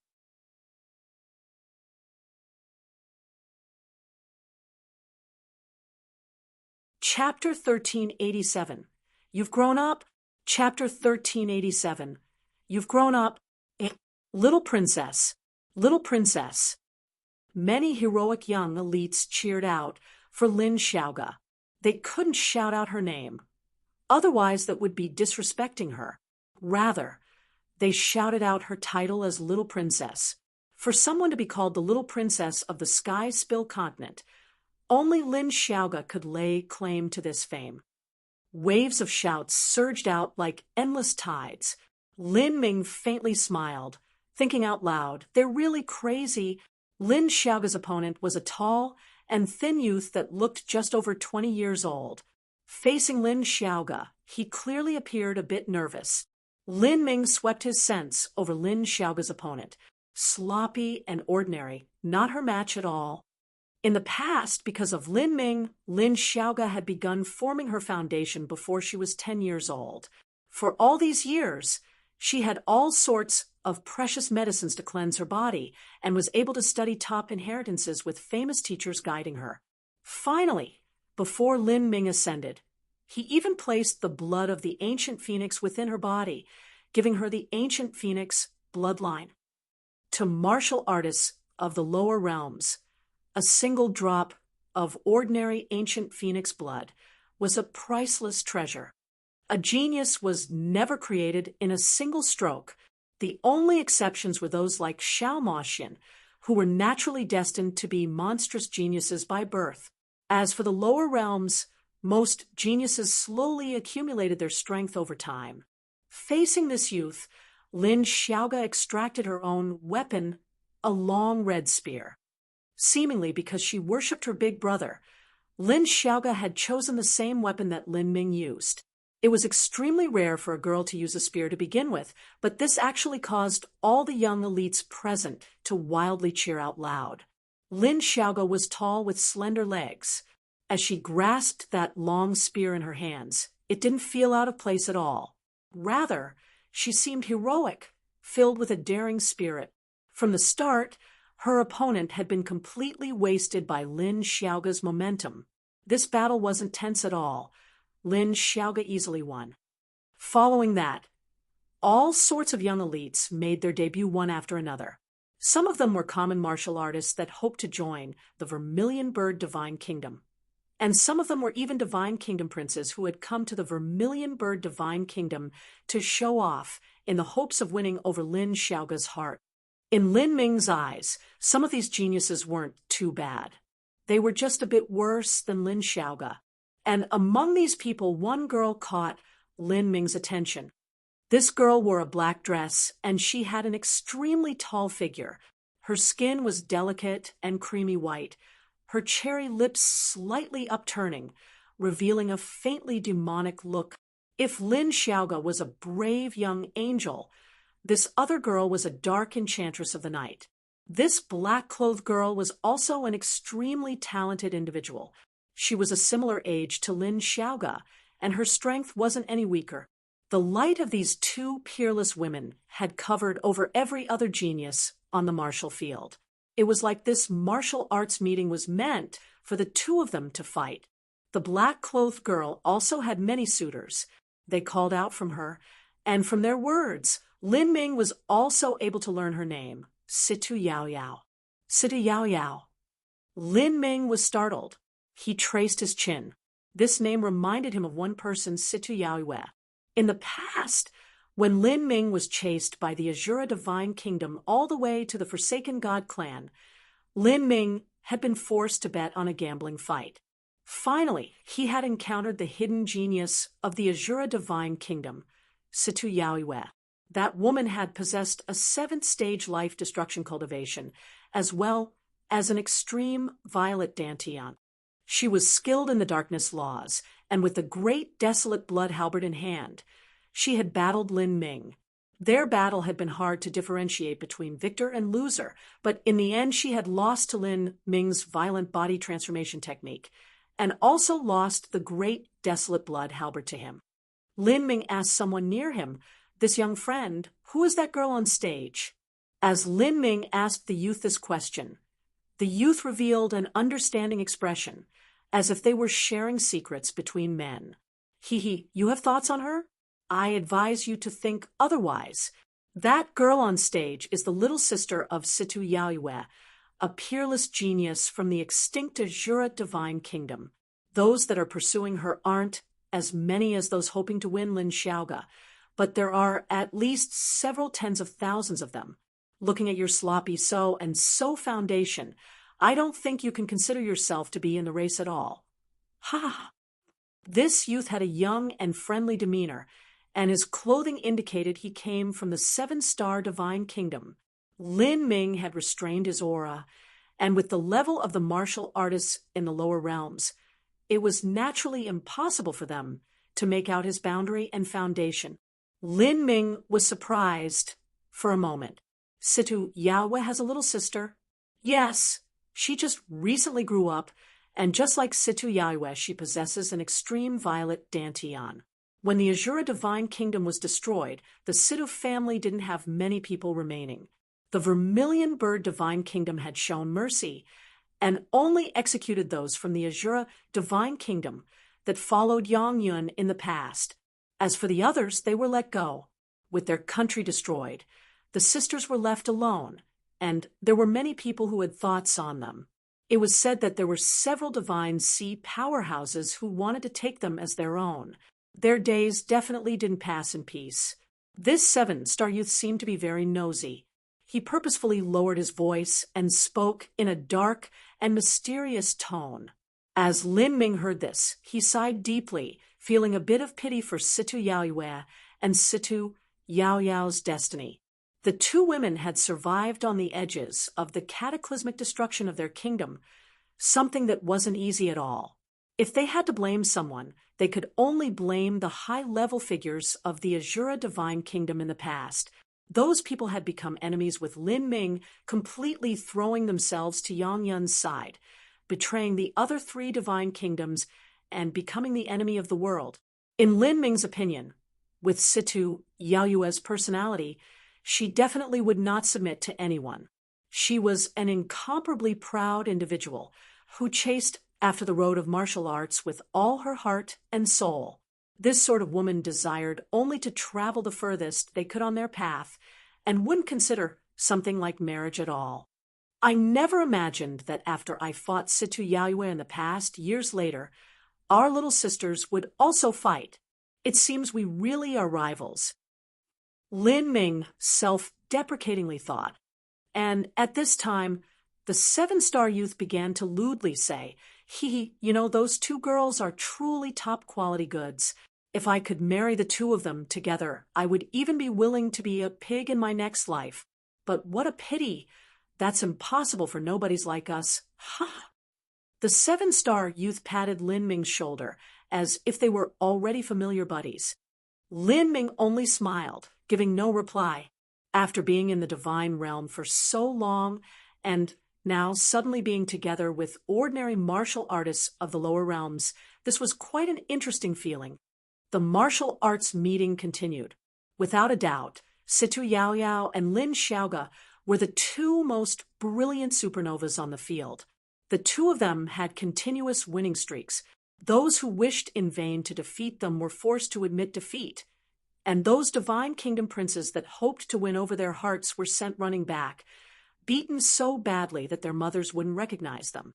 Finally, the battle between Situ Yaoyao and Lin Xiaoge arrived. The atmosphere within the arena had reached a crescendo. This battle was extremely intense. Situ Yaoyao used the darkness laws, sending a thick shroud of darkness to cover the field. Lin Xiaoge then used the fire laws to clear apart the darkness, burning the arena red hot. Then Situ Yaoyao used her extreme violet dantian, forming a demon moon in the sky. Lin Xiaoge followed by burning her ancient phoenix blood. With her red spear in hand, she seemed to rule the world. She engaged in a fierce melee with Situ Yaoyao. The 2 peerless women battled for several dozen rounds, their fighting spirit overflowing in the heat of the battle. The audience cheered out again and again, shouting at the top of their lungs. The older martial artist sitting atop the White Jade building also nodded repeatedly, filled with praise for Situ Yaoyao and Lin Xiaoge. This battle lasted for just under an hour, but in the end, Lin Xiaoge's endurance proved to be superior. As they continued to fight, the difference in physical strength began to reveal itself as Lin Xiaoge's advantage grew greater and greater. After all, with countless resources to temper her body and the ancient phoenix blood implanted within her, Lin Xiaoge was able to follow the same path that Lin Ming did in the past. In terms of strength, endurance, and blood vitality, she far surpassed other martial artists of her level. In the end, Situ Yaoyao exhausted all of her strength, and Lin Xiaoge was able to defeat her. Even though the audience erupted in waves of cheers, Lin Xiaoge wasn't satisfied with this result. With all things considered, she felt that she hadn't truly defeated Situ Yaoyao. Rather, The reason she won was the increased blood vitality and strength that the ancient phoenix blood had given her. The last match has ended, and now Lin Xiaoga has become the champion of all young elites in this martial arts meeting. As for Situ Yao Yao, she is just a step below in second place. The master of ceremonies happily announced. As someone from the Vermilion Bird Divine Kingdom, he naturally hoped that Lin Xiaoga would win. Beneath the arena, Situ Yao Yao was wiping off the blood from her lips, looking at Lin Xiaoga with an unconvinced and stubborn look in her eyes. She was unwilling. Many years ago, the big sister she worshipped lost to Lin Ming, and now today she had lost to Lin Ming's little sister. Lin Xiaoga could sense the refusal in Situ Yao Yao's eyes. She also wasn't satisfied with the battle just now. She turned towards Situ Yao Yao and loudly said, "Situ Yao Yao, the reason I defeated you now is because of my endurance. There is nothing to be proud of in beating you like this. 1 year from now, let us compete once more. If I cannot defeat you within a quarter hour, then I will consider myself as having lost." Lin Xiaoga's words were breathlessly spoken, leaving the entire audience in shock. Then they were suddenly excited. If they could watch such a battle, that would truly be an eye-opening stroke of luck. "Humph, I have no need for you to go easy on me. But what you said is right. 1 year from now, I will challenge you once more." Situ Yao Yao loudly shouted out. Then she turned and began to leave. The master of ceremonies smiled, saying, "Young lady Situ Yao Yao, please wait a minute. We must award you the prize." "I understand." Speaking of the prize, Situ Yao Yao stopped walking. Although she was also an extremely proud person, it was impossible for her to ignore the prizes from the Vermilion Bird Divine Kingdom. They were simply too rich. Like this, Situ Yao Yao and Lin Xiaoga stood together, the two of them in sharp opposition to each other, a brilliance shining from the two of them. Lin Ming faintly smiled. He could feel the spirit of a martial artist from Lin Xiaoga's body. Only by never being satisfied with one's strength would one have the mindset to make continuous breakthroughs. He said in a soft voice, "Xiaoga, you've grown up."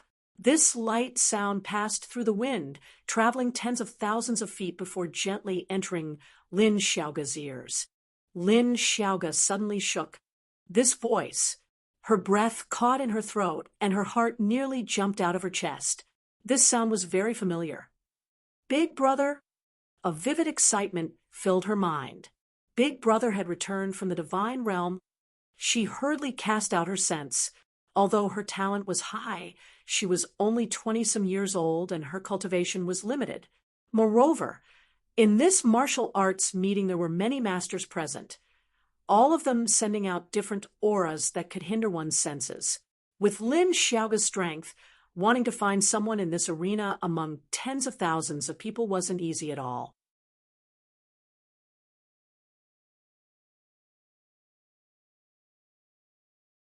Chapter 1388, Returning Home. Chapter 1388, Returning Home. Lin Xiaoga hurriedly searched for Lin Ming, and at this time, the sound of drums and strings filled the air. In the far-off horizon, a golden light flashed as a massive golden carriage slowly flew forwards. In front of this carriage, 9 spirit creatures similar to vermilion birds were pulling it forwards. Around these spirit birds were groups of soldiers clad in gold, carrying shimmering gold spears, as if they were legendary generals of the heavens. Behind this carriage were groups of maids carrying silk covers that masked the sides of it. Not just that, but there were also 2 groups of maids that held baskets of flower petals, constantly tossing these petals out in the air. Although these flower petals were not heavenly materials, they were still top-quality magic treasures, refreshing and revitalizing to the senses. For a time, the entire sky was filled with the tantalizing sound of music as waves of fragrance overwhelmed the senses. Just what sort of great person had arrived? Everyone looked towards the skies. With such a big appearance, this was certainly not someone average. Even the many divine sea powerhouses that came before didn't have such pomp and flair. As the curtains of the divine carriage were pulled apart, people were suddenly enlightened as they saw who was inside. They finally knew just what sort of mystical existence had arrived. Although they felt it was a bit strange, they had long since become accustomed to it. On the exquisite jade building, the many divine sea powerhouses quickly set forwards to greet this figure. For someone to draw the greetings of so many people, it was clear that the master within this golden carriage had a status much higher than those present.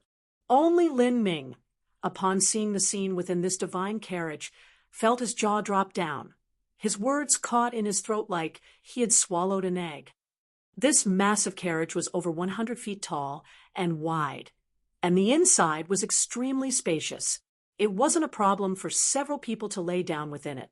But now, in that opulent carriage, there was only a foot-long red and furry little dog. This little dog lay on sheets of silk in an extremely lazy and cozy posture, its doggy mouth arched in a smile. Its short and thin tail was curled upwards, happily shaking about. And near this red little dog, there were all sorts of delicate pastries and fruits set about. These pastries and fruits were not ordinary items, but soul-nourishing goods made from top-quality materials.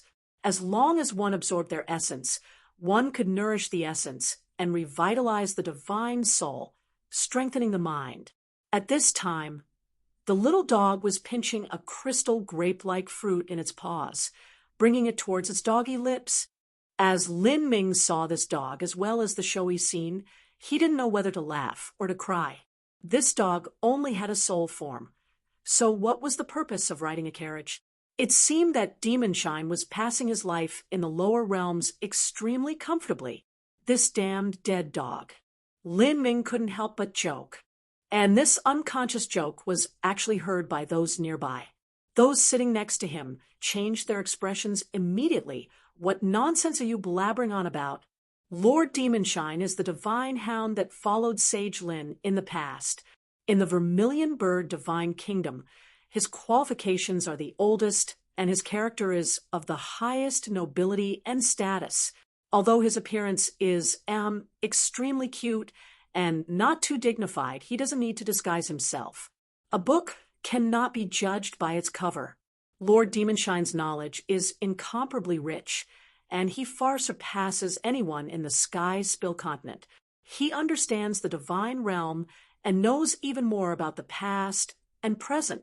He is the national saint beast that protects the Vermilion Bird Divine Kingdom, and yet you actually called Lord Demonshine a damned dead dog. It's like you don't know that is a capital crime. Several surrounding people sternly admonished Lin Ming, their complexion a bit fanatic. Even that 7-star youth that was friendly with Lin Ming quickly shut up. To martial artists of the lower realms, Lin Ming, who had cut down Yang Yun, saving the lives of most of the divine sea powerhouses and completely reversing the situation of the Sky Spill continent, was considered a living god. As for the guardian hound of a god, he naturally had to be an extraordinary existence amongst saint beasts. Lin Ming speechlessly traced his nose, thinking this all too funny. That damned Demonshine had actually become a character of the highest nobility and status, as well as the divine guardian hound of the kingdom. Such a great reputation and such a great show. Once this was combined with what Lin Ming knew himself, he couldn't help but chuckle. As for those around him, although they had serious looks on their faces, they could only endure this. The divine guardian hound of the Vermilion Bird Divine Kingdom, Lord Demonshine, has arrived. Lord Demonshine has been invited to issue the rewards for the top 3 contestants of this martial arts meeting. The master of ceremonies shouted out loud. As for those great figures from the various divine kingdoms and martial families, they all greeted Demonshine on their own. Although they didn't greet him like a junior did to a senior, their actions held the meaning of treating Demonshine like an elder. And in fact, Demonshine was indeed their elder. He was just under 50,000 years old, several times older than these people's grandfathers. After all, in the sky-spill continent, even late divine sea powerhouses lived at most to 8,000 to 9,000 years old.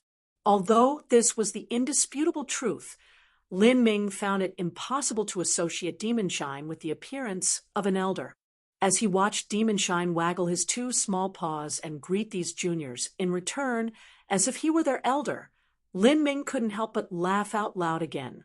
This fellow was simply too rambunctious to fool these top-level figures into treating him like an elder. That was simply the work of a con artist. The top 3 contestants of this martial arts meeting had already gathered in the center of the arena, waiting for Demonshine to pass out the rewards.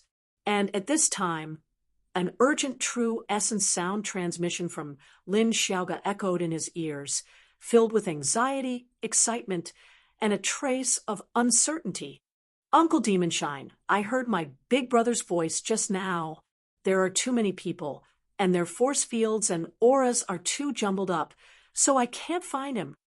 When Lin Ming ascended, Lin Xiaoga had still been extremely young.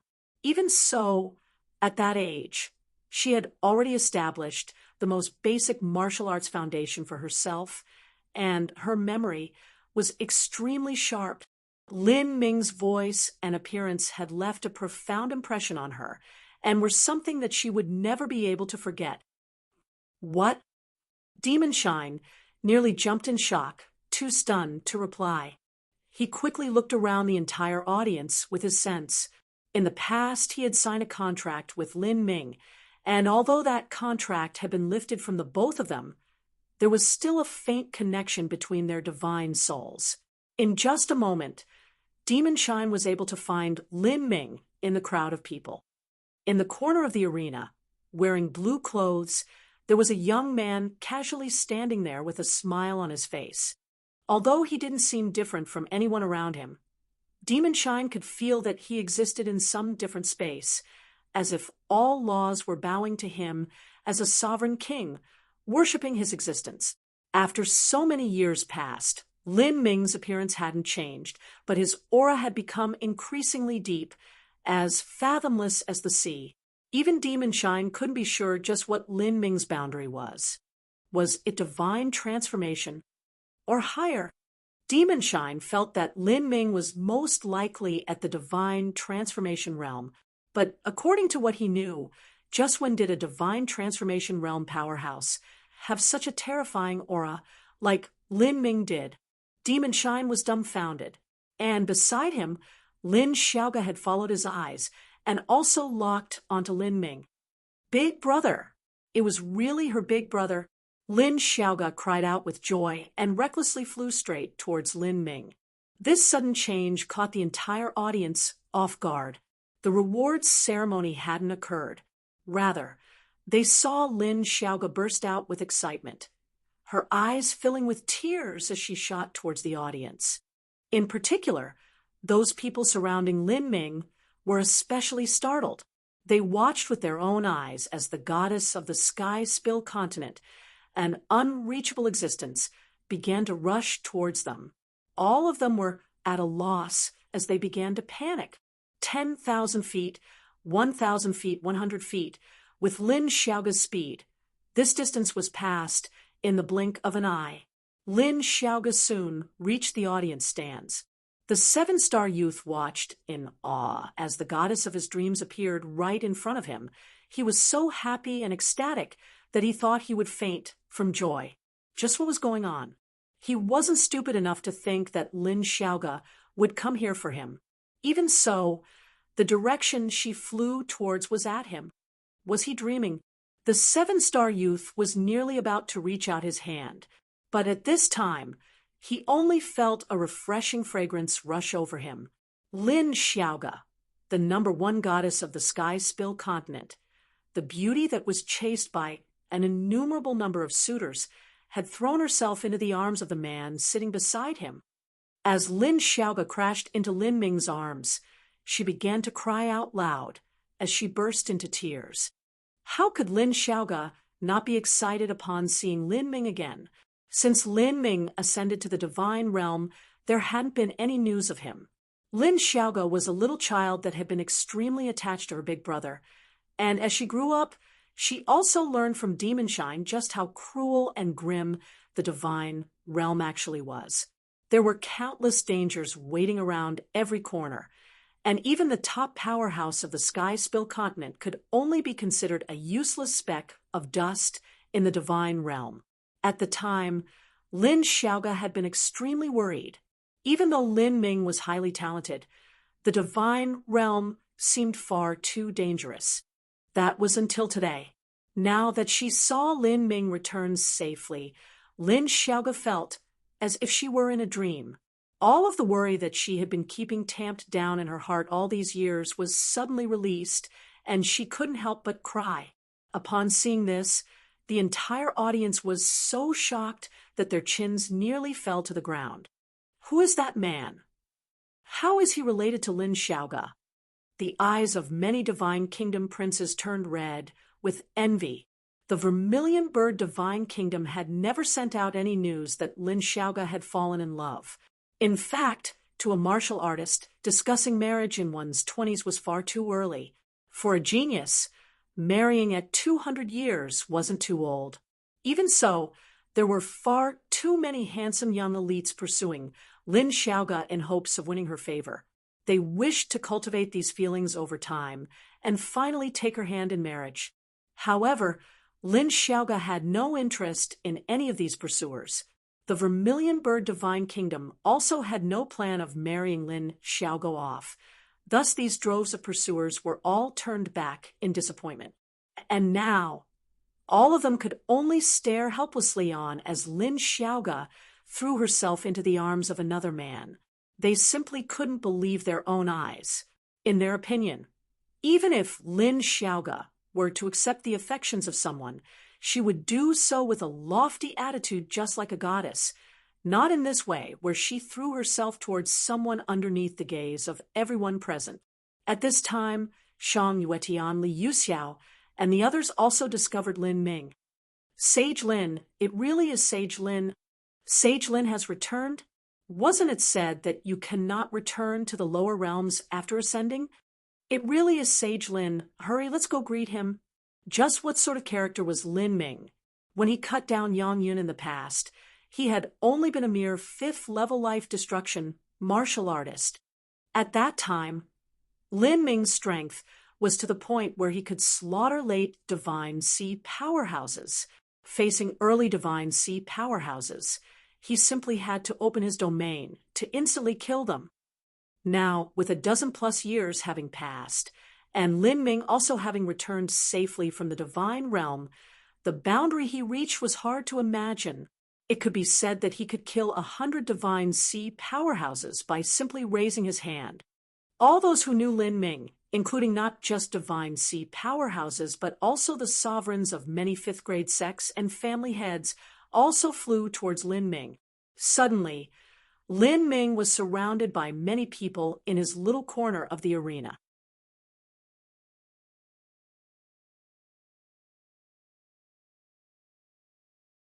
Chapter 1389, Meeting. Chapter 1389, Meeting. Yeah. The 7-star youth sitting beside Lin Ming had already entered a stunned state, completely slack-jawed. He originally thought that Lin Ming was Lin Xiaoga's lover, but now that he saw so many great figures fly over to the packed little corner he was sitting at, he was left dumbfounded. It would be almost impossible for him to see any of these characters, let alone these people, even high-stage life destruction martial artists that were ranked on the destiny decree were nothing but mythical existences to him. But now, so many of these top-level figures were right next to him. Just the pressure they exuded was hard to withstand. And all of these characters had gathered around Lin Ming. As for little Princess Lin Xiaoga, she was continuously crying in Lin Ming's arms. Just who was this young man? The 7-star youth's brain was already abuzz with chaos. He could not imagine just who Lin Ming truly was. And besides the 7-star youth, everyone else in the audience wasn't sure what was happening either. They were already panic-stricken and in shock, So how could they have the presence of mind to think about it? At this time, the seven-star divine kingdom's divine, sovereign Li Yuxiao's few words caused the hearts of all present to shake. Seven-star kingdom's Li Yuxiao greets Sage Lin. Lin Ming was far younger than Li Yuxiao, but Li Yuxiao still greeted him with the utmost respect. In the world of martial arts, strength was revered above all. As for Lin Ming's strength, he had already far surpassed them by 108,000 miles, as well as being the great benefactor to all those present. Sage Lin, what did the seven-star divine sovereign just say? That young man is Sage Lin? For most in the audience, this was the first time that they had seen Lin Ming. They never imagined that this character who had created the most fantastic and wondrous myth in the sky-spill continent, a great hero who far surpassed all others, would actually be standing right in front of them.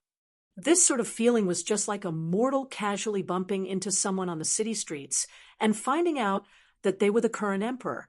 Moreover, to these martial artists, the shock of seeing Lin Ming was at least 100 times more intense than a mortal running into his emperor. It's really Sage Lin. Didn't Sage Lin already ascend? How could he have returned to the sky-spill continent? I heard that those who ascend aren't able to return. I have no idea. We cannot speculate on the affairs of such greater characters. I never imagined that Sage Lin would be so young. He seems like a young man in his early 20s. What nonsense! Sage Lin is very young to begin with.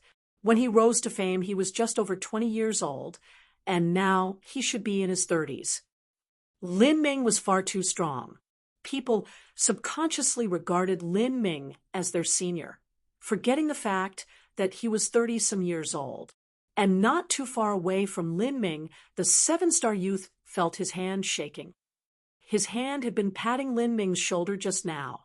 Rubbing his hand, the seven-star youth felt his entire body lighten up as if he were living a dream. I actually spoke to Sage Lin, and I even patted his shoulder. I ever said that nobodies like us would have no chance of matching with Lin Xiaoge. Whatever happened, I'm glad I didn't say anything too excessive, or who knows how I would have ended up. It wasn't just the seven-star youth, but all those around him who had been seriously educating him about demon shine. The divine guardian hound of the vermilion bird divine kingdom felt their minds go blank, completely losing all ability to process any thoughts. Shang family Shang Yuetian greets Sage Lin. White clan Snow Gale greets Sage Lin. One by one, all the great figures present came up to greet Lin Ming.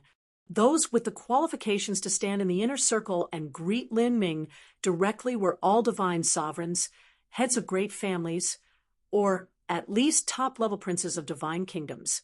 Without an exception, each one was a divine sea powerhouse.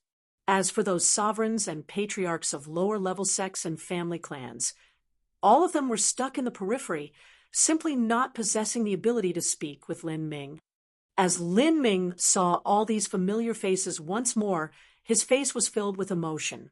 Over a dozen years had passed since these old allies had helped him lay siege to Yangyun. Now, they had established their status even more, becoming the absolute controllers of the sky-spill continent, with them looking after the Vermilion Bird Kingdom that was formed by Divine Phoenix Island, as well as the Lin family. Lin Ming could feel relieved. And with the resources he left behind, that was enough to supply the Vermilion Bird Divine Kingdom for the next several hundred years. They would be able to train a group of core leaders in the upcoming centuries, and at that time, the Vermilion Bird Divine Kingdom would be much more stable. At this time, a small red dog pushed his way through the bustling crowd, yelling out, "Lin Ming! Good heavens, you finally came back!" With Lin Ming's current status, only Demon Shine was able to speak so carelessly and jokingly to him. When Lin Ming's cultivation was low, it had been Demon Shine who had helped protect him. The youth and the dog had gone through many trials together, and even though Lin Ming became far stronger afterwards, they still considered each other friends and comrades in arms, without any distinction between who was higher and lower. Lin Ming faintly smiled, jokingly replying, I suppose. After so many years, it seems you've also become the national divine guardian hound. Hearing these teasing words, Demon Shine's complexion turned red. He playfully said, Don't make fun of someone as great as me. In just a dozen some years, you've already returned to the lower realms from the divine realm. From what I know, it isn't easy to return. You need the necessary strength to pass through the space storms, as well as a considerable amount of money for the transmission fee. Normally, others wouldn't think of returning to the lower realms so easily. It seems you've done quite well for yourself in the divine realm. It's been okay. Lin Ming smiled, not bothering to narrate all his brilliant successes. If he told Demon Shine that he had obtained second place in the divine realm first martial meeting, the little dog would probably go crazy. Okay is good enough. Demon Shine stretched out his paw, patting Lin Ming's shoulder, seeming as if he were worried for him. However, this scene combined with the earnest and serious expression on Demon Shine's face made one want to laugh out loud. It's hard to survive in the divine realm. Many geniuses of the lower realms often perish in the years after they ascend. As for those that survive, most just linger around uselessly, barely managing to maintain a living. Those that can produce some results and finally rule over their own area are the minority within the minority. Luckily, your talent is far too freakish, and with someone as wonderful as Fairy Phone guiding you, this shouldn't be a problem for you at all. So how is it? Have your days at the ancient Phoenix clan been well? Demon Shine knew that Lin Ming met with Fairy Phone. Thus he naturally assumed that Lin Ming was also residing at the ancient Phoenix clan. I left the ancient Phoenix clan a long time ago, Lin Ming casually said. When he had decided to go to the true martial great world to inherit the wealth that M.O. Eversnow left behind, he had left the ancient Phoenix clan. Now, only his name existed there. Looking back at his journey these past years, when Lin Ming first ascended, he needed the protection of Fairy Feng in order to reach the divine realm. Otherwise, he would have been torn apart by the space storms that existed between the lower realms and the divine realm. But now, Lin Ming's strength far surpassed that of Fairy Feng. And in order to accomplish this, Lin Ming had put forth an endless level of effort, experiencing countless struggles, and even surviving innumerable life or death battles and dangerous situations. Lin Ming didn't speak of any of this to Demon Shine. He only smiled clearly and gently. You've left the ancient Phoenix clan? Isn't that a bit too premature? The ancient Phoenix clan is a Holy Land level influence of the divine realm, and they have many resources that are quite good. If you leave the ancient Phoenix clan so soon, you might encounter many dangers. Demon Shine rubbed a paw over his chin, speaking with some worry. Lin Ming chuckled. There have been some dangers. Before I returned to the lower realms, I was in a tight spot, but I've finally resolved that matter. In fact, not only did I not lose anything, but I gained some advantages instead. Lin Ming naturally referred to the matter of himself being hunted down by the Saint Race's spy, and then Tian Mingzi. This was not just a tight spot, but an extremely dangerous death chase that nearly killed Lin Ming. However, he kept his tone even and understated so that he didn't arouse Lin Xiaoga's concern. But even so, just a brief description caused Lin Xiaoga's heart to tighten. She wanted to ask him just what happened, but Lin Ming only spoke a little bit about it to resolve her worries. Big brother, Big Sister Qinyu and Big Sister Xingxuan both went searching for you. Have you seen them? In accordance with customs, Lin Xiaoga should have referred to Mu Qinyu and Qin Xingxuan as her sister-in-laws. However, she was used to calling them Big Sister. Thus she continued to do so. I saw them. Lin Ming nodded. Mu Qinyu and Qin Xingxuan had finally met with Lin Ming once more after several twists and turns in the divine realm. All of this was glossed over in just a few simple words. That's wonderful, Lin Xiaoga happily said. But at this time, she seemed to think of something. She whispered, "Big brother, can I also go with you to the divine realm?" Lin Xiaoga's voice dimmed down. Her cultivation was simply too low. No matter how stable her foundation was, she still only possessed a revolving core cultivation, soon to enter life destruction. This sort of cultivation naturally didn't give her the qualifications to enter the divine realm. It was only that she feared that once Lin Ming went back, she wouldn't be able to see him for who knew how many years. However, Lin Xiaoga never thought that Lin Ming would only faintly smile and say, "You can.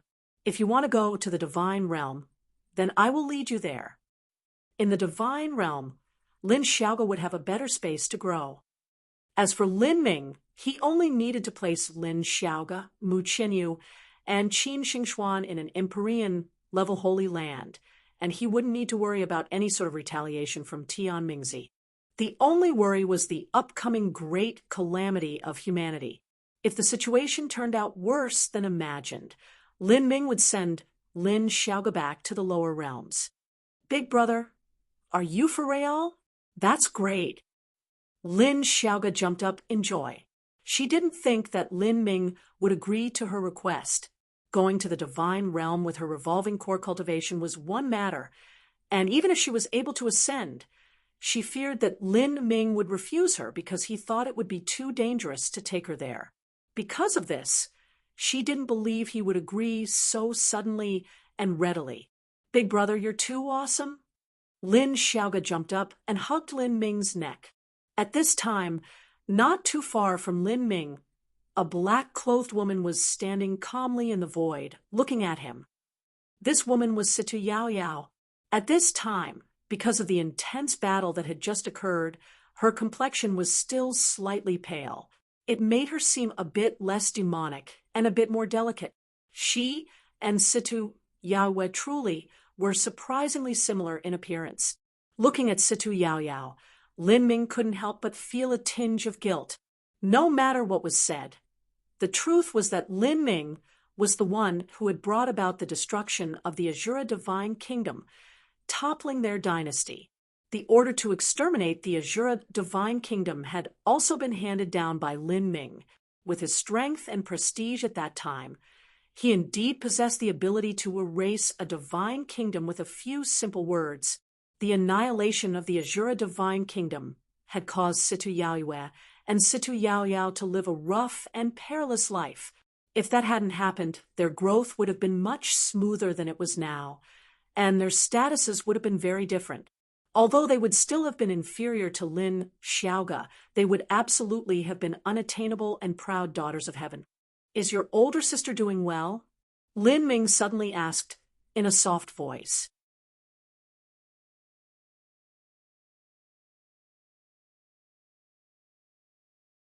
Chapter 1390, The Day of Return. Chapter 1390, The Day of Return. After being spoken to by Lin Ming, Situ Yao Yao never thought that he would bother noticing her. Her feelings towards Lin Ming were extremely complex.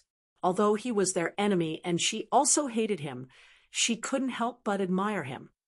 Although the fall of the Azura Divine Kingdom had been caused by Lin Ming, Situ Yao Yao also knew that this ending could only be blamed on the high-level figures of the Azura Divine Kingdom in the past. They had followed Yang Yun and had made themselves enemies of the world. "My big sister is doing well," Situ Yao Yao said, somewhat indifferently. Facing her old enemy, she naturally wouldn't reveal the difficult lives they lived.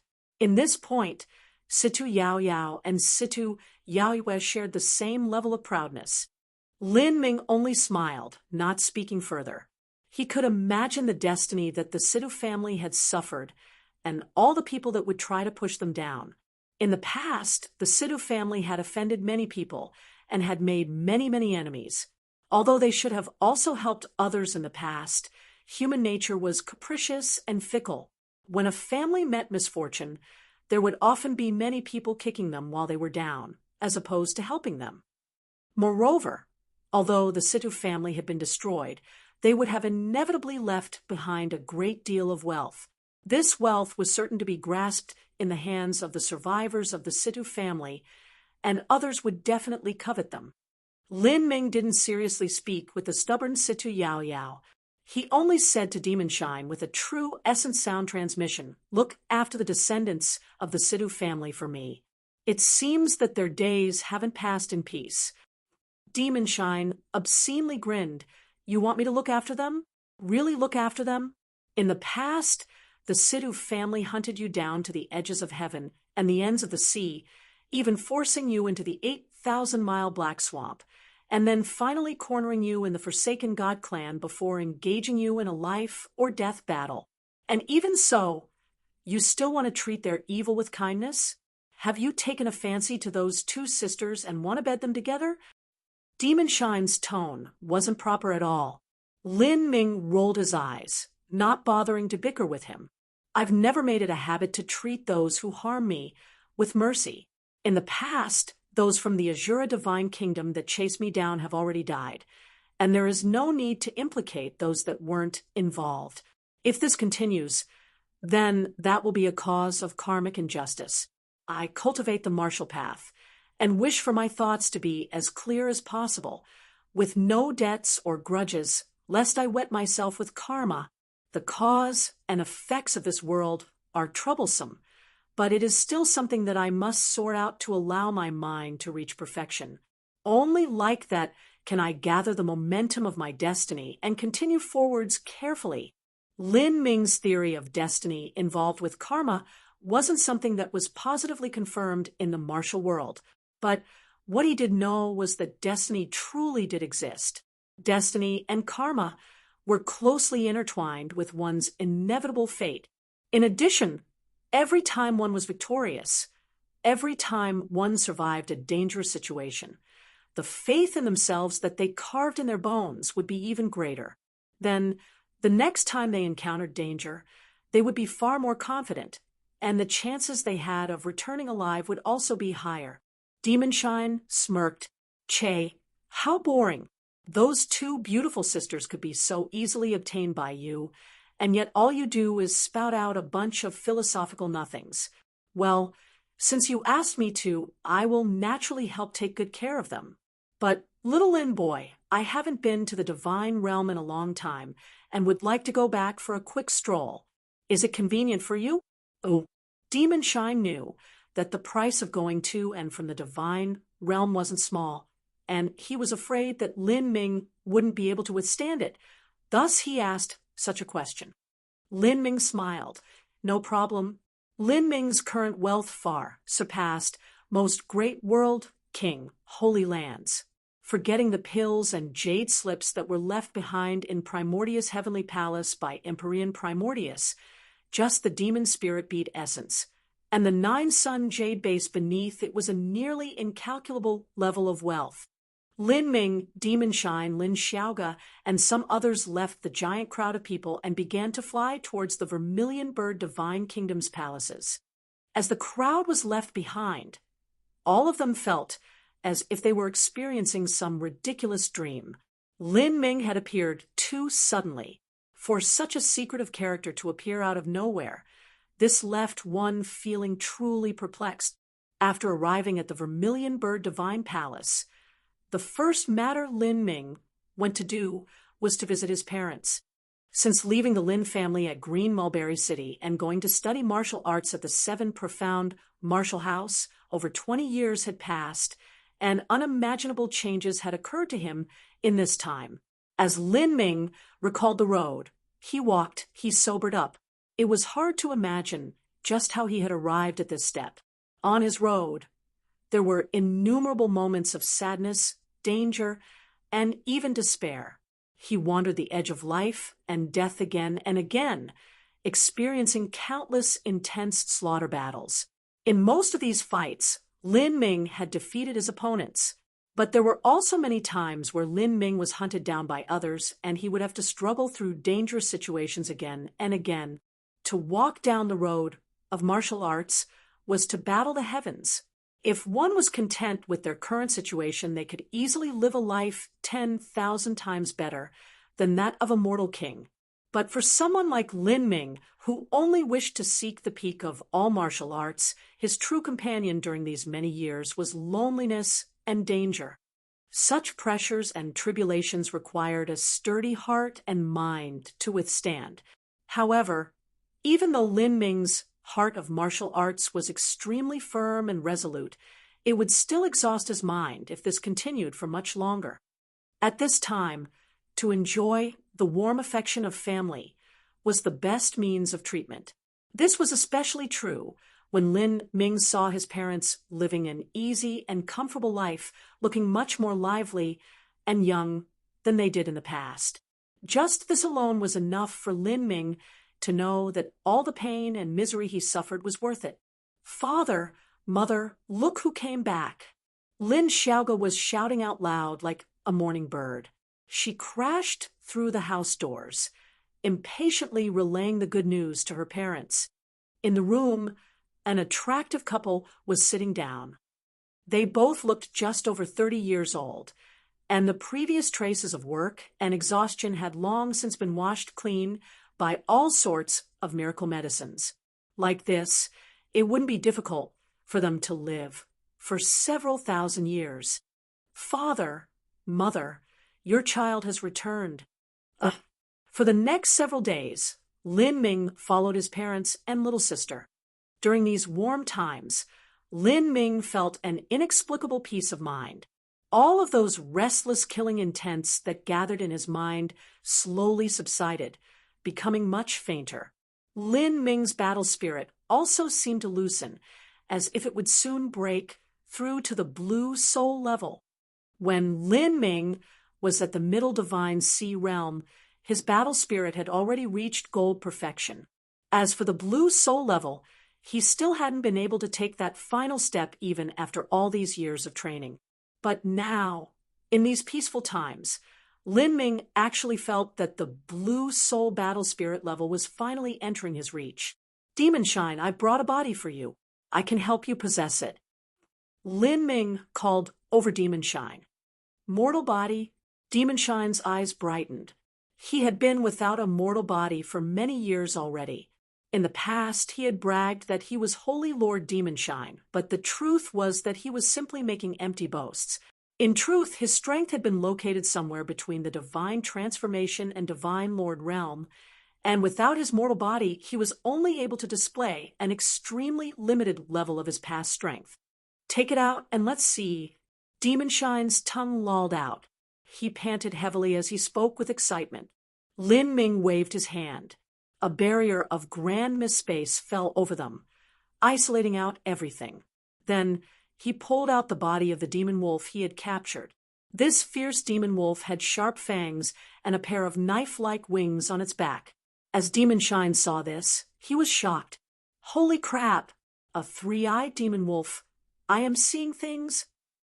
This demon wolf not only has a body as hard as divine iron, but it also possesses a third eye called the Davic Heaven Eye. It possesses the ability to understand the laws from birth, and it also possesses an intellect similar to humanity. Its mental strength is particularly formidable. "I can't believe you were actually able to find something so good. This sort of beast would fetch a sky-high price on the black market." Demon Shine didn't believe that Lin Ming had caught this demon wolf. Rather, he believed Lin Ming had bought it. But no matter how it was, this was truly a great mortal body for himself. Lin Ming said, "Are you satisfied?" "Satisfied. Of course I'm satisfied. But it's only that taking possession of this body won't be easy for me." "No worries, I can help you with that." Lin Ming possessed a perfect gold battle spirit and also comprehended the divine dream law. His understandings of the soul had reached an extremely high level. It wouldn't be a problem at all for him to help Demon Shine take over the body of a three-eyed demon wolf. And in fact, with Lin Ming's help, the process of taking over the demon wolf's body was extremely smooth. A day later, a tall and powerfully built wolf that was larger than an ox began to recklessly fly above the skies of the Lin family's palace. The howls and unbridled cackles of the demonic wolf caused everyone in the surrounding area to stare in shock. Among these people were many high-level figures. As they felt the aura exuded by this demon wolf, all of them were secretly dumbfounded. Lin Ming had been back for just a few days, yet he was able to so easily put forth such a terrifying demon wolf. Without a doubt, even if all of them gathered together, they still wouldn't be a match for this demon wolf. Like this, a month passed. Whoosh! In the rear courtyard of the Lin family palace, the phoenix blood spear shot forth, controlled by the ruling spirit art. The spear seemed to have a mind of its own, deftly cutting apart a willow tree. With a sparkle of spear light, this willow tree was instantly carved by Lin Ming, leaving the image of a vivid, lifelike phoenix. This spear was able to destroy a 100,000-foot mountain, but now the spear light was being used to carve a willow tree and also produce such a fine and intricate design. This level of control was truly shocking. Lin Ming was using the ruling spirit art to temper his own battle spirit. He wanted to overcome the barrier of the blue soul battle spirit as soon as possible. Big brother, well done. In the rear courtyard, Lin Xiaoga clapped and cheered out loud as she saw Lin Ming train his martial arts. Lin Ming faintly smiled. He turned to look at her. Standing beside Lin Xiaoga were 3 other young girls. These 3 young girls were all her friends, and as girls that knew Lin Xiaoga, their status was definitely not ordinary. Of these young girls, one was the princess of the 9 Furnace Divine Kingdom, and another was the most outstanding disciple of the White Clan. There was even a chance that she would be a potential candidate to be the patriarch of the White Clan in the future. As for the last girl, she was the granddaughter of the Heaven Mirror Sage, who had already retired to his homeland. She possessed a variation dantian, and her talent was in no way inferior to Sita Yayuez. It was only because she was too young at 16 years of age that she didn't participate in Vermilion Bird Divine Kingdom's martial arts meeting. As they saw Lin Ming look at them, the young girls stumbled over themselves. The youngest girl's cheeks turned bright red and hot. The only reason they were able to enter the rear courtyard of the Lin family palace and see Lin Ming train was because they were Lin Xiaoga's friends. Otherwise, they would never have had such a chance. There was no need to mention Lin Ming's storied deeds and history.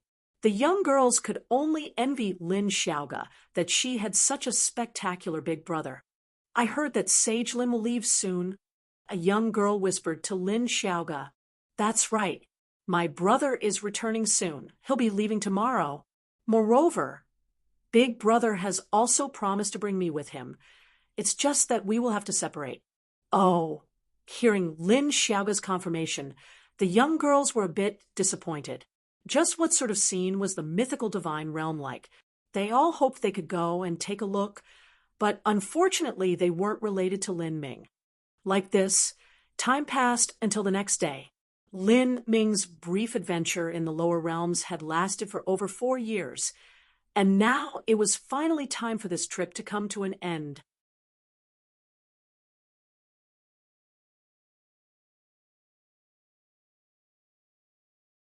Chapter 1391, Seeking an Audience with Divine Dream.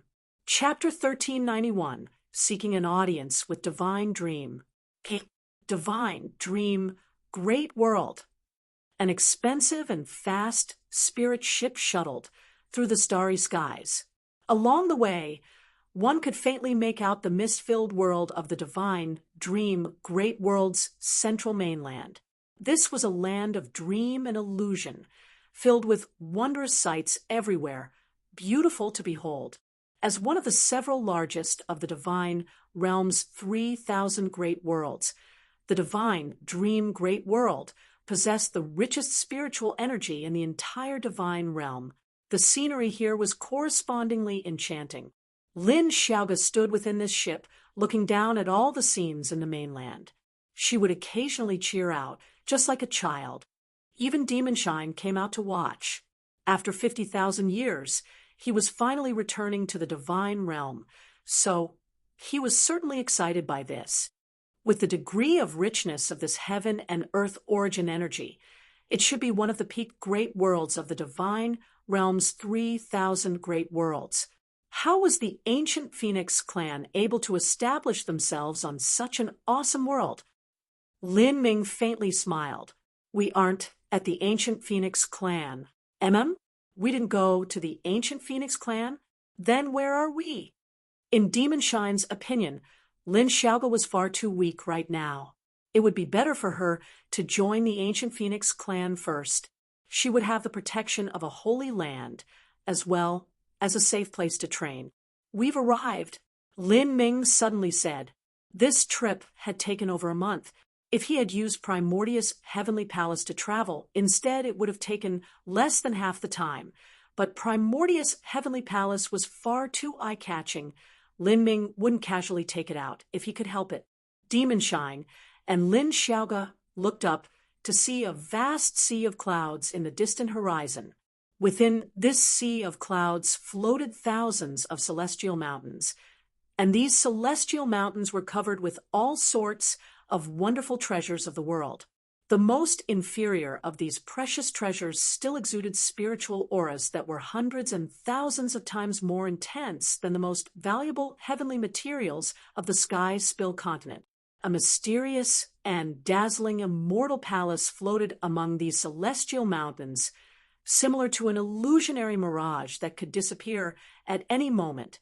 Spiritual springs surged, coming down in waterfalls that looked like endless bolts of white silk sprinkling down from the heavens. A single drop of this divine nectar, if dropped onto a field of mortal grass, could turn all of it into spiritual herbs. But now, rivers of this water were sprinkling down into the sea of clouds, vitalizing the heaven and earth origin energy in the surroundings. This is... Demon Shine's 3 blue eyes popped wide open, filled with absolute disbelief. This was definitely not a level of strength and prestige that a Holy Land level sect should be able to possess. If a single item from within this sea of clouds was to be dropped in a small world of the divine realm, it would absolutely provoke a bloody and terrifying war as all the small sects struggled for it with their existences on the line. But here, these items were only decorations that were casually strewn about. Lin Xiaoga also oohed and awed in praise. Her eyes were wide open, looking at as much as she could. In truth, she didn't know what this scenery meant. Even so, this didn't stop a profound and amazed feeling from swelling within her heart. This is Divine Dream Heavenly Palace, the dwelling of Empyrean Divine Dream, Lin Ming slowly said. But as these words fell on Demon Shine's ears, he nearly spat out a mouthful of blood in shock. What did you just say? Empyrean Divine Dream? Are you sure? Demon Shine's claws shook. 50,000 years ago, he had followed the Demon Emperor to a mission at the Verdant Feather Holy Lands. In the army of 10,000 powerhouses, Demon Shine had been insignificant. To him, an Empyrean was a completely unimaginable existence. Moreover, Empyrean Divine Dream was known as the most terrifying of all Empyreans. It was possible that she was the greatest powerhouse of the entire divine realm. To Demon Shine, such an existence was a god, and Lin Ming had actually led him here to Empyrean Divine Dream's heavenly palace. Demon Shine definitely didn't believe that Lin Ming would bring them here just for some sightseeing. Could it be that Lin Ming had joined Divine Dream Heavenly Palace? Lin Ming, are you joking with me? Did you join Divine Dream Heavenly Palace? No, that shouldn't be true. It's said that Divine Dream Heavenly Palace only accepts female disciples, so how could you have possibly joined? Demon Shine had never lost his composure like this before, and beside him, Lin Xiaoga asked, Uncle Demon Shine, what is it? What is this Divine Dream Heavenly Palace? You won't understand if I tell you. Even I cannot describe just how great the status of Empyrean Divine Dream is. In the past, when the Demon Emperor established a 6th grade sect and then ascended, his strength increased by several times in the divine realm. But even during his prime, he wouldn't even have been considered an ant in front of Empyrean divine dream.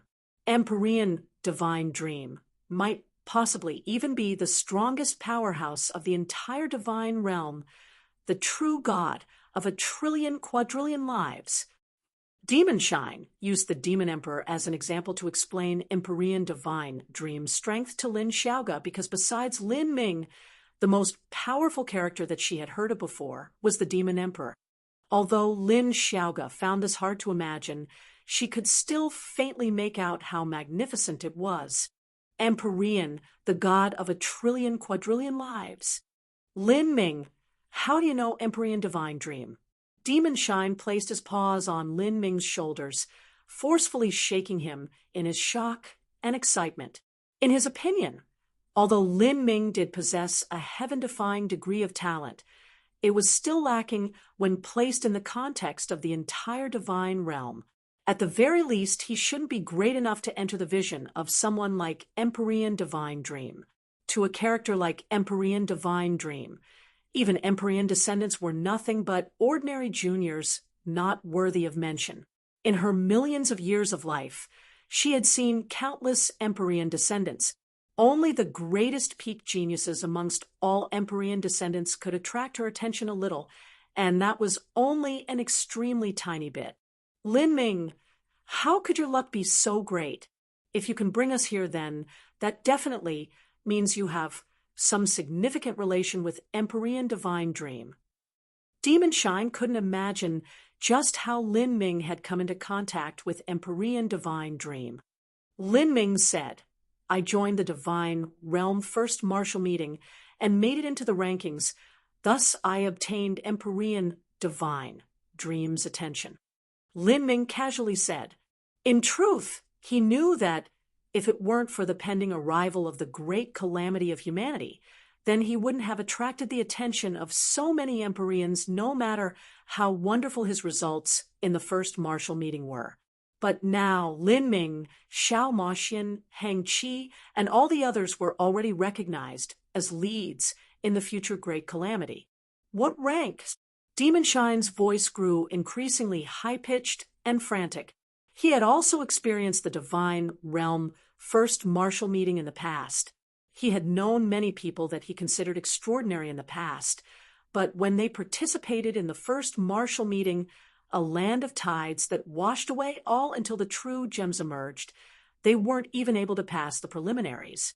If one had to insist on their rankings, they were likely ranked under 1,000,000. However, even that sort of result was enough to be proud of. If Lin Ming could obtain the attention of Empyrean divine dream, then he definitely wasn't lower than 1,000,000 in rankings. Second place. Even though Demonshine was prepared for an answer like this, he still froze solid, harder than stone. Divine realm first martial meeting. Second place. This sort of result, was that a result that a human could really accomplish? Heavens! How could this be possible? Lin Ming, you actually came second at the divine realm first martial meeting? Just what have you been up to in your years in the divine realm? Demonshine's mind blacked out. He could be said to understand Lin Ming to an extent, but even so, he didn't believe that with the level of talent that Lin Ming displayed in the lower realms, he would somehow have placed second in the divine realm first martial meeting. And at this time, they had arrived at Divine Dream Heavenly Palace. Lin Ming said, "Let's leave this for later. I have to see Empyrean Divine Dream first. There is some extremely important information that I have to report to her. You can wait outside." As Lin Ming spoke, he left the spirit ship and flew straight towards the depths of Divine Dream Heavenly Palace. Disciple Lin Ming wishes to seek an audience with Empyrean Divine Dream. Lin Ming stood outside Divine Dream Heavenly Palace and spoke to the two female guards. These two women both possessed Holy Lord level cultivations. Divine Dream Heavenly Palace only had a mere several hundred core disciples. With the maids, guards, and other servants added on, there were only several thousand people. Of these people, every single one was outstanding. Enter, at this time, a faintly recognizable force spread to Lin Ming's ears, like the quietest of sighs. This was the sound transmission of Empyrean divine dream. Lin Ming was delighted to hear this. He estimated that in the 4 years he was gone, Empyrean divine dream should have long ago finished her closed-door seclusion. Without a doubt, Frost Dream should have broken into the divine transformation realm much earlier than he did. Lin Ming flew straight into the heavenly palace to pay a visit to Divine Dream. After 4 years passed, Divine Dream was still the same as before. She wore a long white dress, and there wasn't the tiniest bit of a powerhouse's aura emitting from her body.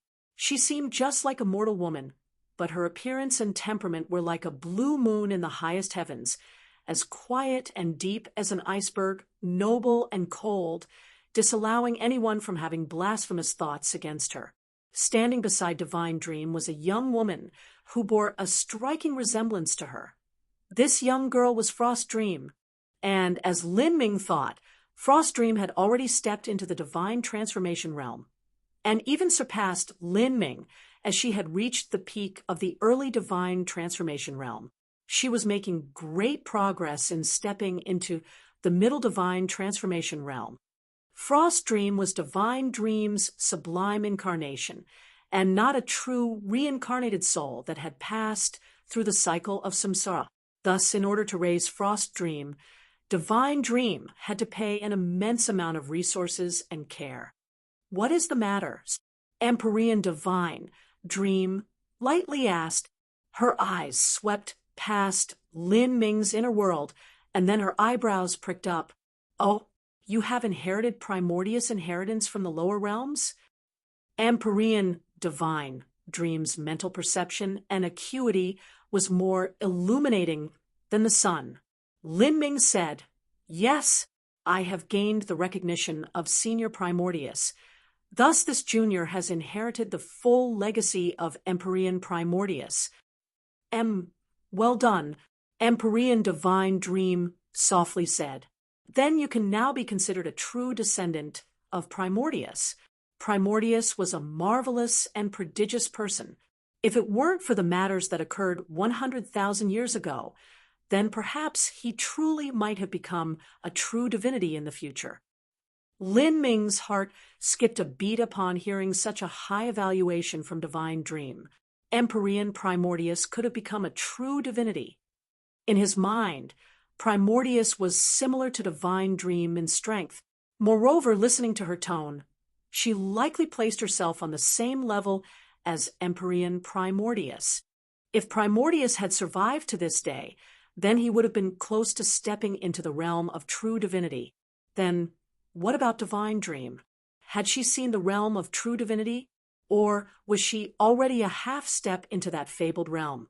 Perhaps she was waiting for Frost Dream to mature before directly ascending into a true divinity, becoming a true god of the divine realm. As Lin Ming realized this, he felt that Divine Dream was increasingly unfathomable. "Lin Ming, for what matter did you wish to see me?" Reporting to Senior, "Before this junior went to the lower realms, I needed to look for a mortal body for an old friend. Thus I went to the Demon Dawn Great World." Then Lin Ming reiterated his entire bitter experience with Tian Mingzi to Divine Dream, from beginning to end. He spoke of the 9-star heaven pill, that Tian Mingzi was refining the Saint Ray's spy, and Tian Mingzi hunting him down, all the way to the lower realms. He retold the entire story without omitting a single detail. At the start, Empyrean Divine Dream didn't have an expression, but afterwards her eyebrows wrinkled together. "Where is the corpse?" Empyrean Divine Dream suddenly said, an ice-cold chill to her words. Lin Ming quickly took out the corpse of the Saint Ray's spy from his spatial ring. As Divine Dream saw this corpse, a cold light shimmered in her eyes. It truly is the Saint Race. They ruined their cultivation to pass through the God-lamenting wall, and now wish to restore their strength with the 9-star heaven pill.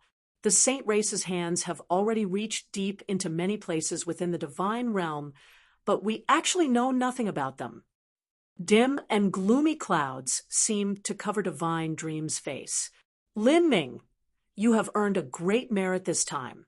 In the future, when the great calamity of humanity arrives, you will surely be a part of the main force. From this point alone, whether or not you are my disciple, I will put forth my full strength to help raise you.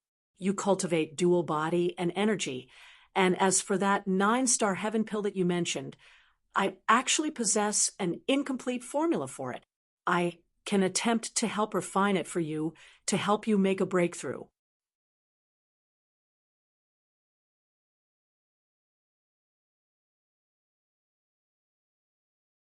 Chapter 1392, Drastic Change.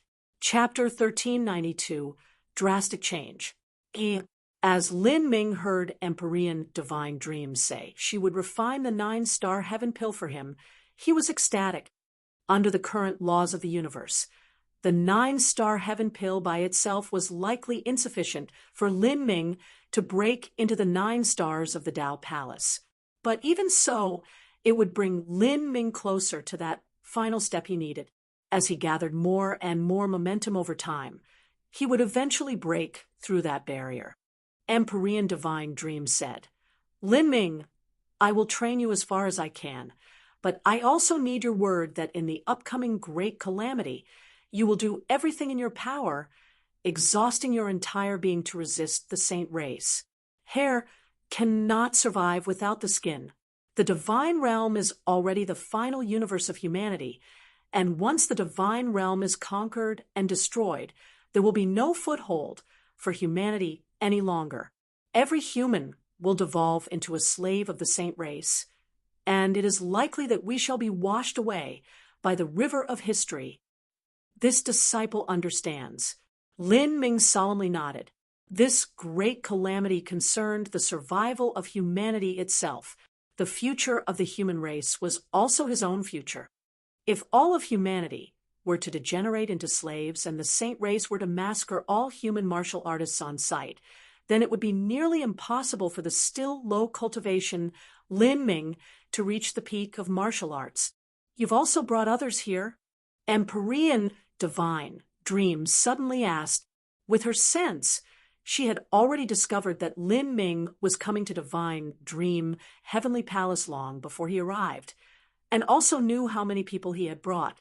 Yes, this junior was too abrupt, because I offended Tian Mingzi.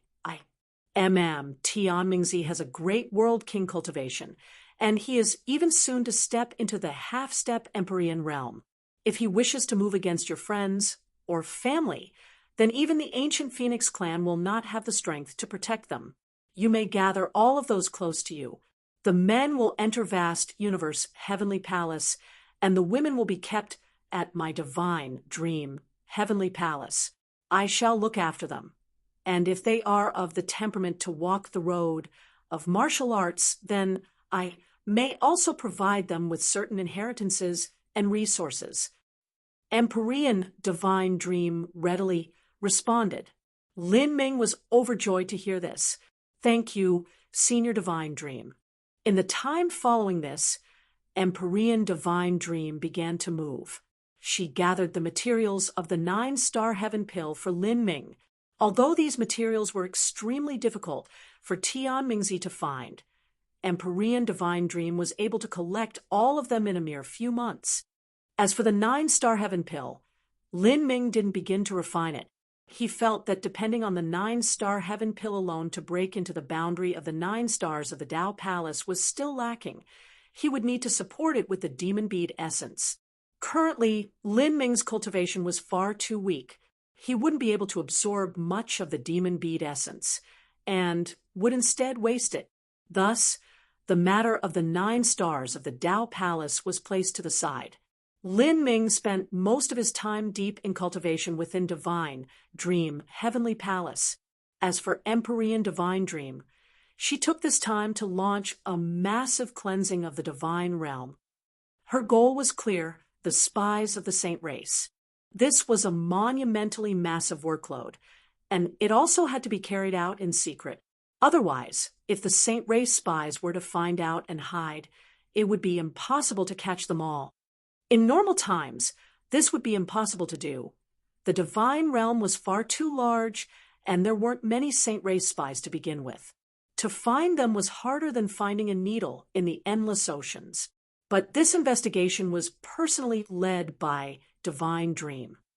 She would suddenly appear in a land without any indication at all, and instantly open the divine dream space, causing everyone to fall into her dreamland.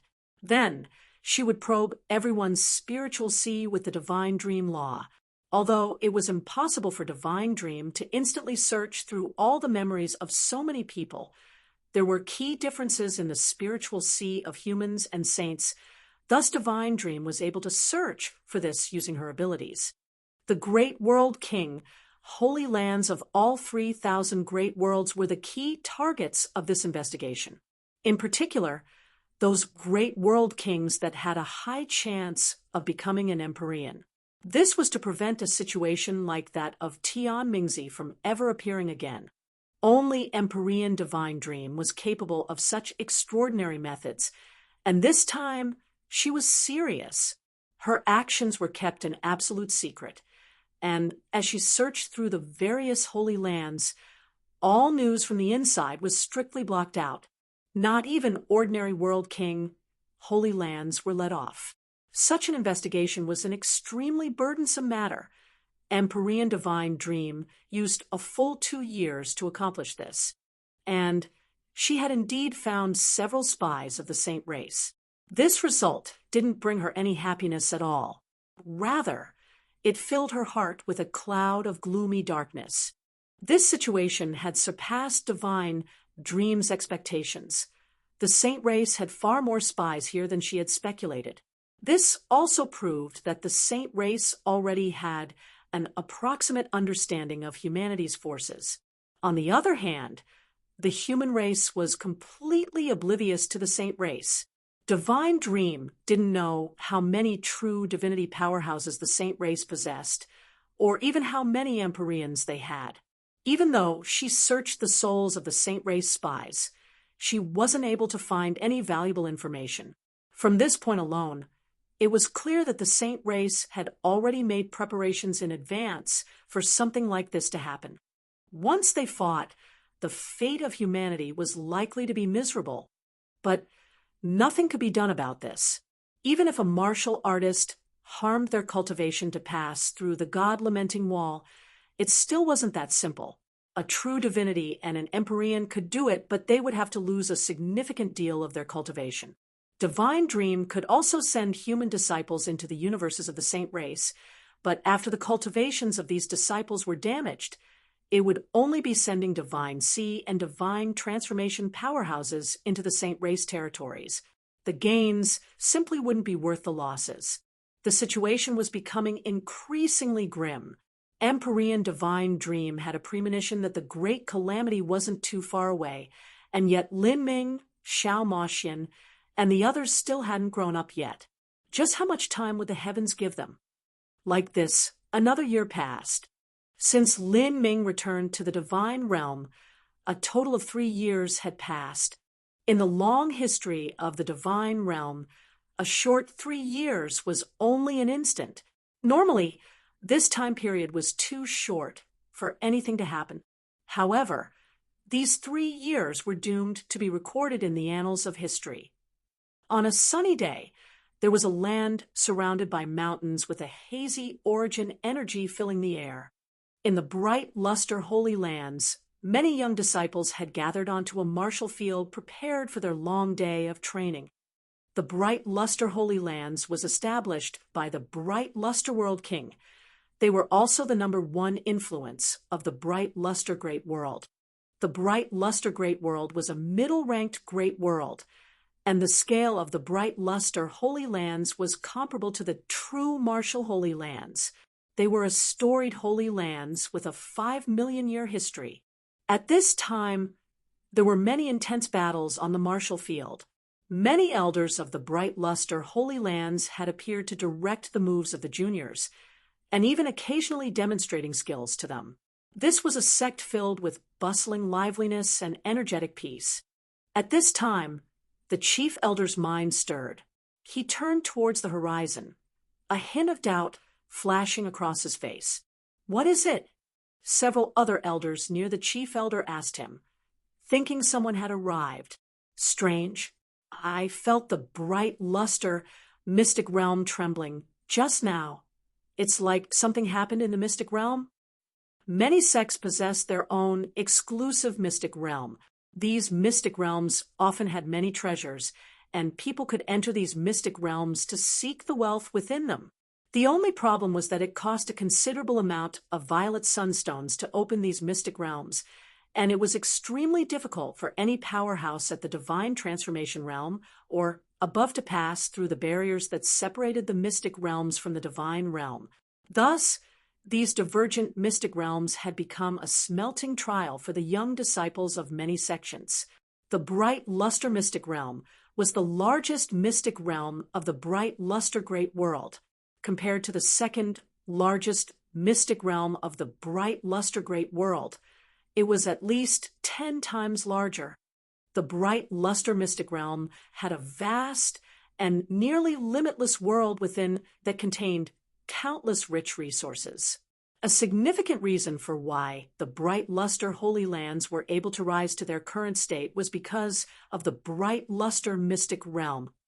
But on this day, the bright luster mystic realm was constantly shaking with tremendous changes occurring inside, as if it would collapse at any given moment. This event alarmed even the bright luster world king. What is going on? The bright luster world king frowned. Even the chief elder was confused.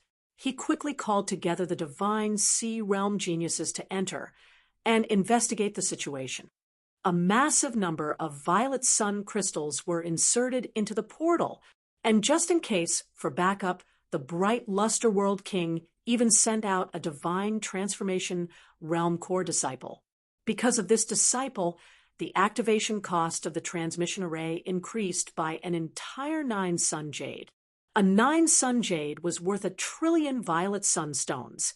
To a great world king holy land, this was not a small amount of wealth, but to spend so many violet sunstones on an investigation showed just how important the bright luster mystic realm was.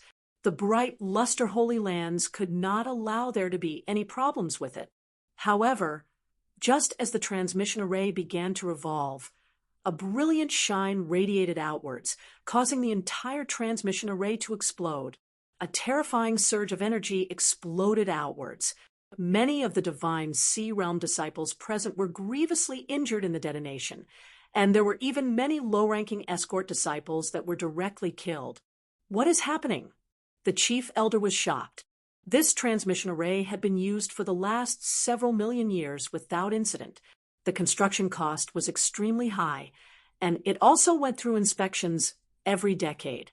There shouldn't be, and there had never been, a case of an explosion. He hurriedly moved forwards to see just what had gone wrong, but then another terrifying explosion rang through the air. This time, even space was shattered by the energy. Even though the chief elder had reached the peak of the Holy Lord realm, he was still sent flying backwards and vomiting blood as he was struck by this explosion. Ha ha! I'm here! I'm finally here! A reckless laughter echoed through the air. From the torn-apart space, a group of figures flew out. 6 billion years, we've waited for such a long time. The shame of the past defeat will be washed away with your blood. Divine shifting heavens, I will establish my immortal feats of wonder here. This is now the territory of my race. As strong roars and howls filled the air, countless people began gushing forth from the torn space. The disciples of the bright luster holy lands were completely dumbfounded. As these voices fell onto the ears of the bright luster holy land disciples, they actually had no idea what these shadowy figures were saying. This was because they weren't speaking the native language of the divine realm. And from these people's auras, any single one of them was stronger than their chief disciple. There were even those among them that could compare with the bright luster world king. This terrifying mob of people could destroy their bright luster holy lands at any time. And among these dark figures, a tall youth in white robes smiled as he drifted down from the sky like a spiritual god, looking down at the many bright luster Holy Land disciples underneath him.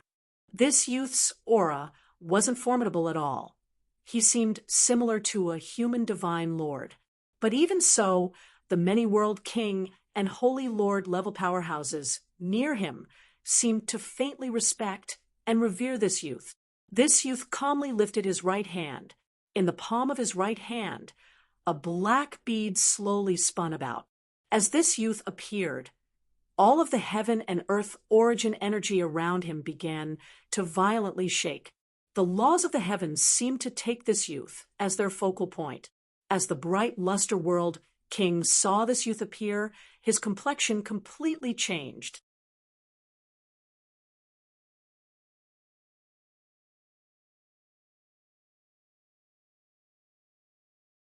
Chapter 1393.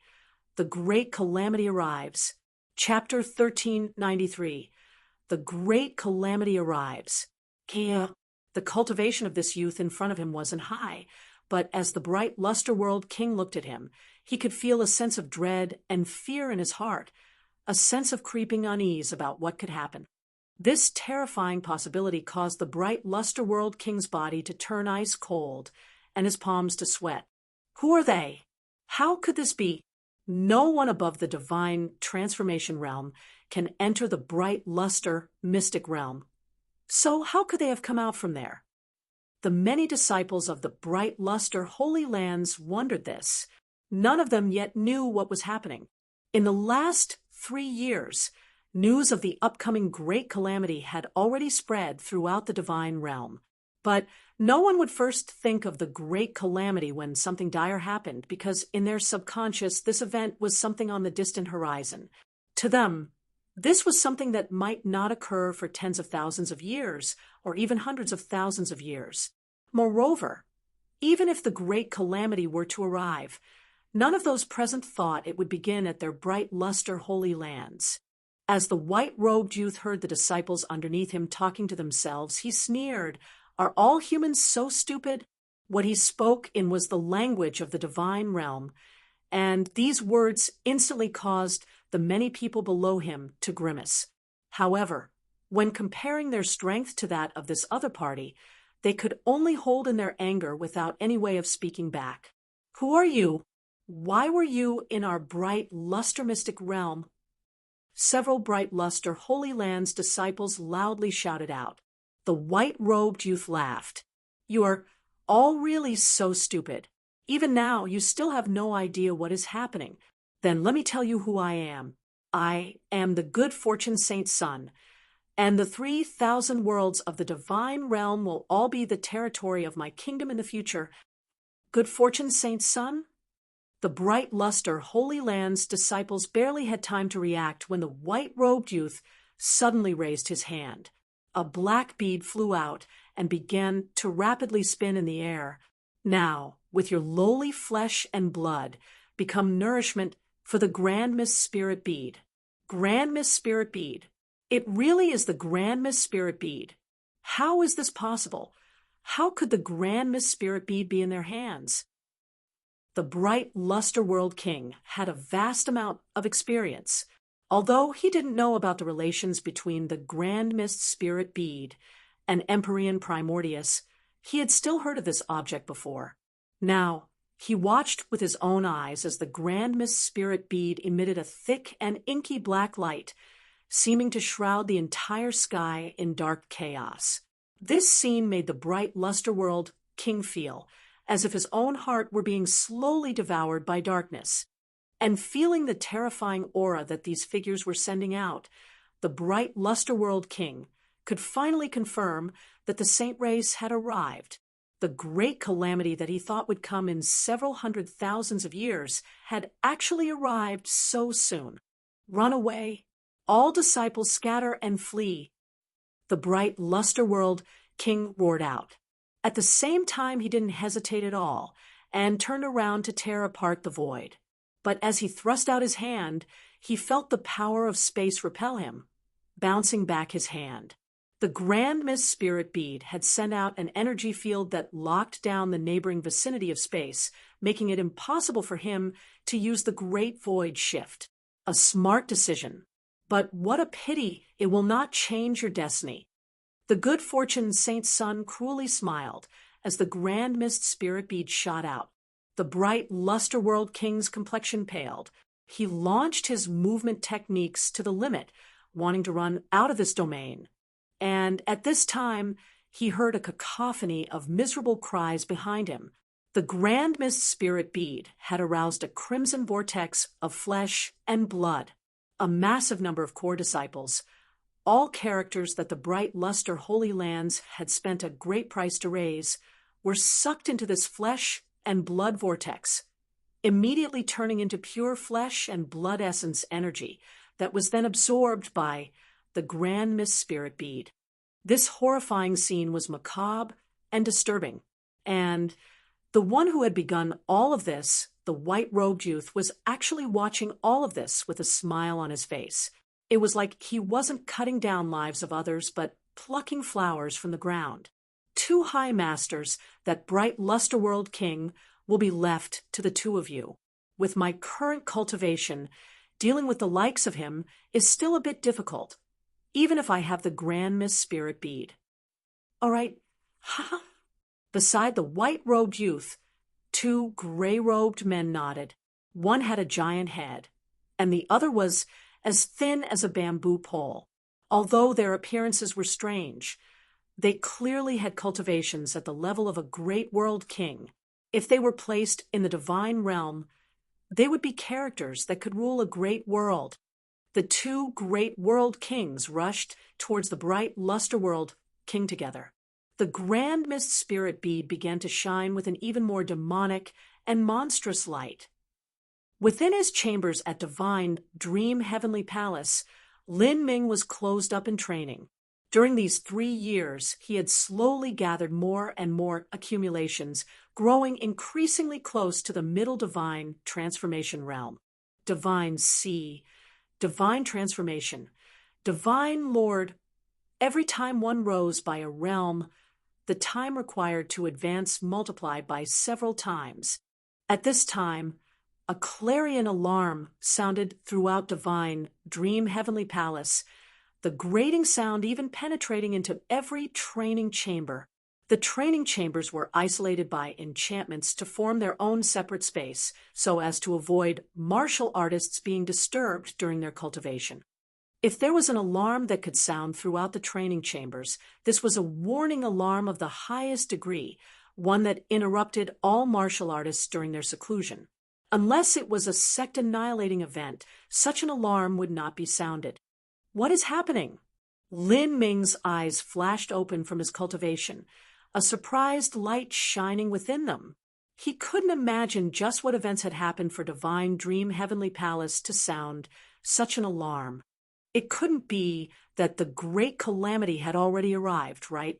Even Lin Ming also subconsciously believed that the great calamity wouldn't arrive for an extremely long time. Compared to the entire history of the divine realm, 10,000 years was an extremely short period of time. Although the great calamity was said to be soon approaching, this soon approaching would often need tens of thousands or even hundreds of thousands of years. Lin Ming's figure flashed, and he appeared at Divine Dream Heavenly Palace. As he appeared, he saw a great commotion of elders and disciples rapidly heading towards the assembly hall. Lin Ming's heart also flashed with a moment of anxiety. He followed the crowd towards the assembly hall. Empyrean Divine Dream was already waiting at the assembly hall. She had a solemn and dignified look. After the main figures arrived, Empyrean Divine Dream finally spoke. The great calamity has arrived. The first disruption of the God-lamenting wall was at the bright luster Holy Land's divergent mystic realm. In one day, the bright luster Holy Lands was exterminated, and the bright luster world king also perished in battle. In 5 days, the saint race thoroughly captured the entirety of bright luster great world's central mainland.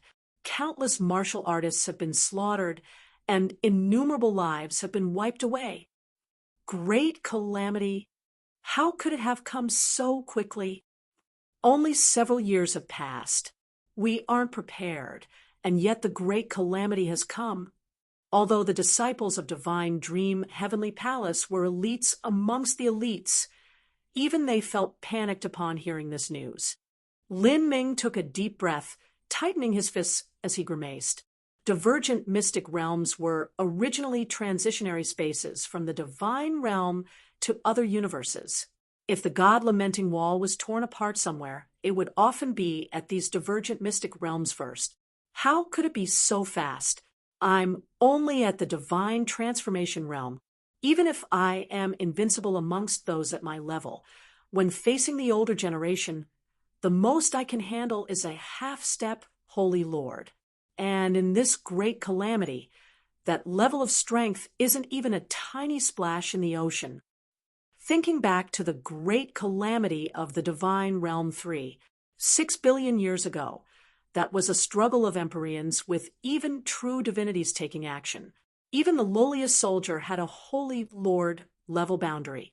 A half-step Holy Lord could only be considered common cannon fodder. In this great calamity, Lin Ming simply didn't have any use or role to play, let alone tempering himself in this great calamity. He only could watch as humanity fought with the saints. This caused Lin Ming to feel very unwilling. Damn it, how could it be like this? If I had another several hundred years, then as long as I could reach the Holy Lord realm or a half-step Holy Lord cultivation, at least I wouldn't be as useless and powerless as I am now. Lin Ming didn't want his destiny to be decided by others. Now, if he wanted to rapidly enhance his strength, the only method was to enter a time enchantment and train. However, in a time enchantment, the laws were distorted. If one couldn't properly perceive the laws, then that would make cultivating they're far less effective. Empyrean Divine Dream didn't have any expression.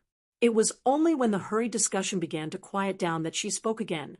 For this expedition of the Saint Race, the greatest powerhouse they have sent out so far is a half-step Empyrean. Even so, that is more than enough to annihilate a middle-level world without an Empyrean present. In particular, in this war, there has been a person sent out called the Good Fortune Saint Sun. His Saint Lord cultivation is equal to our human divine Lord realm. This person possesses a mysterious bead that might possibly be the Grand Mist Spirit bead. Although he only has a Saint Lord level cultivation, he can still fight with a World King Master. His level of talent is simply unimaginable. As Empyrean Divine Dream spoke, her eyes fell onto Lin Ming. Lin Ming's mind shook. Grand Mist Spirit Bead. When Empyrean Primordius lost the Grand Mist Spirit Bead, did it fall into the hands of this Good Fortune Saint Sun? In that moment, Lin Ming's mood was extremely complex. He remembered the final words that Empyrean Primordius had left behind in Primordius Heavenly Palace. To lose the Grand Mist Spirit Bead is the greatest mistake of my life. If there is ever a day when it is possible, you must retake the Grand Mist Spirit Bead and return it to the human race, and seek a paradise pure lands for the orphaned god race. Lin Ming clenched his fists together. He had to retake the Grand Mist Spirit Bead one day. However, he was simply far too weak right now.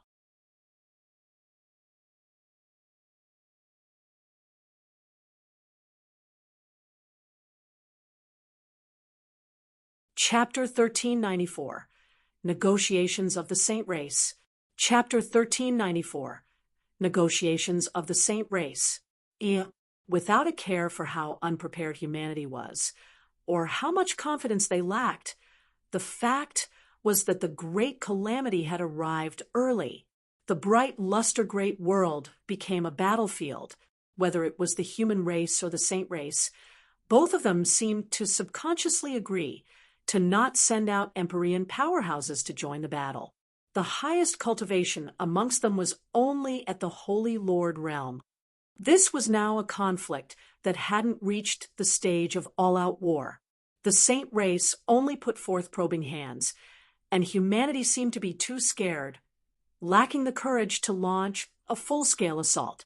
They were well aware that Once Empyreans joined the fray, that was when the ultimate showdown would begin. But now, humanity didn't even know how many true divinity powerhouses the saints possessed, so how could they possibly fight them? In this battle, Divine Lord and Holy Lord powerhouses made up the main force, while World Kings and Half-Step Empyreans also participated. In such a battlefield, it was impossible for growing geniuses like Lin Ming to go and fight. Otherwise, if there was an accident, the losses to humanity would be immeasurable. The fight continued for half a month. By now, the name of a saint powerhouse had spread throughout humanity. He was the good fortune saint's son. This person possessed a saint lord realm cultivation, a realm equal to a divine lord cultivation. But with this cultivation, he was actually able to defeat an ordinary world king in combat. He even had the ability to survive the assault of a great world king. He held a black demon bead in his hand, and all martial artists below the Holy Lord realm, no matter how many there were, would be instantly twisted to shreds by this object. Their bodies would turn into pure flesh and blood essence that was then absorbed by the black demon bead. Such a terrifying character had everyone panicking in fright. A divine lord that could fight a world king? Just what sort of concept was that? A divine lord and a world king were separated by the entire Holy Lord realm. This was an even greater difference than divine transformation to a Holy Lord. The human Supreme Elders wanted to immediately strike out and kill this good fortune saint's son. However, during their battles upon the bright luster great world, they found that the good fortune saint's son had powerhouses protecting him from behind, and these mysterious saint race powerhouses actually didn't take action. Rather, they only watched the saint's son fight. This sort of feeling was as if the saints were using this war to sharpen the good fortune saint's son. The characters that were supporting him were far too strong. Thus, even the Empyreans that wanted to kill him grew fearful and retreated. This result was all reported to Empyrean Divine Dream. Damn, just what do the saints want? The saint race Empyreans were holding still, and the human Empyreans didn't dare to rashly move. After all, the ones who feared this war were the humans. Humanity had less Empyrean powerhouses than the saints did, and there was no need to mention true divinity powerhouses. The saint race likely had more than one true divinity master, while humanity had 0. They waited 6 billion years, and now that the barrier between our universes is torn apart, they still haven't come at us in full force. Rather, they've only been sending half-step Empyrean powerhouses. Just what sort of tricks are they trying to play?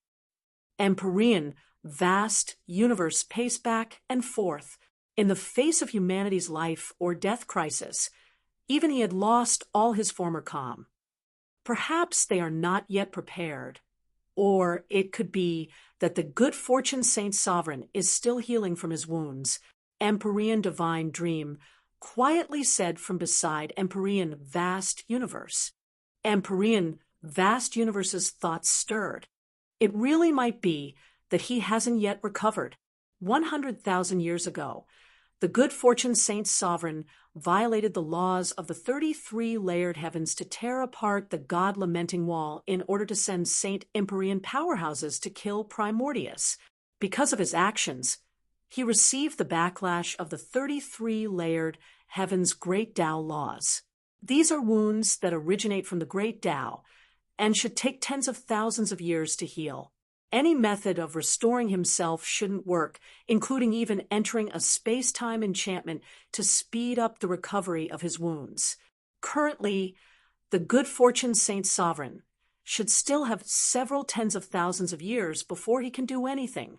Before then, his strength should be equal to an Empyrean's. However, even if the good fortune saint sovereign hasn't recovered, if the numerous Empyreans of the saint race were to attack together, it would be nearly impossible for us to resist. Moreover, without a doubt, the saint race has more than one true divinity. So how come they aren't doing anything? It might be impossible, but could the saint race be wanting to use this war to temper that good fortune saint's son? Empyrean vast universe couldn't understand what was happening, and even Empyrean divine dream was deep in silent thought. This was a war that concerned the survival of their race. And to cause this mess just to send out their saint son to adventure was far too childish and ridiculous an action. The saint race definitely wouldn't do something so stupid. The good fortune saint's son should only be taking the opportunity to temper himself. There must be some other reason that the saints hadn't yet launched an all-out war. It was just that they didn't know what this reason was. The war entered a stalemate. In a situation where Empyreans on both sides didn't take action, the good fortune saint's son had far too much limelight. His momentum was nearly unstoppable. And although his strength was inferior to a great world king's, the amount of death and destruction he caused actually far outstripped that of a great world king. It was all because of the appearance of the Grand Mist Spirit bead. With this bead, all powerhouses in a great area could be immediately killed. This was something that a great world king powerhouse couldn't accomplish. Those that were killed by the good fortune saint's son were at least at the divine lord realm.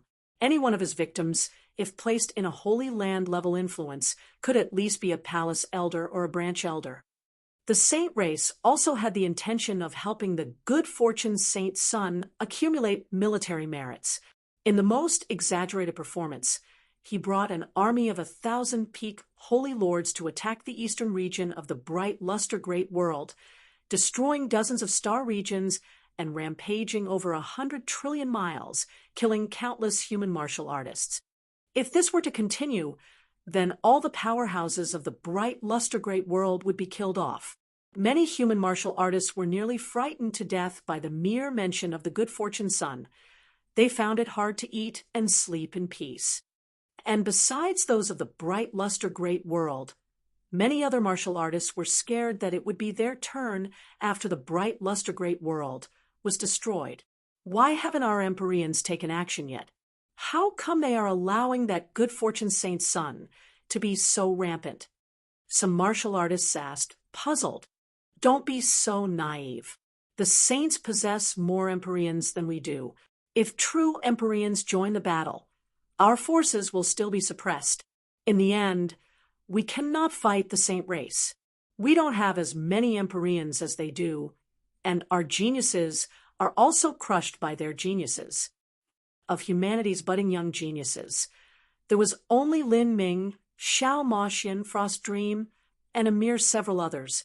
In this war, because humanity's geniuses had cultivations that were too low, they didn't step on the wider battlefield. So the good fortune saint's son had ended up outshining them. Why would you help praise your enemies to ruin the momentum and prestige of your own people? Our geniuses have yet to grow, and Lin Ming, Frost Dream, and Xiao Maoxian are all geniuses that humanity rarely sees even in 100 million years.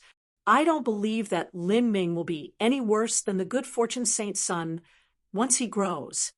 There were many martial artists that were fans of Lin Ming and Divine Dream. They weren't willing to listen to others say that the geniuses of the saint race far surpass them. I also hope that what you say is true, but just think about it. The good fortune saint's son only has a late saint lord realm cultivation, but he can already defeat an ordinary world king. And how about Frost Dream and Lin Ming? During the past first martial meeting of the divine realm, they were both middle and late divine sea martial artists and comparable to weak divine lords. Now, compare the difference between the divine sea and divine lord realms and the difference between the divine lord and world king realms. Just think about which one is bigger, and there shouldn't be a need for me to say anything further. I also heard that the good fortune saint's son possesses the Grand Mist Spirit bead, that is the #1 top treasure of the 33-layered heavens. And what do Lin Ming and Frost Dream have? I've even heard others say that this good fortune saint's son will become a true divinity in the future. The continuous victories of the saint race left humanity feeling pressed breathless, gasping for air. And if the appearance of the good fortune saint's son was any indication of the saint race's future, that meant they had more powerhouses than clouds in the skies. an extreme genius combined together with the number one treasure of the universe. It was hard to imagine just what achievements the good fortune saint's son would have in the future. How could humanity contend with a new true divinity by relying on Lin Ming, Xiao Moxian, Frost Dream, and the others? Even their fans felt a bit afraid for them. The war continued onwards, and the human martial artists of the bright luster great world fell into an increasingly perilous state. As the bright luster great world neared complete annihilation, many Empyreans found it hard to stay still. Losing tens or hundreds of thousands of divine lords to the saint race wasn't a fatal number to the massive divine realm, but tiny numbers quickly snowballed. Once the saint race slaughtered their way forth with unstoppable momentum and began nibbling away at the mid-level martial artists of humanity, then humanity would lose the foundation to train Empyreans from. Once that happened, as long as many Empyreans died in battle, then humanity's future would fall into utter ruins. We must fight. An all-out war. I have no idea just what game the saint race is playing, but I know that if this continues, then humanity will lose all their confidence. If we are to engage in total war at that time, then it's possible we will be defeated.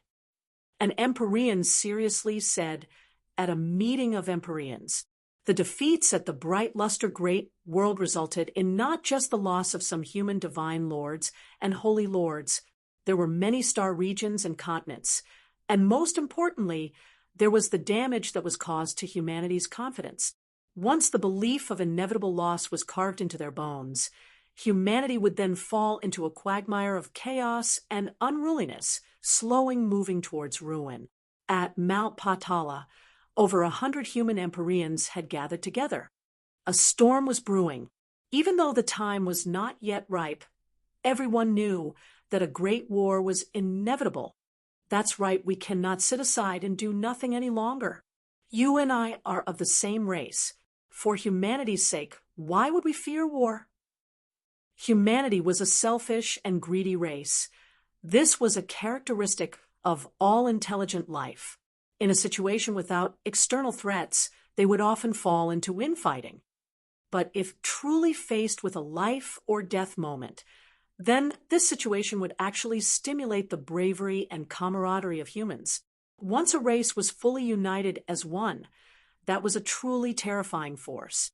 Over 100 Empyreans gathered together. Over the past few days, even god-beasts had appeared in the skies above Mount Patala. These terrifying god-beasts spread their roars for millions of miles, causing the minds of those who heard them to tremble. Lin Ming also followed Empyrean Divine Dream to Mount Patala. This scene of Empyreans and god-beasts was similar to that of 6 billion years ago. Lin Ming took a deep breath. Has the great battle arrived like this? This is too fast. It's like I've been living a dream. He never imagined that even though he had been training day and night in preparation for the great calamity, that when the great calamity actually arrived, there would actually be nothing he could do. Lin Ming clenched his fists together. He was unwilling to accept this. Rumble, rumble, rumble. In the skies, a divine light surged. A titanic, primal-looking stone platform tore through space, appearing in the skies above Mount Patala. This was the announcement platform where the roles of many Empyreans would be assigned. 6 billion years ago, Empyrean Divine Seal had stood upon the Divine Seal altar and commanded the masses, assigning everyone their duties. Now, this present scene was also similar. The only difference was that no one was able to reach the same heights that Empyrean Divine Seal had reached. And even an extreme character like Empyrean Divine Seal had perished in the Great Calamity. Now, humanity didn't have someone like Empyrean Divine Seal on their side. So how could they possibly emerge victorious? Lin Ming felt his mind fill with a strong sense of powerlessness. In fact, this sort of powerlessness also appeared in the hearts of many other humans. This was a war with an extremely low chance of winning. However, at this time, another unexpected turning point occurred. The Saint race had requested negotiations. And the place where negotiations would be held was Mount Patala, where over 100 Empyreans had gathered.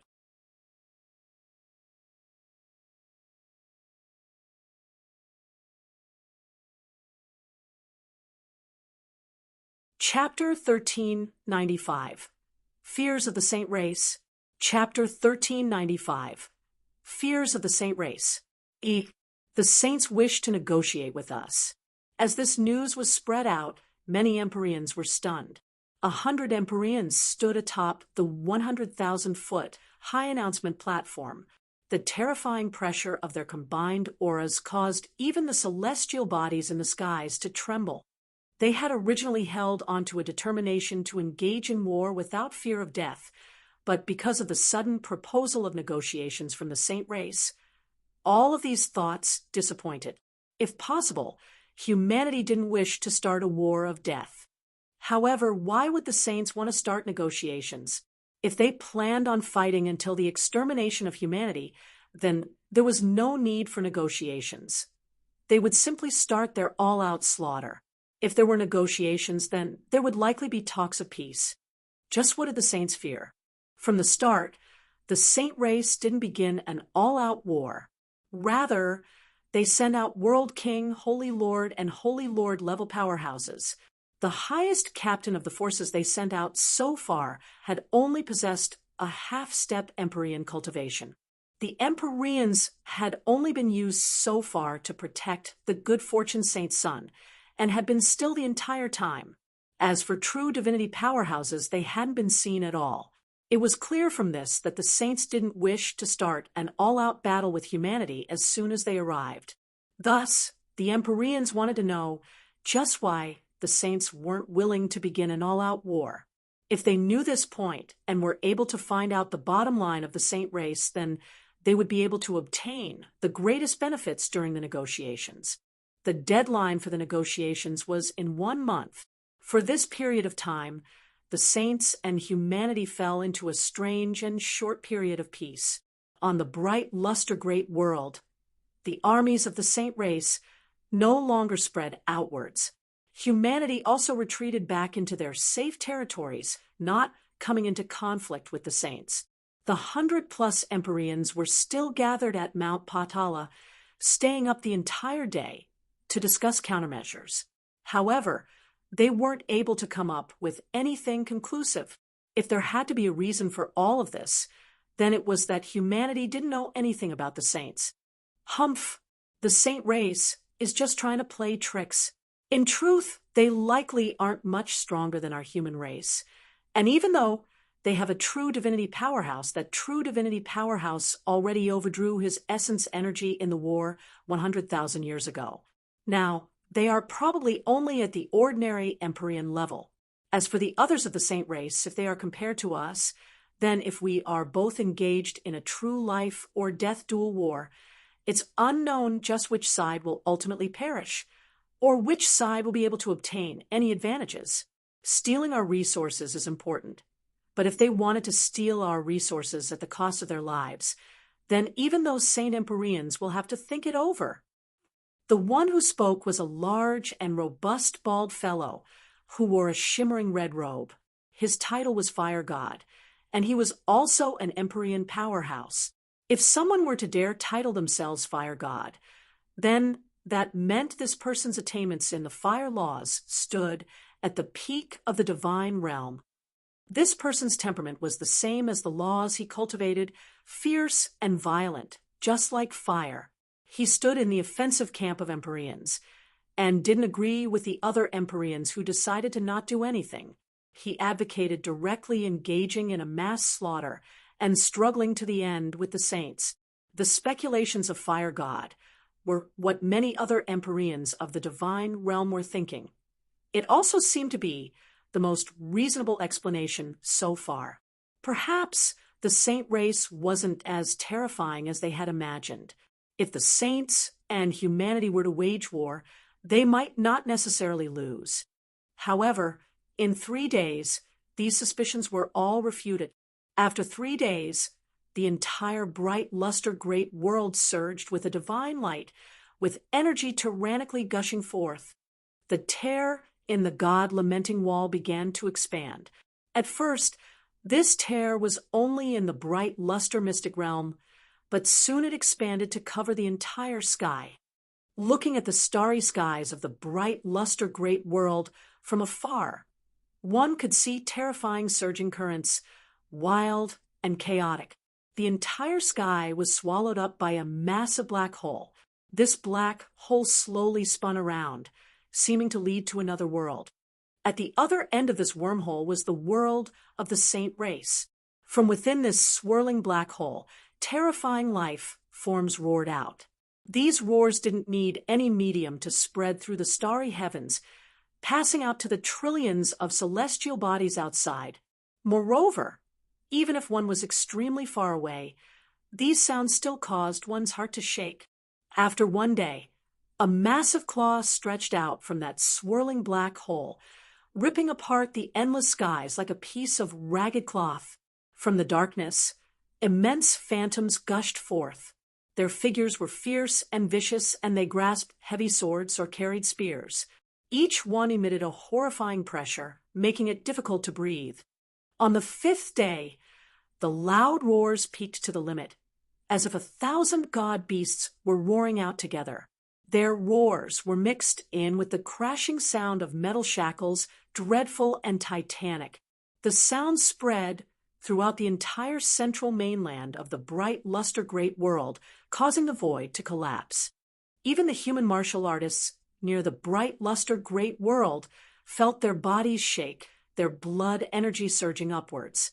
Those with weaker cultivations even vomited blood, extremely wounded. As the human Empyreans heard this sound, all of them were silent. Not even that raging fire god uttered a single word. Another Empyrean meeting was urgently held. The atmosphere of this meeting was one of dread and fearfulness. That terrifying aura, that terrifying sound, those were absolutely not something that could be randomly sent out.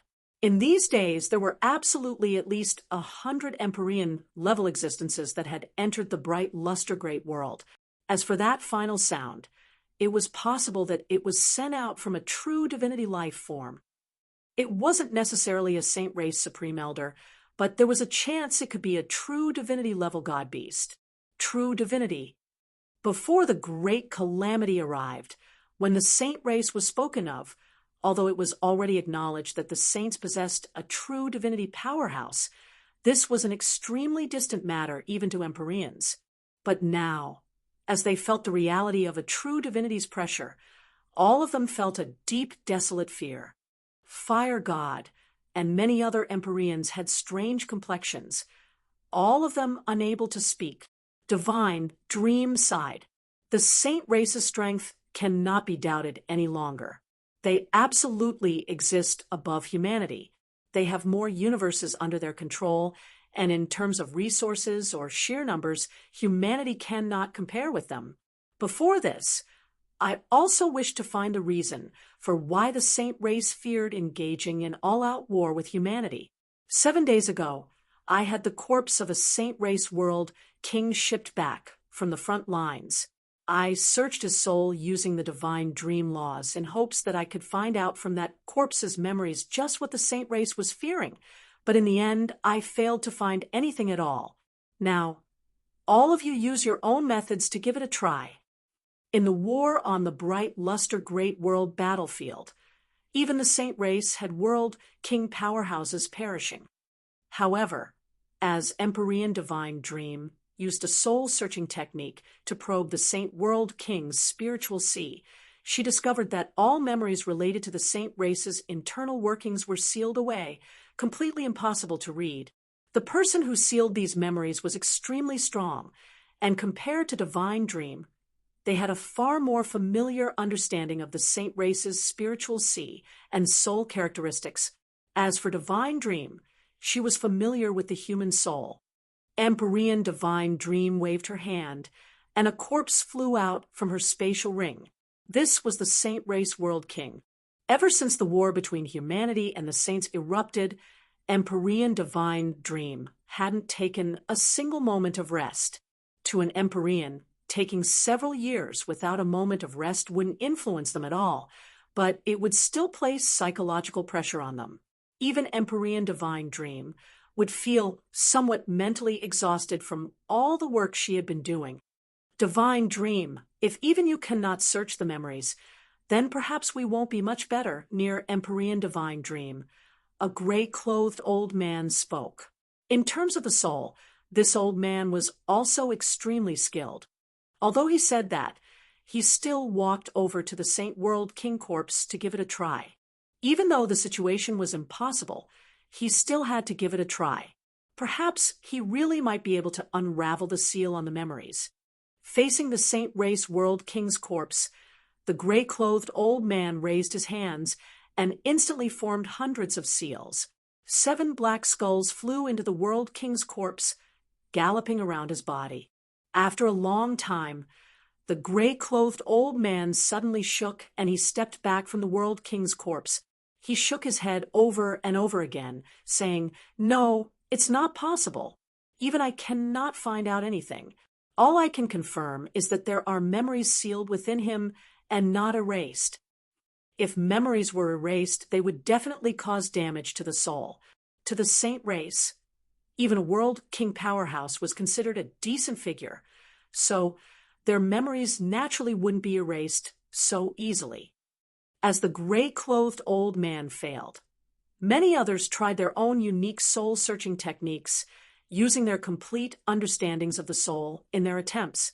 Even so, they were far inferior to Divine Dream and the gray-clothed old man. Some people hoped there would be an infinitesimally small chance that they would somehow succeed, but without a doubt, all of them were completely defeated in their attempts. Finally, this meeting ended without any result.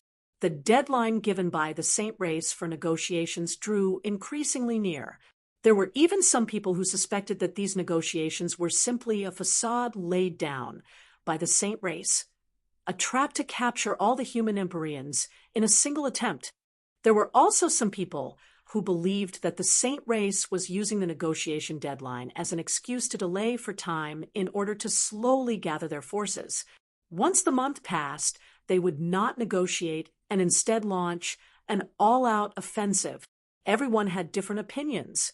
Lin Ming was also staying at Mount Patala. He was silent as he listened to all these discussions. He had heard that Empyrean Divine Dream brought back a World King's corpse from the front lines and had wanted to search their soul using the soul-searching technique. But in the end, she had failed. Even Empyrean Divine Dream was defeated. "Do you think we have a chance of succeeding?" Lin Ming asked Mo Evers now. "We can try it, whether it is the spiritual sea of saints or humans in front of the magic cube, a divine soul instrument that surpasses the highest laws of the universe. All souls are the same. It is extremely important to the negotiations that we find out just why the saints are too afraid to commit to all-out war."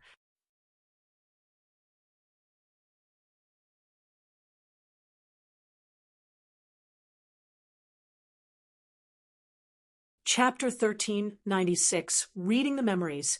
Chapter 1396, Reading the Memories. Mount Patala had 3 large clusters of monasteries. The first 2 groups were managed by the 2 resident Empyrean powerhouses of Mount Patala. One was the Monasteries of Calming Prayers, and the other was the Monasteries of Combat. As for the last cluster of monasteries, that was called Genesis Mountain. It was the residency area of Mount Patala's layman disciples as well as visitors. There were 360,000 residences that were divided into 720 central monasteries. Such a massive group of monasteries could actually be contained within a single spatial ring. This was why the idea of spatial genesis first originated from Mount Patala. Empyrean Divine Dream currently resided deep within Genesis Mountain, living at one of the 4 great heavenly king palaces. All of the young Buddhist priests and monks had left this massive palace. Now, the entire palace had been replaced with disciples of Divine Dream Heavenly Palace, all of them women. Empyrean Divine Dream had just finished bathing and changing her clothes. As her rosy red feet walked through the main hall, every step she took caused ripples to spread out from her. In truth, if one looked carefully, they could see that her feet weren't even touching the ground. Even the so-called vision of a fairy riding the waves couldn't compare with her at all. Honorable Master, Lin Ming desires an audience with you, a white-clothed female disciple said as she bowed. Lin Ming, Empyrean Divine Dream's thoughts stirred. Let him enter. Whether it was Divine Dream Heavenly Palace or Genesis Mountain, Empyrean Divine Dream's inner palace was a land that only women could pass through. However, Lin Ming was the only exception. After obtaining the reply, Lin Ming stepped into the Heavenly King Palace. As he stepped into the corridors, he could feel a rich and pure aura of combat rush up towards him. He looked all around himself, whether it was the walls or the ground. Everything was paved in neatly ordered red stone bricks. These bricks were engraved with faint marks. These were the Buddhist runes. Buddhist runes were a type of the Great Tao seals. They formed a self-contained system and were extremely mysterious. And these stone bricks were not formed from ordinary methods. Rather, they were timeless godstones that were fired and tempered in demonic blood. Buddhists were compassionate, but that didn't mean they wouldn't take lives. In fact, the path of Buddhism also had specialized war Buddhas. In their faith, they had Asura gods that determined the life and death of others. If someone of the demonic path could not be converted, then those of the Buddhist path would directly eliminate them. All of the stone bricks beneath Lin Ming's feet and around him were soaked in demonic blood. The stone bricks fired in this demonic blood could gather and exude murderous and violent auras. If someone with a shaky mentality were to step here, illusions would crowd their mind as they walked, and they would eventually fall into illusion. But if someone with a firm heart and mind were to walk through these halls, they could actually temper their thoughts. If they were a disciple of Buddhism, they could even use this to train their Buddhist nature. Calm, forbearance, Zen, these were all aspects of a Buddhist disciple's Buddhist nature. What a magnificent Mount Patala! Even walking through these corridors can be used for training. If a lonely ghost were to wander here, their soul would be flushed and scattered by the vivid blood energy here. This sort of inside heritage is truly terrifying. Lin Ming already knew that Mount Patala had a history of 6 billion years, and had even experienced the last great calamity. However, only by entering the true depths of Mount Patala today did he deeply understand just how unfathomable their background was. If these floor tiles were placed in a World King Holy Land, although they wouldn't be priceless treasures, the cost to create them would still be mind-boggling. Even so, Mount Patala only used them to pave the floor and walls. This was because they had accumulated all of these paved stones over the course of 6 billion years. As Lin Ming arrived at Empyrean Divine Dream's inner palace, he respectfully bowed. Disciple Lin Ming greets Senior Divine Dream. What is it? Divine Dream looked towards Lin Ming. Lin Ming humbly said, "This disciple wishes to borrow the corpse of the Saint Race World King." Lin Ming directly explained his purpose for coming. He had a relatively high degree of trust towards Empyrean Divine Dream. He even thought that if the true final battle were to erupt and humanity was about to engage in its final great war, he would give the magic cube to Empyrean Divine Dream. Although the magic cube was a precious treasure to him, the survival of the human race was far more important. Eggs could not hatch without a nest. If humanity were destroyed, then all that would be left was the divine transformation realm Lin Ming. He would lose the foothold of his foundation, his family and wives, and everyone he knew would be completely exterminated. Oh, Divine Dream looked towards Lin Ming with a somewhat incredulous expression. Then, after a brief period of silence, without saying a word, she waved her hand and sent the World King's corpse flying towards Lin Ming. "Take it Empyrean Divine Dream's decisiveness surprised Lin Ming. He didn't get to use the excuse he had prepared earlier. Thank you, Senior. Empyrean Divine Dream pointed a finger towards a side temple. Whatever it is you wish to do, you may close up there to do it. With that, Empyrean Divine Dream casually turned and left, leaving this area of the palace to Lin Ming. As he entered, he found that there was a wondrous array formation within, seeming as if it formed a separate small world. There wouldn't be any worry that he would be spied on by someone. Senior Divine Dream has the style of a true leader. M.O. Eversnow said from within the magic cube space, the average person would have asked you why you wanted that corpse and what you were planning to do with it. After all, it's unreasonable to ask for a corpse if you can't discover anything from it. But Divine Dream didn't ask you any questions at all because she trusted you and knew that if you wanted that corpse, there was definitely a reason for it. With your cultivation, you shouldn't be able to accomplish anything with that corpse. So if you had the confidence to probe it, that must mean that you have something that far surpasses your own boundary. In other words, one of your greatest secrets. Thus, Empyrean Divine Dream simply didn't ask you and directly gave you the corpse, even giving you such a place to close up in. It seems so. Lin Ming nodded. If someone wanted to take his secret as their own, that person could only be called a fierce and ambitious character. But someone like Empyrean Divine Dream had a mind and viewpoint as wide as the universe. Only such a person could lead humanity through these times and unite all influences together. To have such a leader was truly the good luck of humanity. Lin Ming felt a deep sense of admiration towards Empyrean Divine Dream. Whether it was the act of sundering her own soul to reincarnate an avatar in order to break through to true divinity, or whether it was leading humanity to overcome this great calamity, everything she did required tremendous courage and daring. Lin Ming used his divine sense to hold the corpse of the Saint World King in the air. M.O. Eversnow also appeared from the magic cube space. She floated in front of Lin Ming, her long hair waving about, as a divine light flashed between her eyebrows.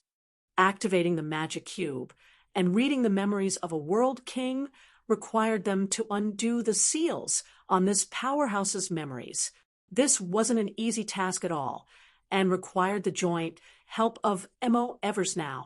Lin Ming's connection with the magic cube was becoming increasingly close, but he was still far from being able to stimulate the magic cube by himself. The appearance of the good fortune Saint Sun had caused a sense of impending doom and crisis to swell up within Lin Ming. The good fortune Saint Sun only had a Saint Lord boundary, and yet he could already activate the Grand Mist Spirit Bead. And for the good fortune Saint Sovereign to allow the good fortune Saint Sun to use the Grand Mist Spirit Bead, this proved that the saints held a deep sense of trust towards him. Even though they were both considered juniors of their races, the good fortune Saint Sun was far ahead of Lin Ming. How could Lin Ming admit defeat just like this? If he wanted to overcome this great calamity, then what he first needed to do was obtain complete control of the magic cube. With a deep breath, the Grand Mist Battle Spirit shot out from between Lin Ming's eyebrows. The dark gold Grand Mist Battle Spirit had already taken on a faintly blue hue. This meant that he was approaching the level of a blue soul battle spirit. With the support of the Grand Mist Battle Spirit, the magic cube within Lin Ming's body began to tremble. M.O. Eversnow's expression was also dignified. She formed seals over and over with her hands and flew into Lin Ming's inner world, helping stabilize his control. The current M.O. Eversnow was growing at an incomprehensible rate. It was hard to speculate just where her limit was. At this time, from deep within Lin Ming's dantian, a black light shined out. Lin Ming could feel that the magic cube within his body was moving. The runes that patterned the surface of the magic cube seemed to come to life. All sorts of glittering seals floated out, flying into the surrounding space. These seals didn't have any strength poured into them, But as they danced in the air, they actually caused the void to tremble. As long as Lin Ming poured enough strength into them, they could crush apart all space. Go! Lin Ming thrust his hands forwards. The many seals flew into the corpse of the Saint World King, submerging into his spiritual sea. In that instant, Lin Ming felt his mind shake. Countless chaotic memories howled towards him. His body shook, and his face paled. Lin Ming, M.O. Eversnow said, somewhat worried. With Lin Ming's current level of strength, it was risky to directly read the memories of a world king, even with her help. If he suffered an accident when rushing into the tumultuous flow of memories, then he would lose himself and would be unable to separate his memories from the memories of this other person. This was a completely different scenario from reading Tian Mingzi's memories. The memories held within Tian Mingzi's avatar were only that of the tiniest wisp of his soul. And now, these were the complete memories of a world king. In the raging river of memories, Lin Ming seemed to live through the life of that Saint World King. In the chaos, he saw many scenes, all of them incomparably lifelike, as if he had experienced all of this himself.